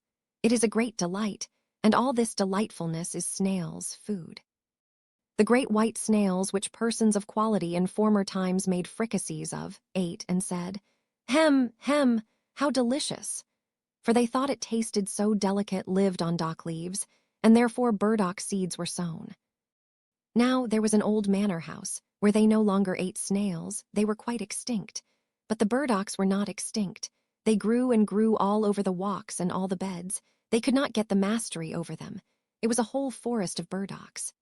Here and there stood an apple and a plum tree, or else one never would have thought that it was a garden. All was burdocks, and there lived the two last venerable old snails.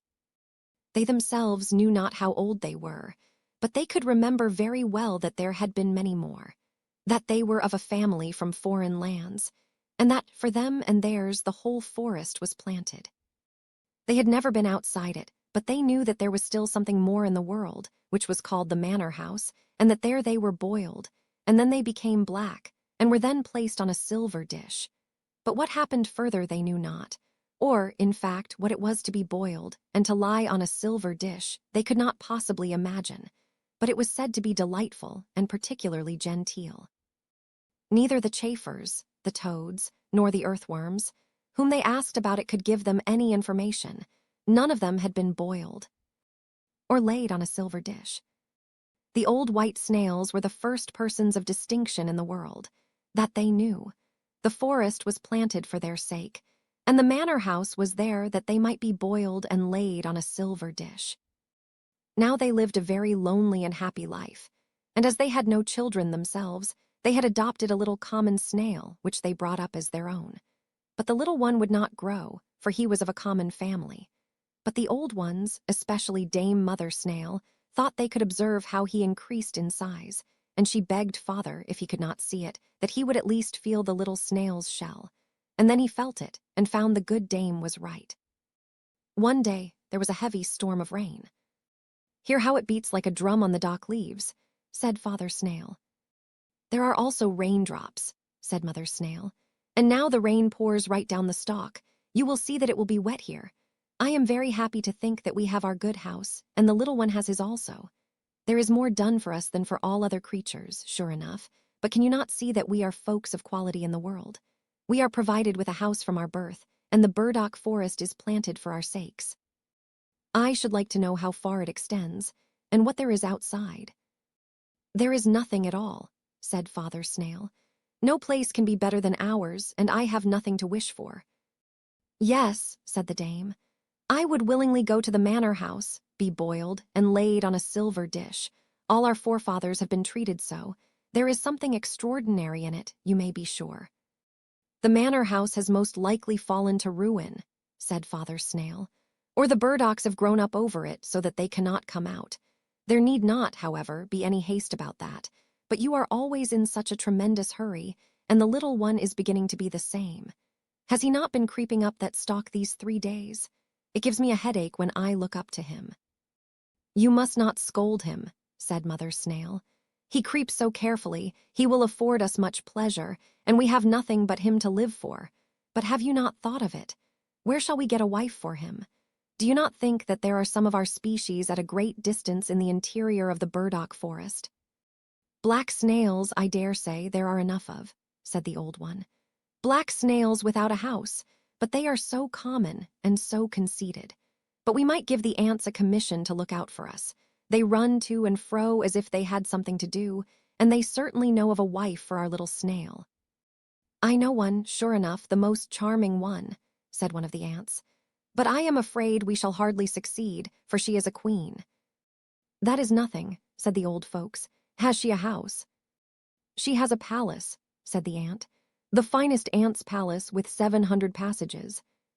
I thank you, said Mother Snail. Our son shall not go into an ant hill. If you know nothing better than that, we shall give the commission to the white gnats. They fly far and wide, in rain and sunshine. They know the whole forest here, both within and without. We have a wife for him, said the gnats. At 100 human paces from here there sits a little snail in her house, on a gooseberry bush. She is quite lonely and old enough to be married. It is only 100 human paces. Well, then, let her come to him, said the old ones. He has a whole forest of burdocks, she has only a bush. And so they went and fetched little Miss Snail. It was a whole week before she arrived, but therein was just the very best of it, for one could thus see that she was of the same species. And then the marriage was celebrated. 6 earthworms shone as well as they could. In other respects the whole went off very quietly, for the old folks could not bear noise and merriment, but old Dame Snail made a brilliant speech. Father Snail could not speak, he was too much affected, and so they gave them as a dowry and inheritance the whole forest of burdocks, and said, what they had always said, that it was the best in the world. And if they lived honestly and decently and increased and multiplied, they and their children would once in the course of time come to the manor house, be boiled black, and laid on silver dishes. After this speech was made, the old ones crept into their shells and never more came out. They slept, the young couple governed in the forest, and had a numerous progeny, but they were never boiled and never came on the silver dishes.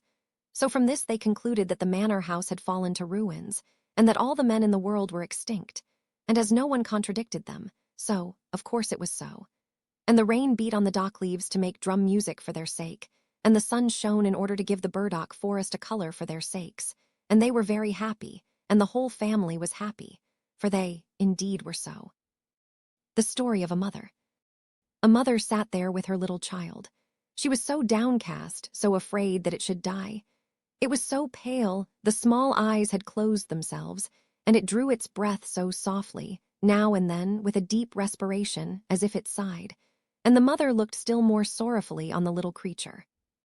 Then a knocking was heard at the door, and in came a poor old man wrapped up as in a large horsecloth, for it warms one, and he needed it, as it was the cold winter season.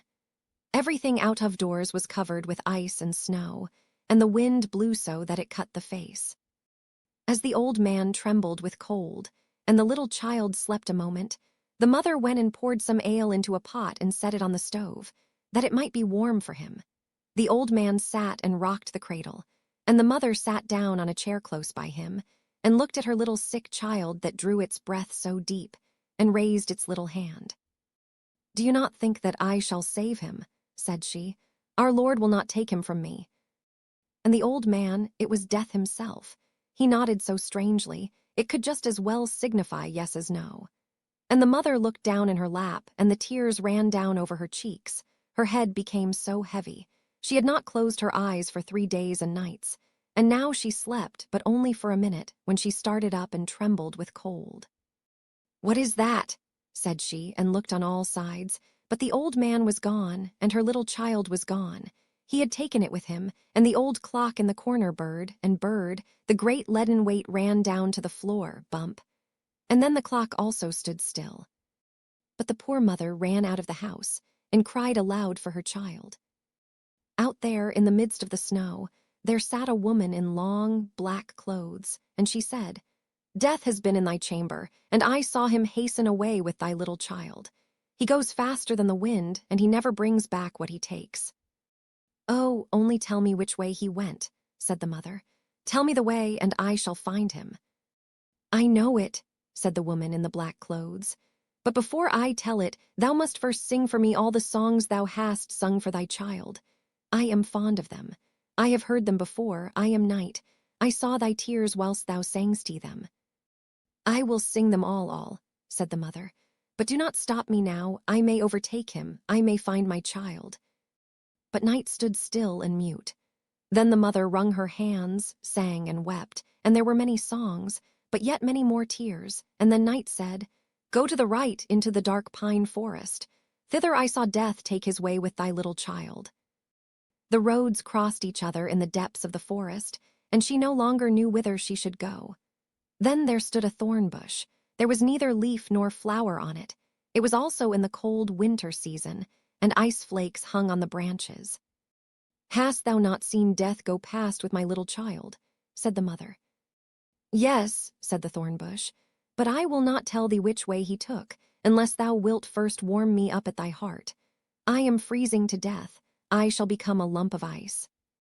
And she pressed the thorn bush to her breast so firmly that it might be thoroughly warmed, and the thorns went right into her flesh, and her blood flowed in large drops, but the thorn bush shot forth fresh green leaves, and there came flowers on it in the cold winter night. The heart of the afflicted mother was so warm, and the thorn bush told her the way she should go. She then came to a large lake, where there was neither ship nor boat. The lake was not frozen sufficiently to bear her, neither was it open, nor low enough that she could wade through it, and across it she must go if she would find her child.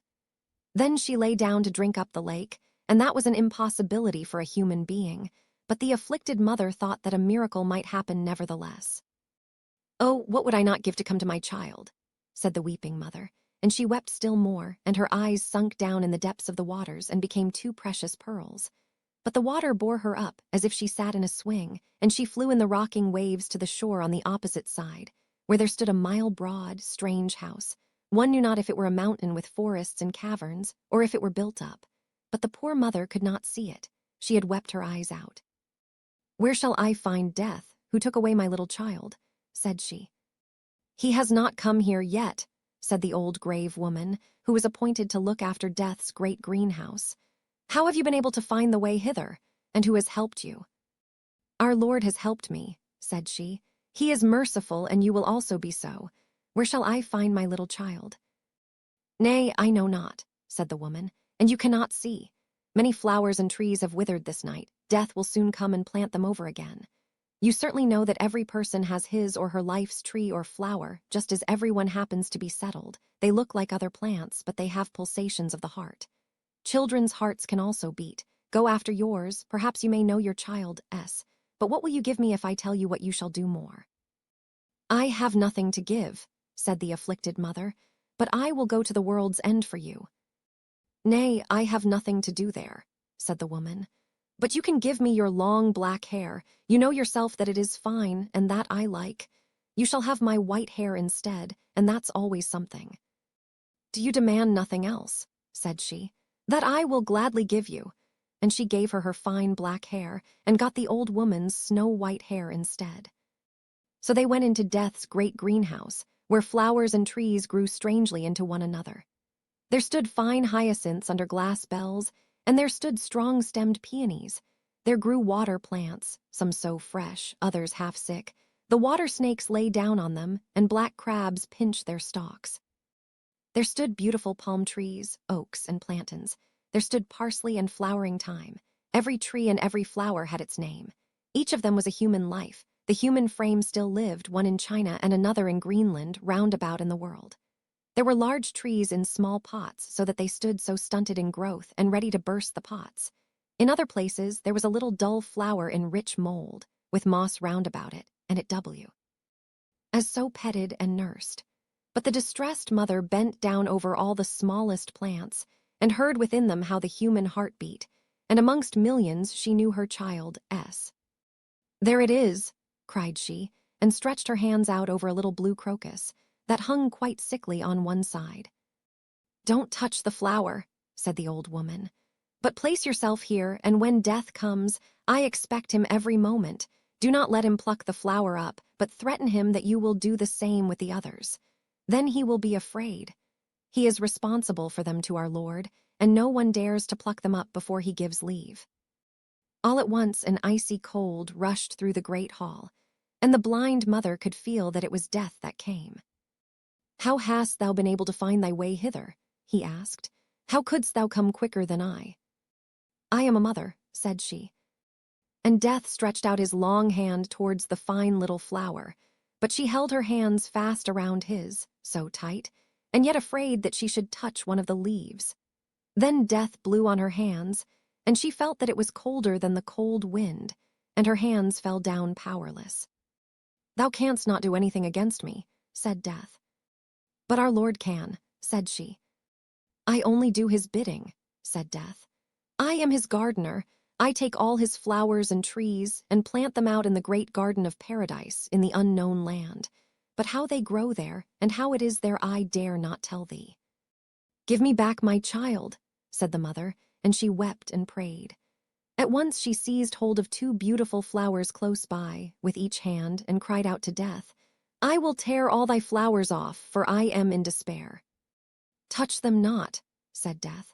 "Thou say'st that thou art so unhappy, and now thou wilt make another mother equally unhappy."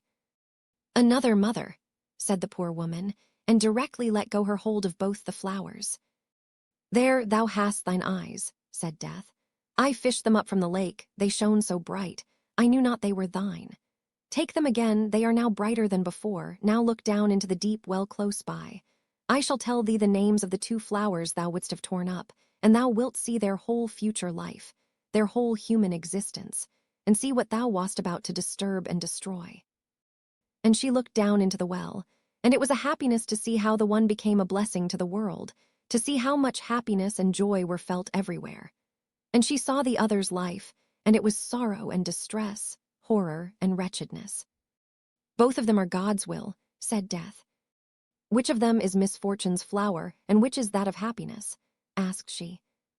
"That I will not tell thee," said Death, "but this thou shalt know from me, that the one flower was thy own child. It was thy child's fate thou saw'st, thy own child's future life." Then the mother screamed with terror, "Which of them was my child? Tell it me, save the innocent. Save my child from all that misery. Rather take it away, take it into God's kingdom. Forget my tears, forget my prayers, and all that I have done."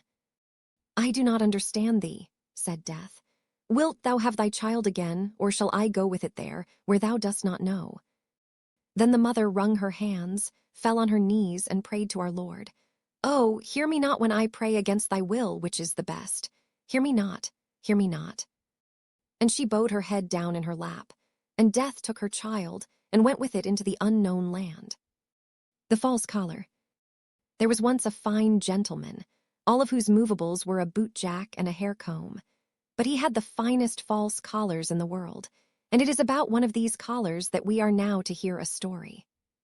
It was so old that it began to think of marriage, and it happened that it came to be washed in company with a garter. "Nay," said the collar, "I never did see anything so slender and so fine, so soft and so neat. May I not ask your name?" "That I shall not tell you," said the garter. "Where do you live?" asked the collar. But the garter was so bashful, so modest, and thought it was a strange question to answer. "You are certainly a girdle," said the collar. "That is to say, an inside girdle. I see well that you are both for use and ornament, my dear young lady." "I will thank you not to speak to me," said the garter.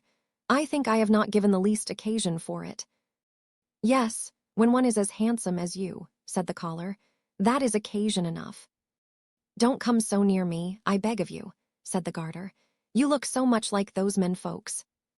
"I am also a fine gentleman," said the collar. I have a bootjack and a hair comb." But that was not true, for it was his master who had them. But he boasted. "Don't come so near me," said the garter. "I am not accustomed to it." "Prude," exclaimed the collar, and then it was taken out of the washing tub. It was starched, hung over the back of a chair in the sunshine, and was then laid on the ironing blanket. Then came the warm box iron. "Dear lady," said the collar, "dear widow lady, I feel quite hot. I am quite changed. I begin to unfold myself. You will burn a hole in me. Oh, I offer you my hand." "Rag," said the box iron, and went proudly over the collar, for she fancied she was a steam engine that would go on the railroad and draw the wagons. "Rag," said the box iron. The collar was a little jagged at the edge, and so came the long scissors to cut off the jagged part. "Oh," said the collar, "you are certainly the first opera dancer. How well you can stretch your legs out. It is the most graceful performance I have ever seen. No one can imitate you." "I know it," said the scissors. "You deserve to be a baroness," said the collar. "All that I have is a fine gentleman, a bootjack, and a hair comb. If I only had the barony." "Do you seek my hand?" said the scissors, for she was angry, and without more ado she cut him, and then he was condemned. "I shall now be obliged to ask the hair comb. It is surprising how well you preserve your teeth, miss," said the collar. "Have you never thought of being betrothed?" "Yes, of course, you may be sure of that," said the hair comb. "I am betrothed to the bootjack." "Betrothed!" exclaimed the collar. Now there was no other to court, and so he despised it. A long time passed away, then the collar came into the rag chest at the paper mill. There was a large company of rags, the fine by themselves, and the coarse by themselves, just as it should be. They all had much to say, but the collar the most, for he was a real boaster. "I have had such an immense number of sweethearts," said the collar. "I could not be in peace. It is true, I was always a fine starched-up gentleman. I had both a bootjack and a hair comb, which I never used. You should have seen me then, you should have seen me when I lay down. I shall never forget my first love. She was a girdle, so fine, so soft, and so charming, she threw herself into a tub of water for my sake.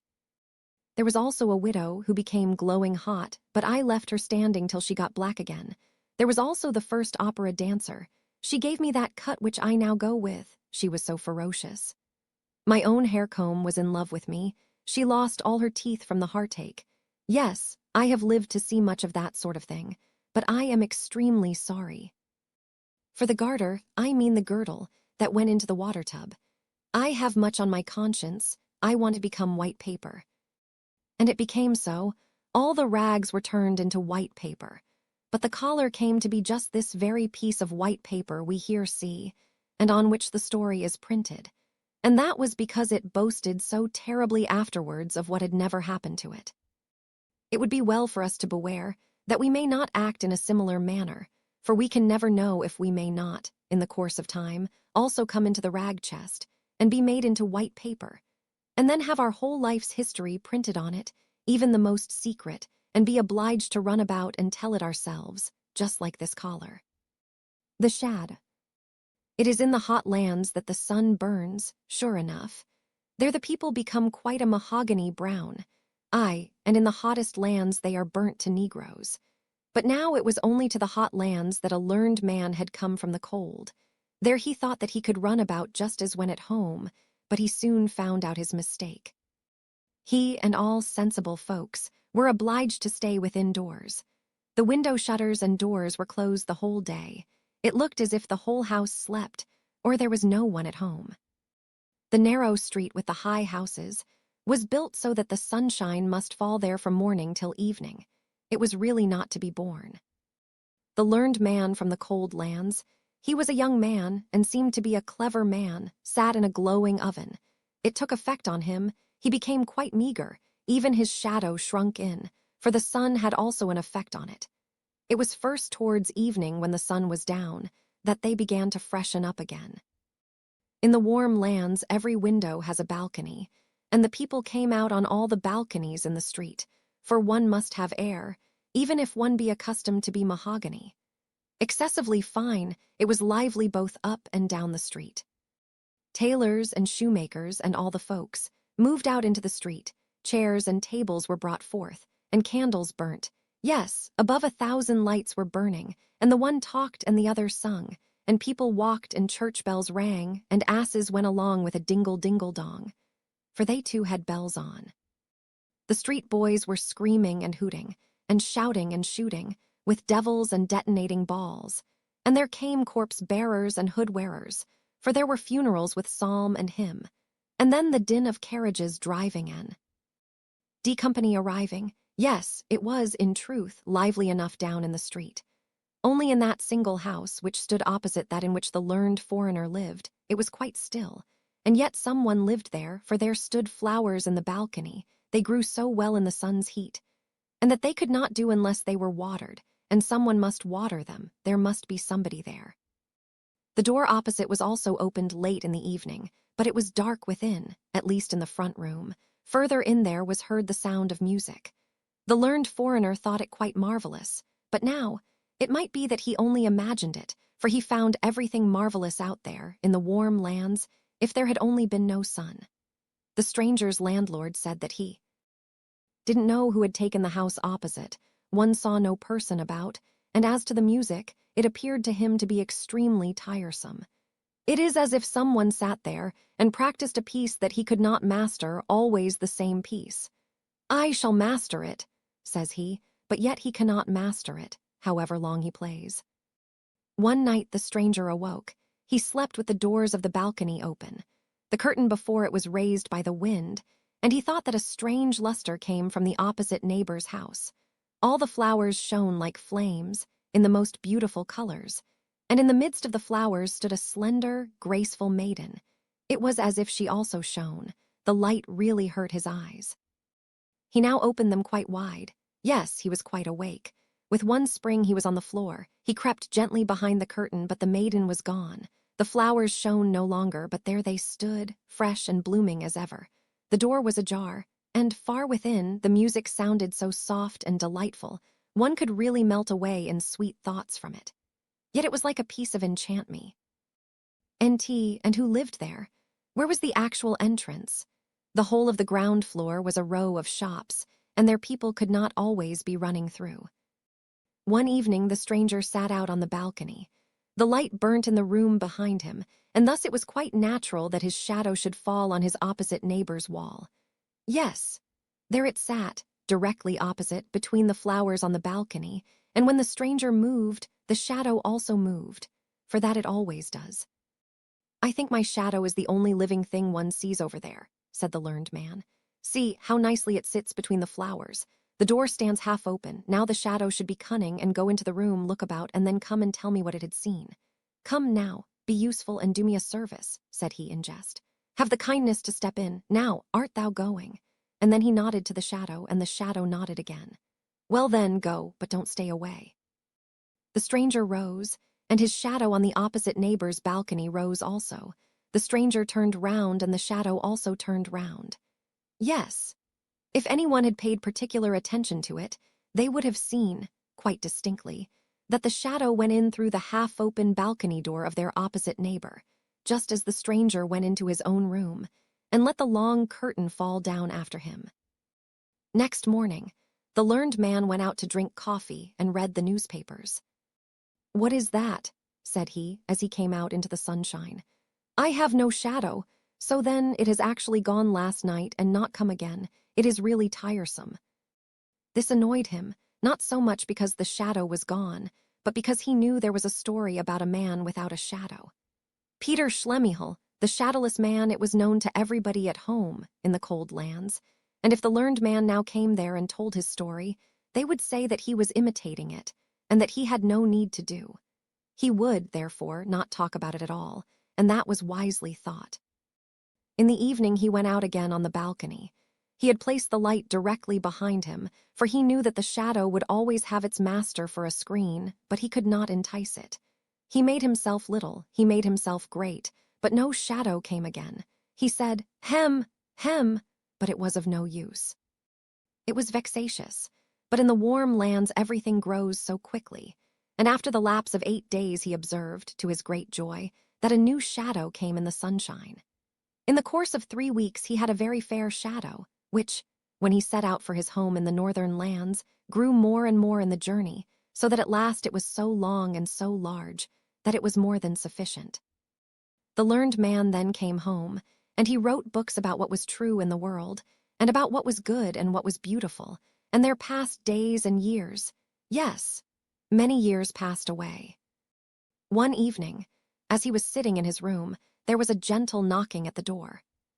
"Come in," said he, but no one came in, so he opened the door, and there stood before him such an extremely lean man that he felt quite strange. As to the rest, the man was very finely dressed. He must be a gentleman. "Whom have I the honor of speaking?" asked the learned man. "Yes, I thought as much," said the fine man. "I thought you would not know me. I have got so much body. I have even got flesh and clothes. You certainly never thought of seeing me so well off. Do you not know your old shadow? You certainly thought I should never more return. Things have gone on well with me since I was last with you. I have, in all respects, become very well off. Shall I purchase my freedom from service? If so, I can do it." And then he rattled a whole bunch of valuable seals that hung to his watch, and he stuck his hand in the thick gold chain he wore around his neck. Nay, how all his fingers glittered with diamond rings, and then all were pure gems. "Nay, I cannot recover from my surprise," said the learned man. "What is the meaning of all this?" "Something common, is it not?" said the shadow. "But you yourself do not belong to the common order, and I, as you know well, have from a child followed in your footsteps. As soon as you found I was capable to go out alone in the world, I went my own way. I am in the most brilliant circumstances, but there came a sort of desire over me to see you once more before you die. You will die, I suppose.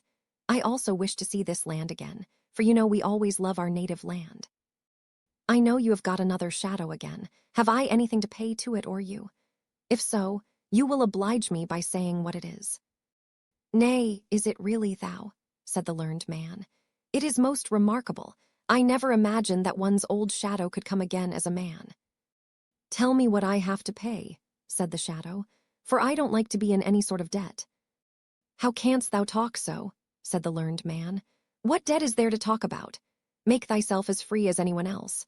I am extremely glad to hear of thy good fortune. Sit down, old friend, and tell me a little how it has gone with thee, and what thou hast seen at our opposite neighbor, there, in the warm lands." "Yes, I will tell you all about it," said the shadow, and sat down. "But then you must also promise me that, wherever you may meet me, you will never say to anyone here in the town that I have been your shadow. I intend to get betrothed, for I can provide for more than one family." "Be quite at thy ease about that," said the learned man. "I shall not say to anyone who thou actually art. Here is my hand, I promise it, and a man's bond is his word." "A word is a shadow," said the shadow, "and as such it must speak." It was really quite astonishing how much of a man it was. It was dressed entirely in black, and of the very finest cloth. It had patent leather boots, and a hat that could be folded together so that it was bare crown and brim. Not to speak of what we already know it had, seals, gold neck chain, and diamond rings. Yes, the shadow was well dressed, and it was just that which made it quite a man. "Now I shall tell you my adventures," said the shadow, and then he sat with the polished boots as heavily as he could on the arm of the learned man's new shadow, which lay like a poodle dog at his feet.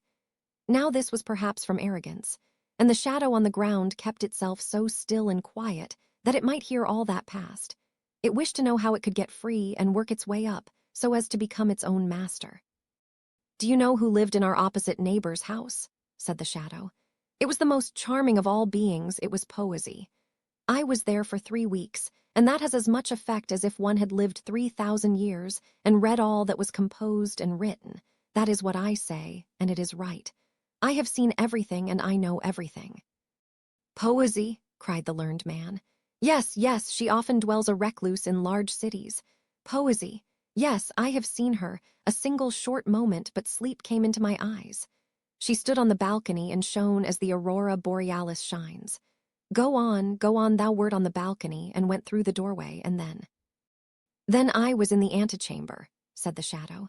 "You always sat and looked over to the antechamber. There was no light. There was a sort of twilight, but the one door stood open directly opposite the other through a long row of rooms and saloons, and there it was lighted up."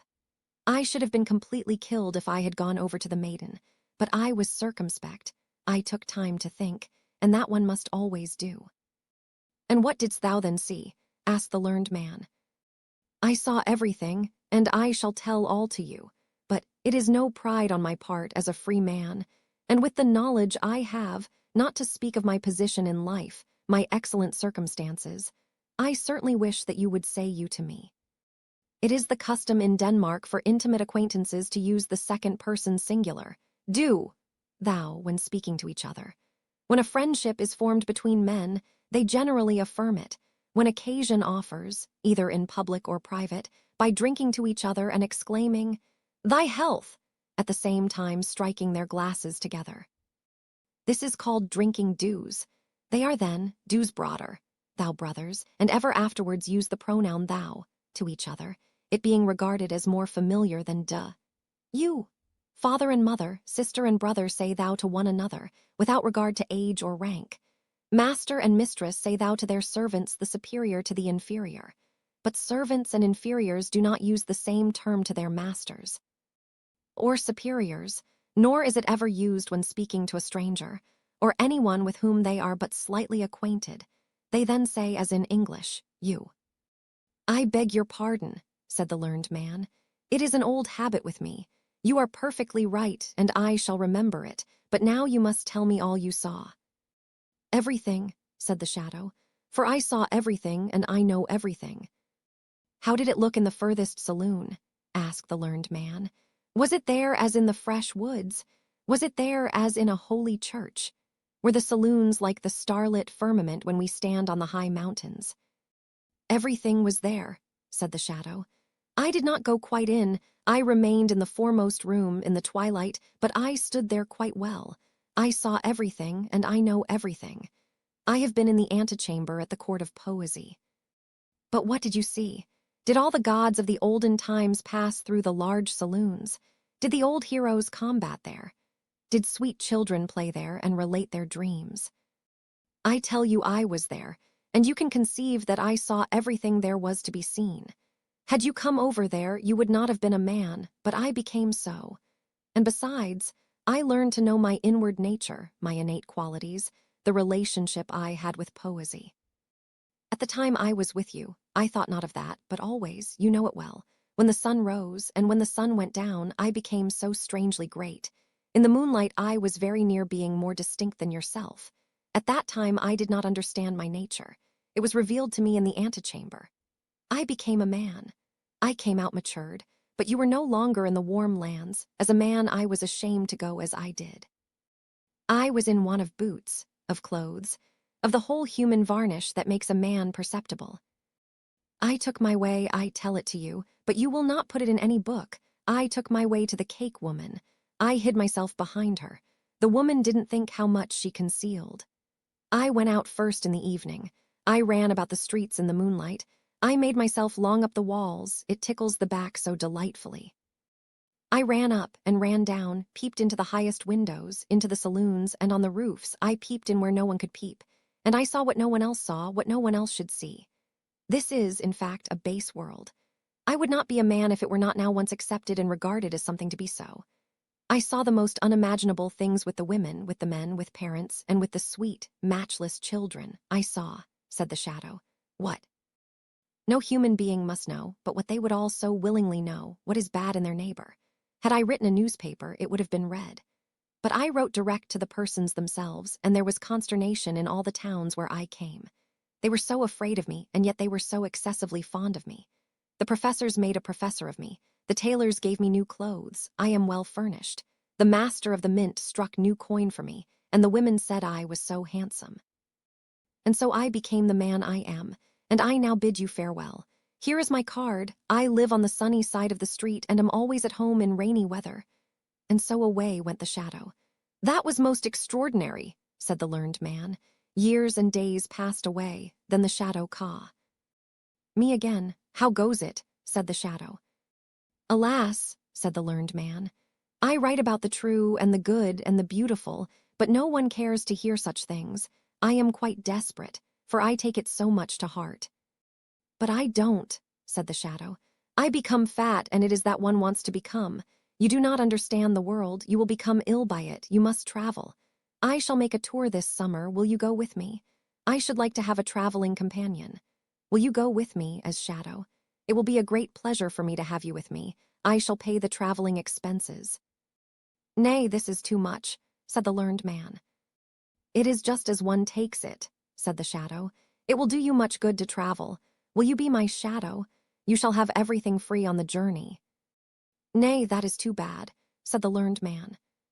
But it is just so with the world, said the shadow, and so it will be, and away it went again. The learned man was not at all in the most enviable state. Grief and torment followed him, and what he said about the true and the good and the beautiful was, to most persons, like roses for a cow. He was quite ill at last. You really look like a shadow, said his friends to him, and the learned man trembled, for he thought of it.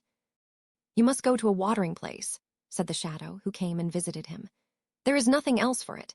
I will take you with me for old acquaintance' sake. I will pay the traveling expenses, and you write the descriptions, and if they are a little amusing for me on the way. I will go to a watering place. My beard does not grow out as it ought. That is also a sickness, and one must have a beard. Now you be wise and accept the offer. We shall travel as comrades. And so they traveled. The shadow was master, and the master was the shadow. They drove with each other. They rode and walked together, side by side, before and behind, just as the sun was. The shadow always took care to keep itself in the master's place. Now the learned man didn't think much about that. He was a very kind-hearted man, and particularly mild and friendly, and so he said one day to the shadow, As we have now become companions, and in this way have grown up together from childhood, shall we not drink thou together? It is more familiar. You are right, said the shadow, who was now the proper master. It is said in a very straightforward and well-meant manner. You, as a learned man, certainly know how strange nature is. Some persons cannot bear to touch gray paper, or they become ill. Others shiver in every limb if one rub a pane of glass with a nail. I have just such a feeling on hearing you say thou to me. I feel myself as if pressed to the earth in my first situation with you. You see that it is a feeling, that it is not pride. I cannot allow you to say thou to me, but I will willingly say thou to you, so it is half done. So the shadow said thou to its former master. This is rather too bad, thought he, that I must say you and he say thou, but he was now obliged to put up with it. So they came to a watering place where there were many strangers, and amongst them was a princess, who was troubled with seeing too well, and that was so alarming. She directly observed that the stranger who had just come was quite a different sort of person to all the others. He has come here in order to get his beard to grow, they say, but I see the real cause. He cannot cast a shadow. She had become inquisitive, and so she entered into conversation directly with the strange gentleman on their promenades. As the daughter of a king, she needed not to stand upon trifles, so she said, Your complaint is that you cannot cast a shadow. Your Royal Highness must be improving considerably, said the shadow. I know your complaint is that you see too clearly, but it has decreased. You are cured. I just happen to have a very unusual shadow. Do you not see that person who always goes with me? Other persons have a common shadow, but I do not like what is common to all. We give our servants finer cloth for their livery than we ourselves use, and so I had my shadow trimmed up into a man. Yes, you see, I have even given him a shadow. It is somewhat expensive, but I like to have something for myself. What, thought the princess, should I really be cured? These baths are the first in the world.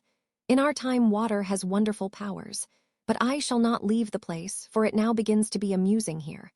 I am extremely fond of that stranger. Would that his beard should not grow, for in that case he will leave us.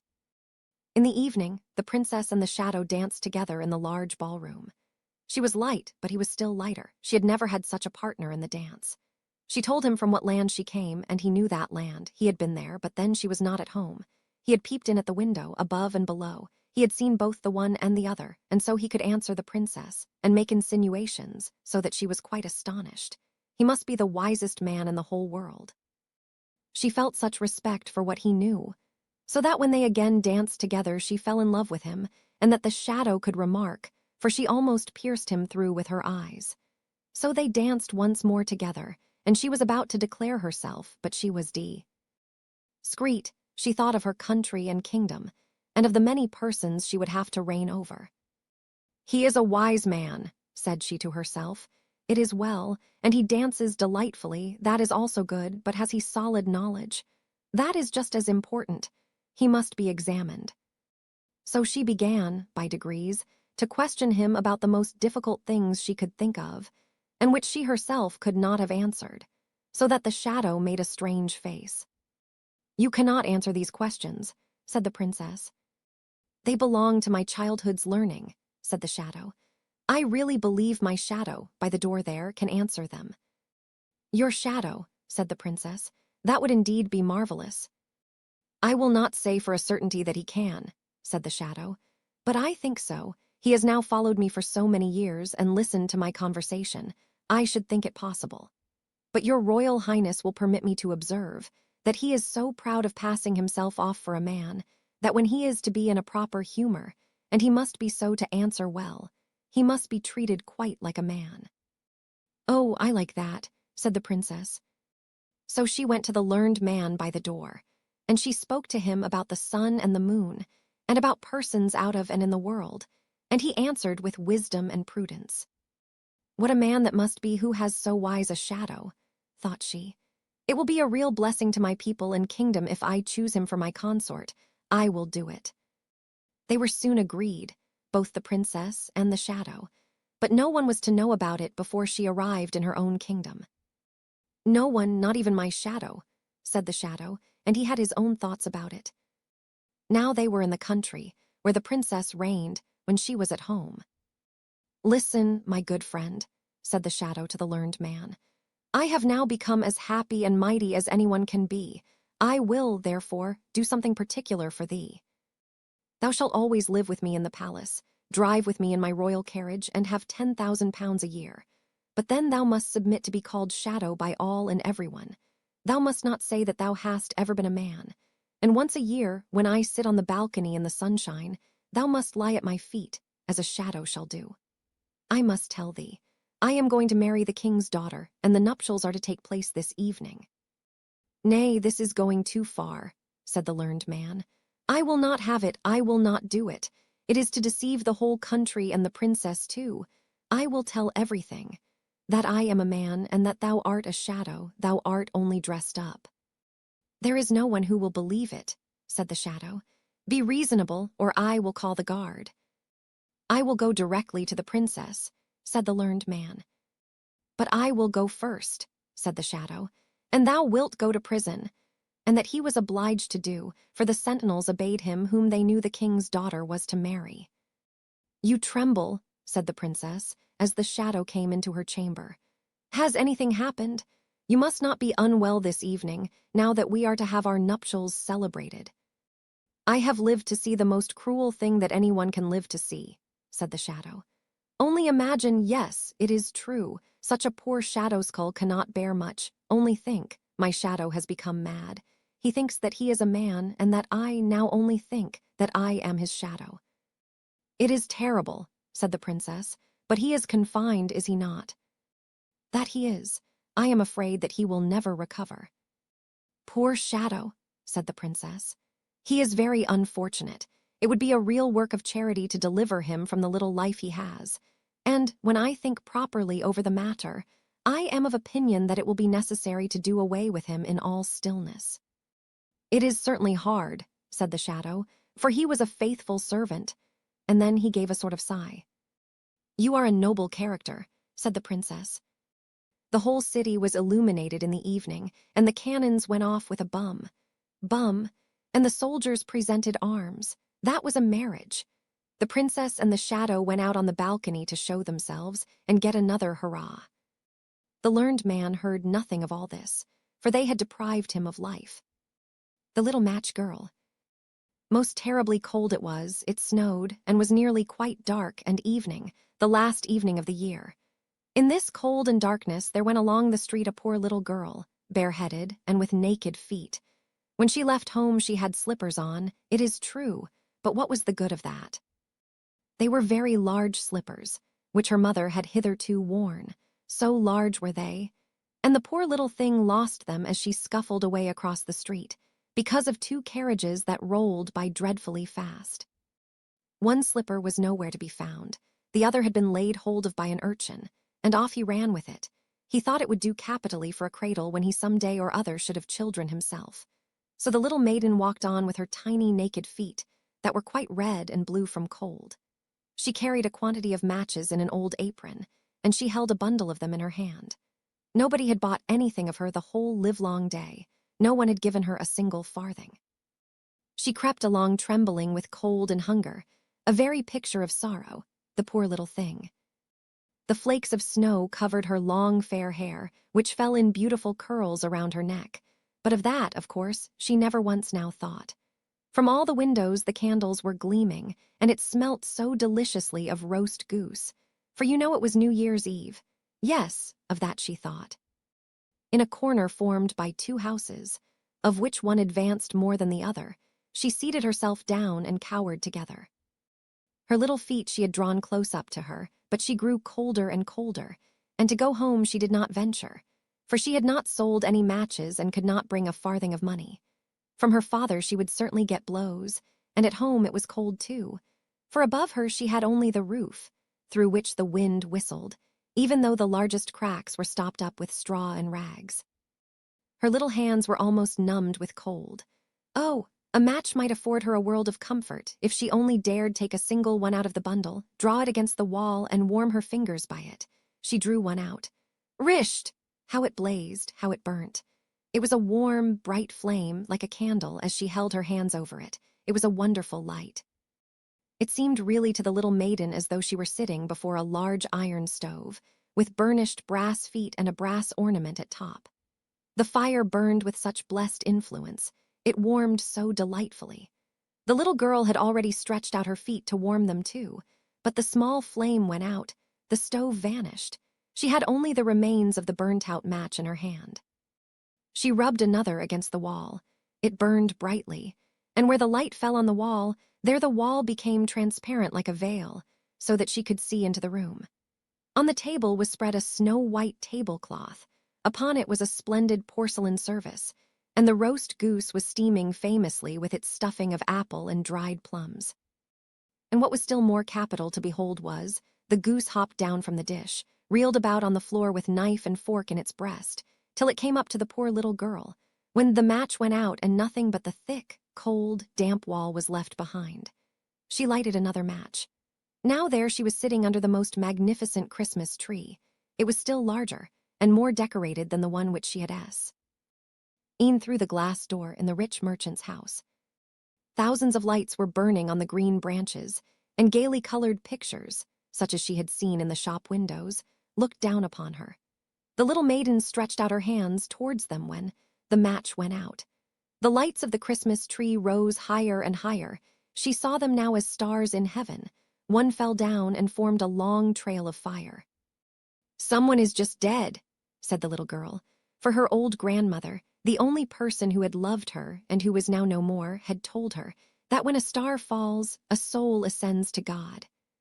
She drew another match against the wall. It was again light, and in the luster there stood the old grandmother, so bright and radiant, so mild, and with such an expression of love. "Grandmother," cried the little one, "oh, take me with you. You go away when the match burns out. You vanish like the warm stove, like the delicious roast goose, and like the magnificent Christmas tree." And she rubbed the whole bundle of matches quickly against the wall, for she wanted to be quite sure of keeping her grandmother near her. And the matches gave such a brilliant light that it was brighter than at noonday. Never formerly had the grandmother been so beautiful and so tall. She took the little maiden on her arm, and both flew in brightness and in joy so high, so very high. And then above was neither cold, nor hunger, nor anxiety. They were with God. But in the corner, at the cold hour of dawn, sat the poor girl, with rosy cheeks and with a smiling mouth, leaning against the wall, frozen to death on the last evening of the old year. Stiff and stark sat the child there with her matches, of which one bundle had been burnt. She wanted to warm herself, people said. No one had the slightest suspicion of what beautiful things she had seen. No one even dreamed of the splendor in which, With her grandmother, she had entered on the joys of a new year. The dream of little Tuck. Ah, yes, that was little Tuck.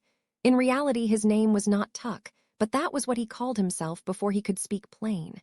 He meant it for Charles, and it is all well enough if one does but know it. He had now to take care of his little sister Augusta, who was much younger than himself, and he was, besides, to learn his lesson at the same time. But these two things would not do together at all.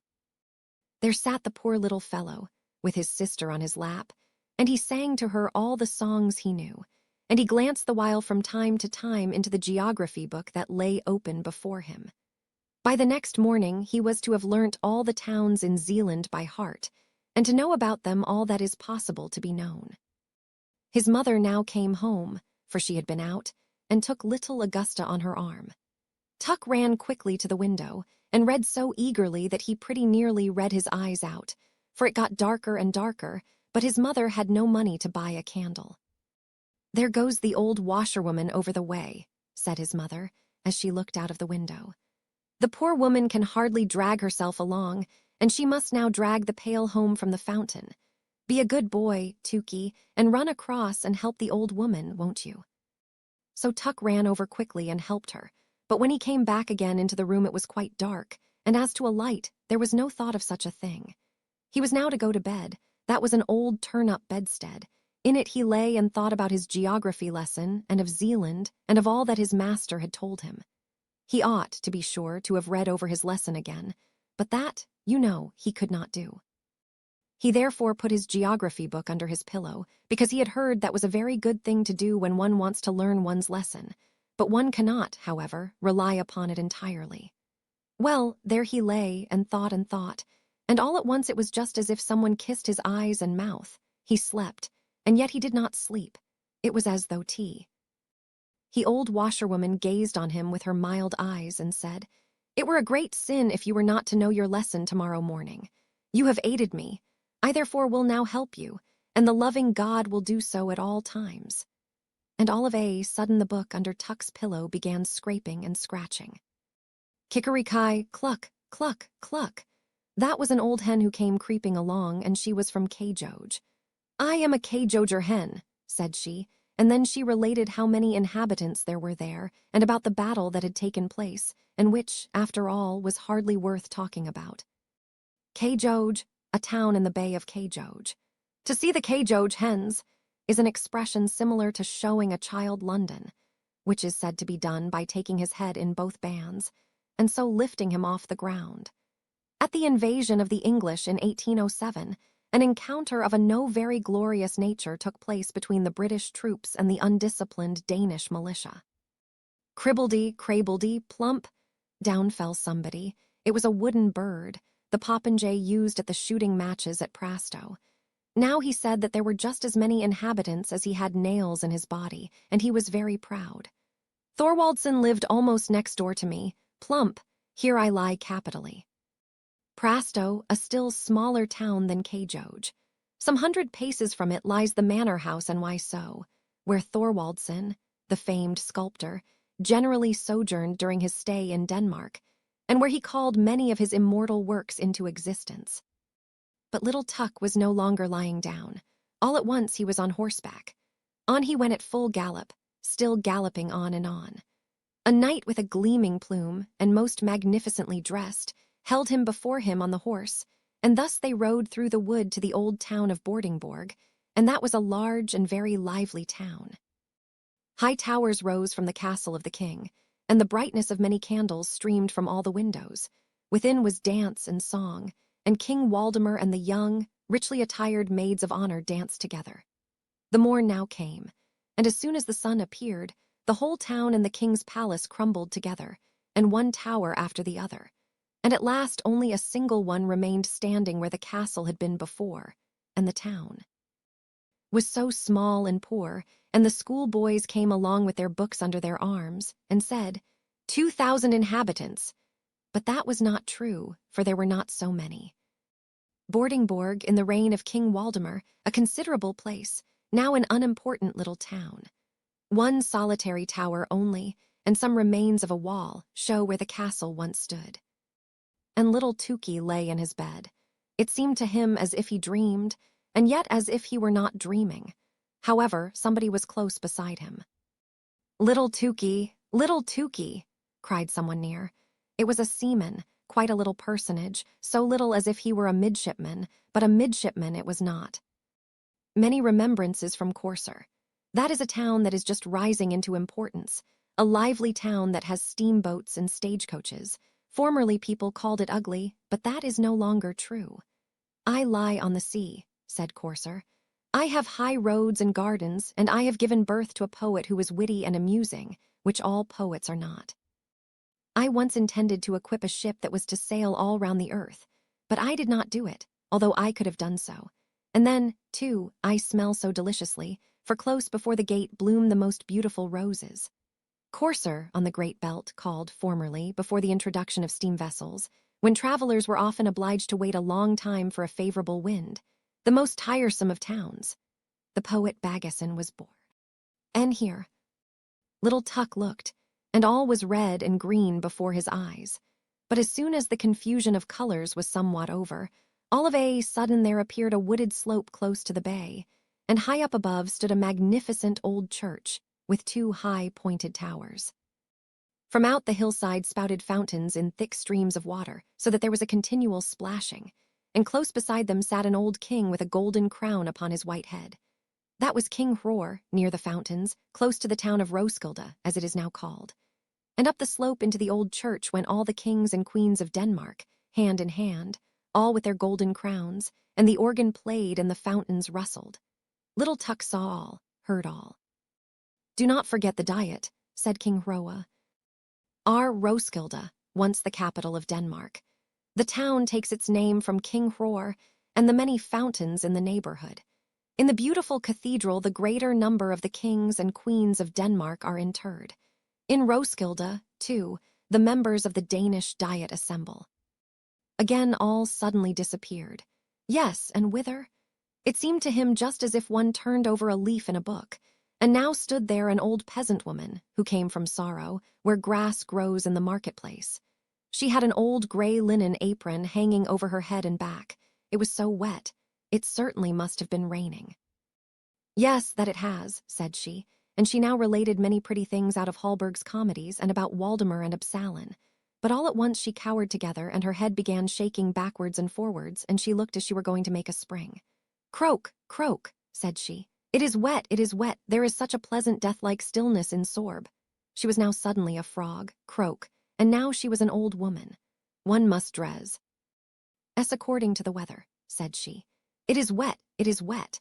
My town is just like a bottle, and one gets in by the neck, and by the neck one must get out again. In former times I had the finest fish, and now I have fresh rosy-cheeked boys at the bottom of the bottle, who learn wisdom, Hebrew, Greek croak. Sorb, a very quiet little town, beautifully situated, surrounded by woods and lakes. Hallberg, Denmark's Molière, founded here an academy for the sons of the nobles. The poets Hoch and Ingemin were appointed professors here. The latter lives there still.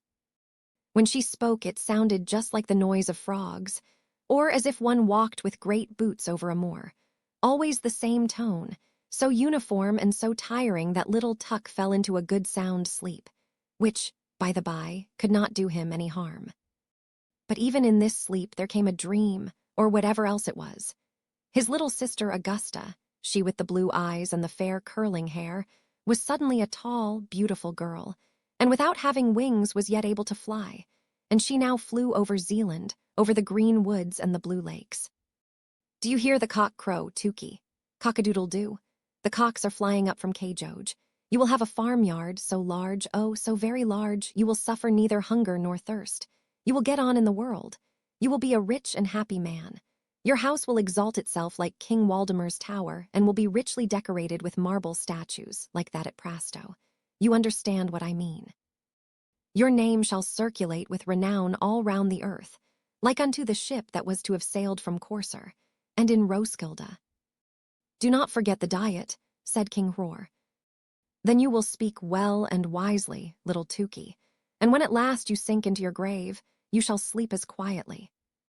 "As if I lay in sorrow," said Tuck, awaking.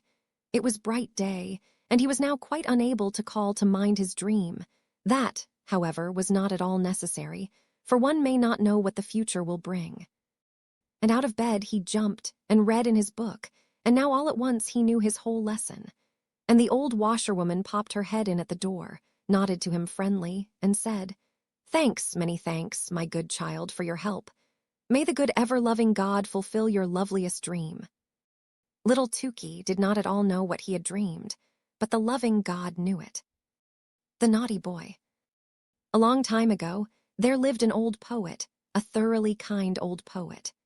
As he was sitting one evening in his room, a dreadful storm arose without, and the rain streamed down from heaven. But the old poet sat warm and comfortable in his chimney corner, where the fire blazed and the roasting apple hissed. "Those who have not a roof over their heads will be wetted to the skin," said the good old poet. "Oh, let me in, let me in! I am cold and I'm so wet," exclaimed suddenly a child that stood crying at the door and knocking for admittance, while the rain poured down, and the wind made all the windows rattle. "Poor thing," said the old poet, as he went to open the door. There stood a little boy, quite naked, and the water ran down from his long golden hair. He trembled with cold, and had he not come into a warm room he would most certainly have perished in the frightful tempest. "Poor child," said the old poet, as he took the boy by the hand. Come in, and I will soon restore thee. Thou shalt have wine and roasted apples, for thou art verily a charming child." And the boy was so really. His eyes were like two bright stars, and although the water trickled down his hair, it waved in beautiful curls. He looked exactly like a little angel, but he was so pale, and his whole body trembled with cold. He had a nice little bow in his hand, but it was quite spoiled by the rain, and the tints of his many-colored arrows ran one into the other. The old poet seated himself beside his hearth, and took the little fellow on his lap. He squeezed the water out of his dripping hair, warmed his hands between his own, and boiled for him some sweet wine. Then the boy recovered. His cheeks again grew rosy. He jumped down from the lap where he was sitting, and danced round the kind old poet. "You are a merry fellow," said the old man. "What's your name?" "My name is Cupid," answered the boy. "Don't you know me? There lies my bow, it shoots well, I can assure you. Look, the weather is now clearing up, and the moon is shining clear again through the window." "Why, your bow is quite spoiled," said the old poet. "That were sad indeed," said the boy, and he took the bow in his hand and examined it on every side. "Oh, it is dry again and is not hurt at all, the string is quite tight. I will try it directly." And he bent his bow, took aim, and shot an arrow at the old poet right into his heart. "You see now that my bow was not spoiled," said he laughing, and away he ran. The naughty boy, to shoot the old poet in that way.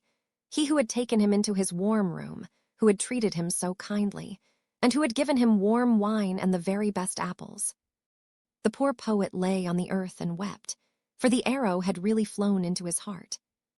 "Fie," said he, "how naughty a boy Cupid is.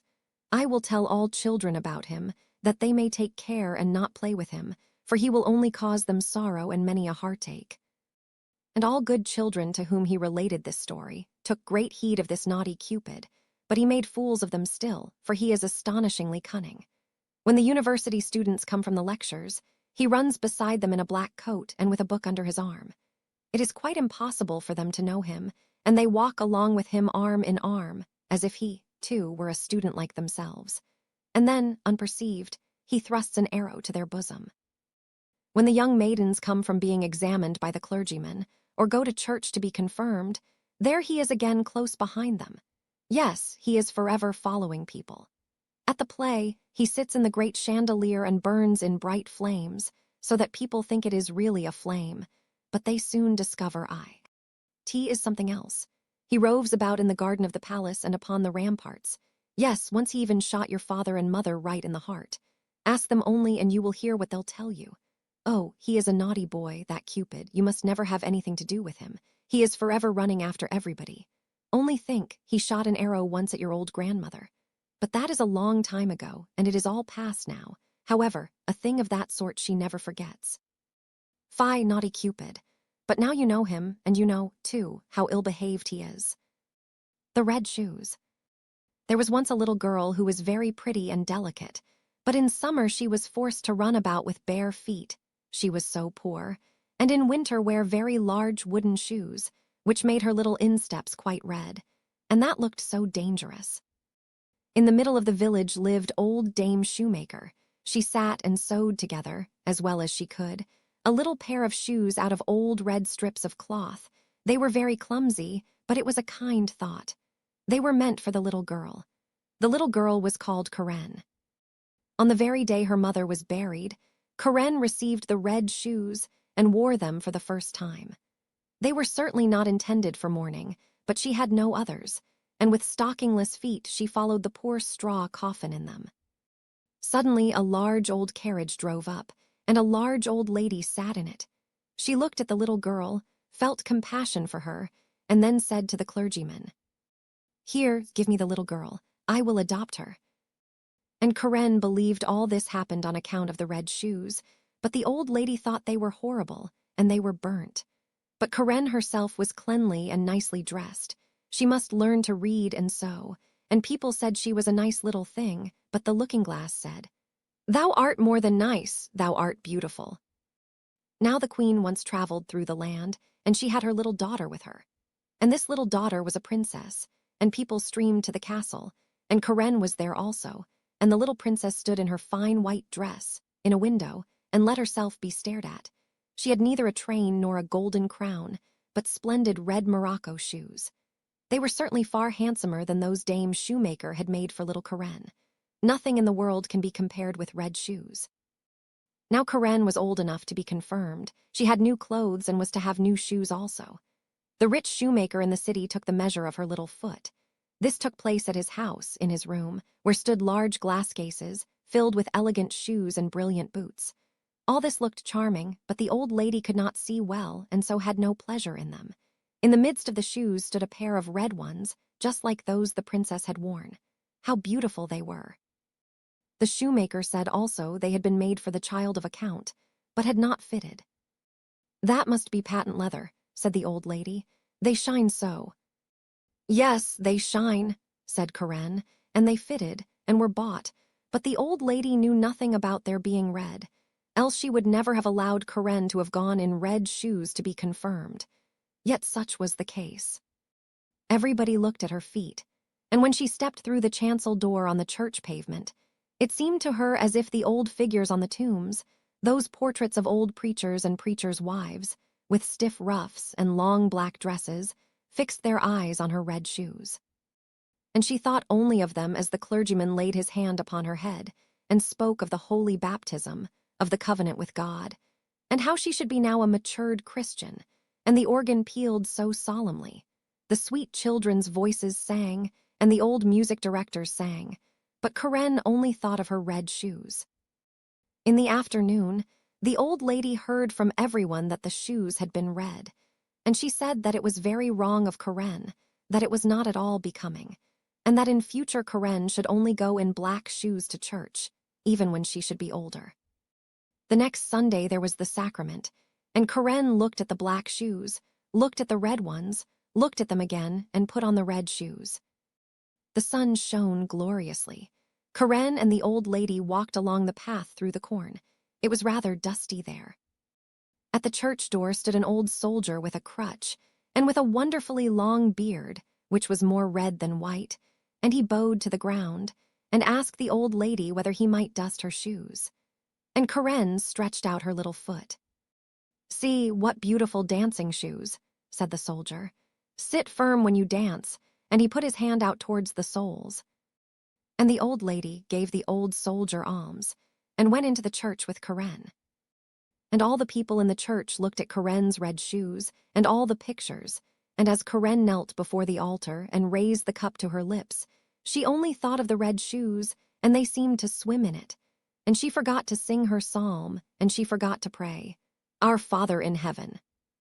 Now all the people went out of church, and the old lady got into her carriage. Karen raised her foot to get in after her, when the old soldier said, "Look, what beautiful dancing shoes."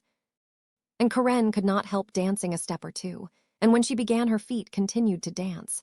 It was just as though the shoes had power over them. She danced round the church corner. She could not leave off. The coachman was obliged to run after and catch hold of her, and he lifted her in the carriage, but her feet continued to dance so that she trod on the old lady dreadfully. At length she took the shoes off, and then her legs had peace. The shoes were placed in a closet at home, but Karen could not avoid looking at them. Now the old lady was sick, and it was said she could not recover. She must be nursed and waited upon, and there was no one whose duty it was so much as Karen's. But there was a great ball in the city, to which Karen was invited. She looked at the old lady, who could not recover. She looked at the red shoes, and she thought there could be no sin in it. She put on the red shoes. She might do that also, she thought. But then she went to the ball and began to dance. When she wanted to dance to the right, the shoes would dance to the left, and when she wanted to dance up the room, the shoes danced back again, down the steps, into the street, and out of the city gate. She danced, and was forced to dance straight out into the gloomy wood. Then it was suddenly light up among the trees, and she fancied it must be the moon, for there was a face, but it was the old soldier with the red beard. He sat there, nodded his head, and said, "Look, what beautiful dancing shoes." Then she was terrified and wanted to fling off the red shoes, but they clung fast, and she pulled down her stockings, but the shoes seemed to have grown to her feet. And she danced, and must dance, over fields and meadows, in rain and sunshine, by night and day. But at night it was the most fearful. She danced over the churchyard, but the dead did not dance. They had something better to do than to dance. She wished to seat herself on a poor man's grave, where the bitter tansy grew. But for her there was neither peace nor rest. And when she danced towards the open church door, she saw an angel standing there. He wore long, white garments. He had wings which reached from his shoulders to the earth. His countenance was severe and grave, and in his hand he held a sword, broad and glittering. "Dance shalt thou," said he. "Dance in thy red shoes till thou art pale and cold, till thy skin shrivels up and thou art a skeleton. Dance shalt thou from door to door, and where proud, vain children dwell, thou shalt knock, that they may hear thee and tremble. Dance shalt thou."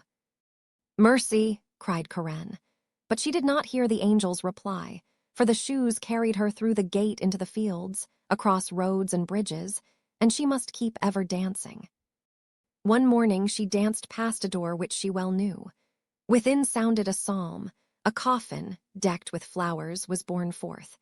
Then she knew that the old lady was dead, and felt that she was abandoned by all, and condemned by the angel of God. She danced, and she was forced to dance through the gloomy night. The shoes carried her over stack and stone. She was torn till she bled. She danced over the heath till she came to a little house. Here, she knew, dwelt the executioner, and she tapped with her fingers at the window and said, "Come out, come out! I cannot come in, for I am forced to dance." And the executioner said, "Thou dost not know who I am, I fancy. I strike bad people's heads off, and I hear that my axe rings." "Don't strike my head off," said Karen. "Then I can't repent of my sins, but strike off my feet in the red shoes." And then she confessed her entire sin, and the executioner struck off her feet with the red shoes. But the shoes danced away with the little feet across the field into the deep wood. And he carved out little wooden feet for her, and crutches, taught her the psalm criminals always sing, and she kissed the hand which had wielded the axe and went over the heath. "Now I have suffered enough for the red shoes," said she. "Now I will go into the church that people may see me." And she hastened towards the church door, but when she was near it, the red shoes danced before her, and she was terrified and turned round. The whole week she was unhappy and wept many bitter tears, but when Sunday returned, she said, "Well, now I have suffered and struggled enough. I really believe I am as good as many a one who sits in the church and holds her head so high." And away she went boldly. But she had not got farther than the churchyard gate before she saw the red shoes dancing before her, and she was frightened and turned back and repented of her sin from her heart. And she went to the parsonage and begged that they would take her into service. She would be very industrious, she said, and would do everything she could. She did not care about the wages, only she wished to have a home and be with good people. And the clergyman's wife was sorry for her and took her into service, and she was industrious and thoughtful. She sat still and listened when the clergyman read the Bible in the evenings. All the children thought a great deal of her, but when they spoke of dress and grandeur and beauty, she shook her head. The following Sunday, when the family was going to church, They asked her whether she would not go with them, but she glanced sorrowfully, with tears in her eyes, at her crutches. The family went to hear the word of God, but she went alone into her little chamber. There was only room for a bed and chair to stand in it, and here she sat down with her prayer book, and whilst she read with a pious mind, the wind bore the strains of the organ towards her, and she raised her tearful countenance and said, "O God, help me."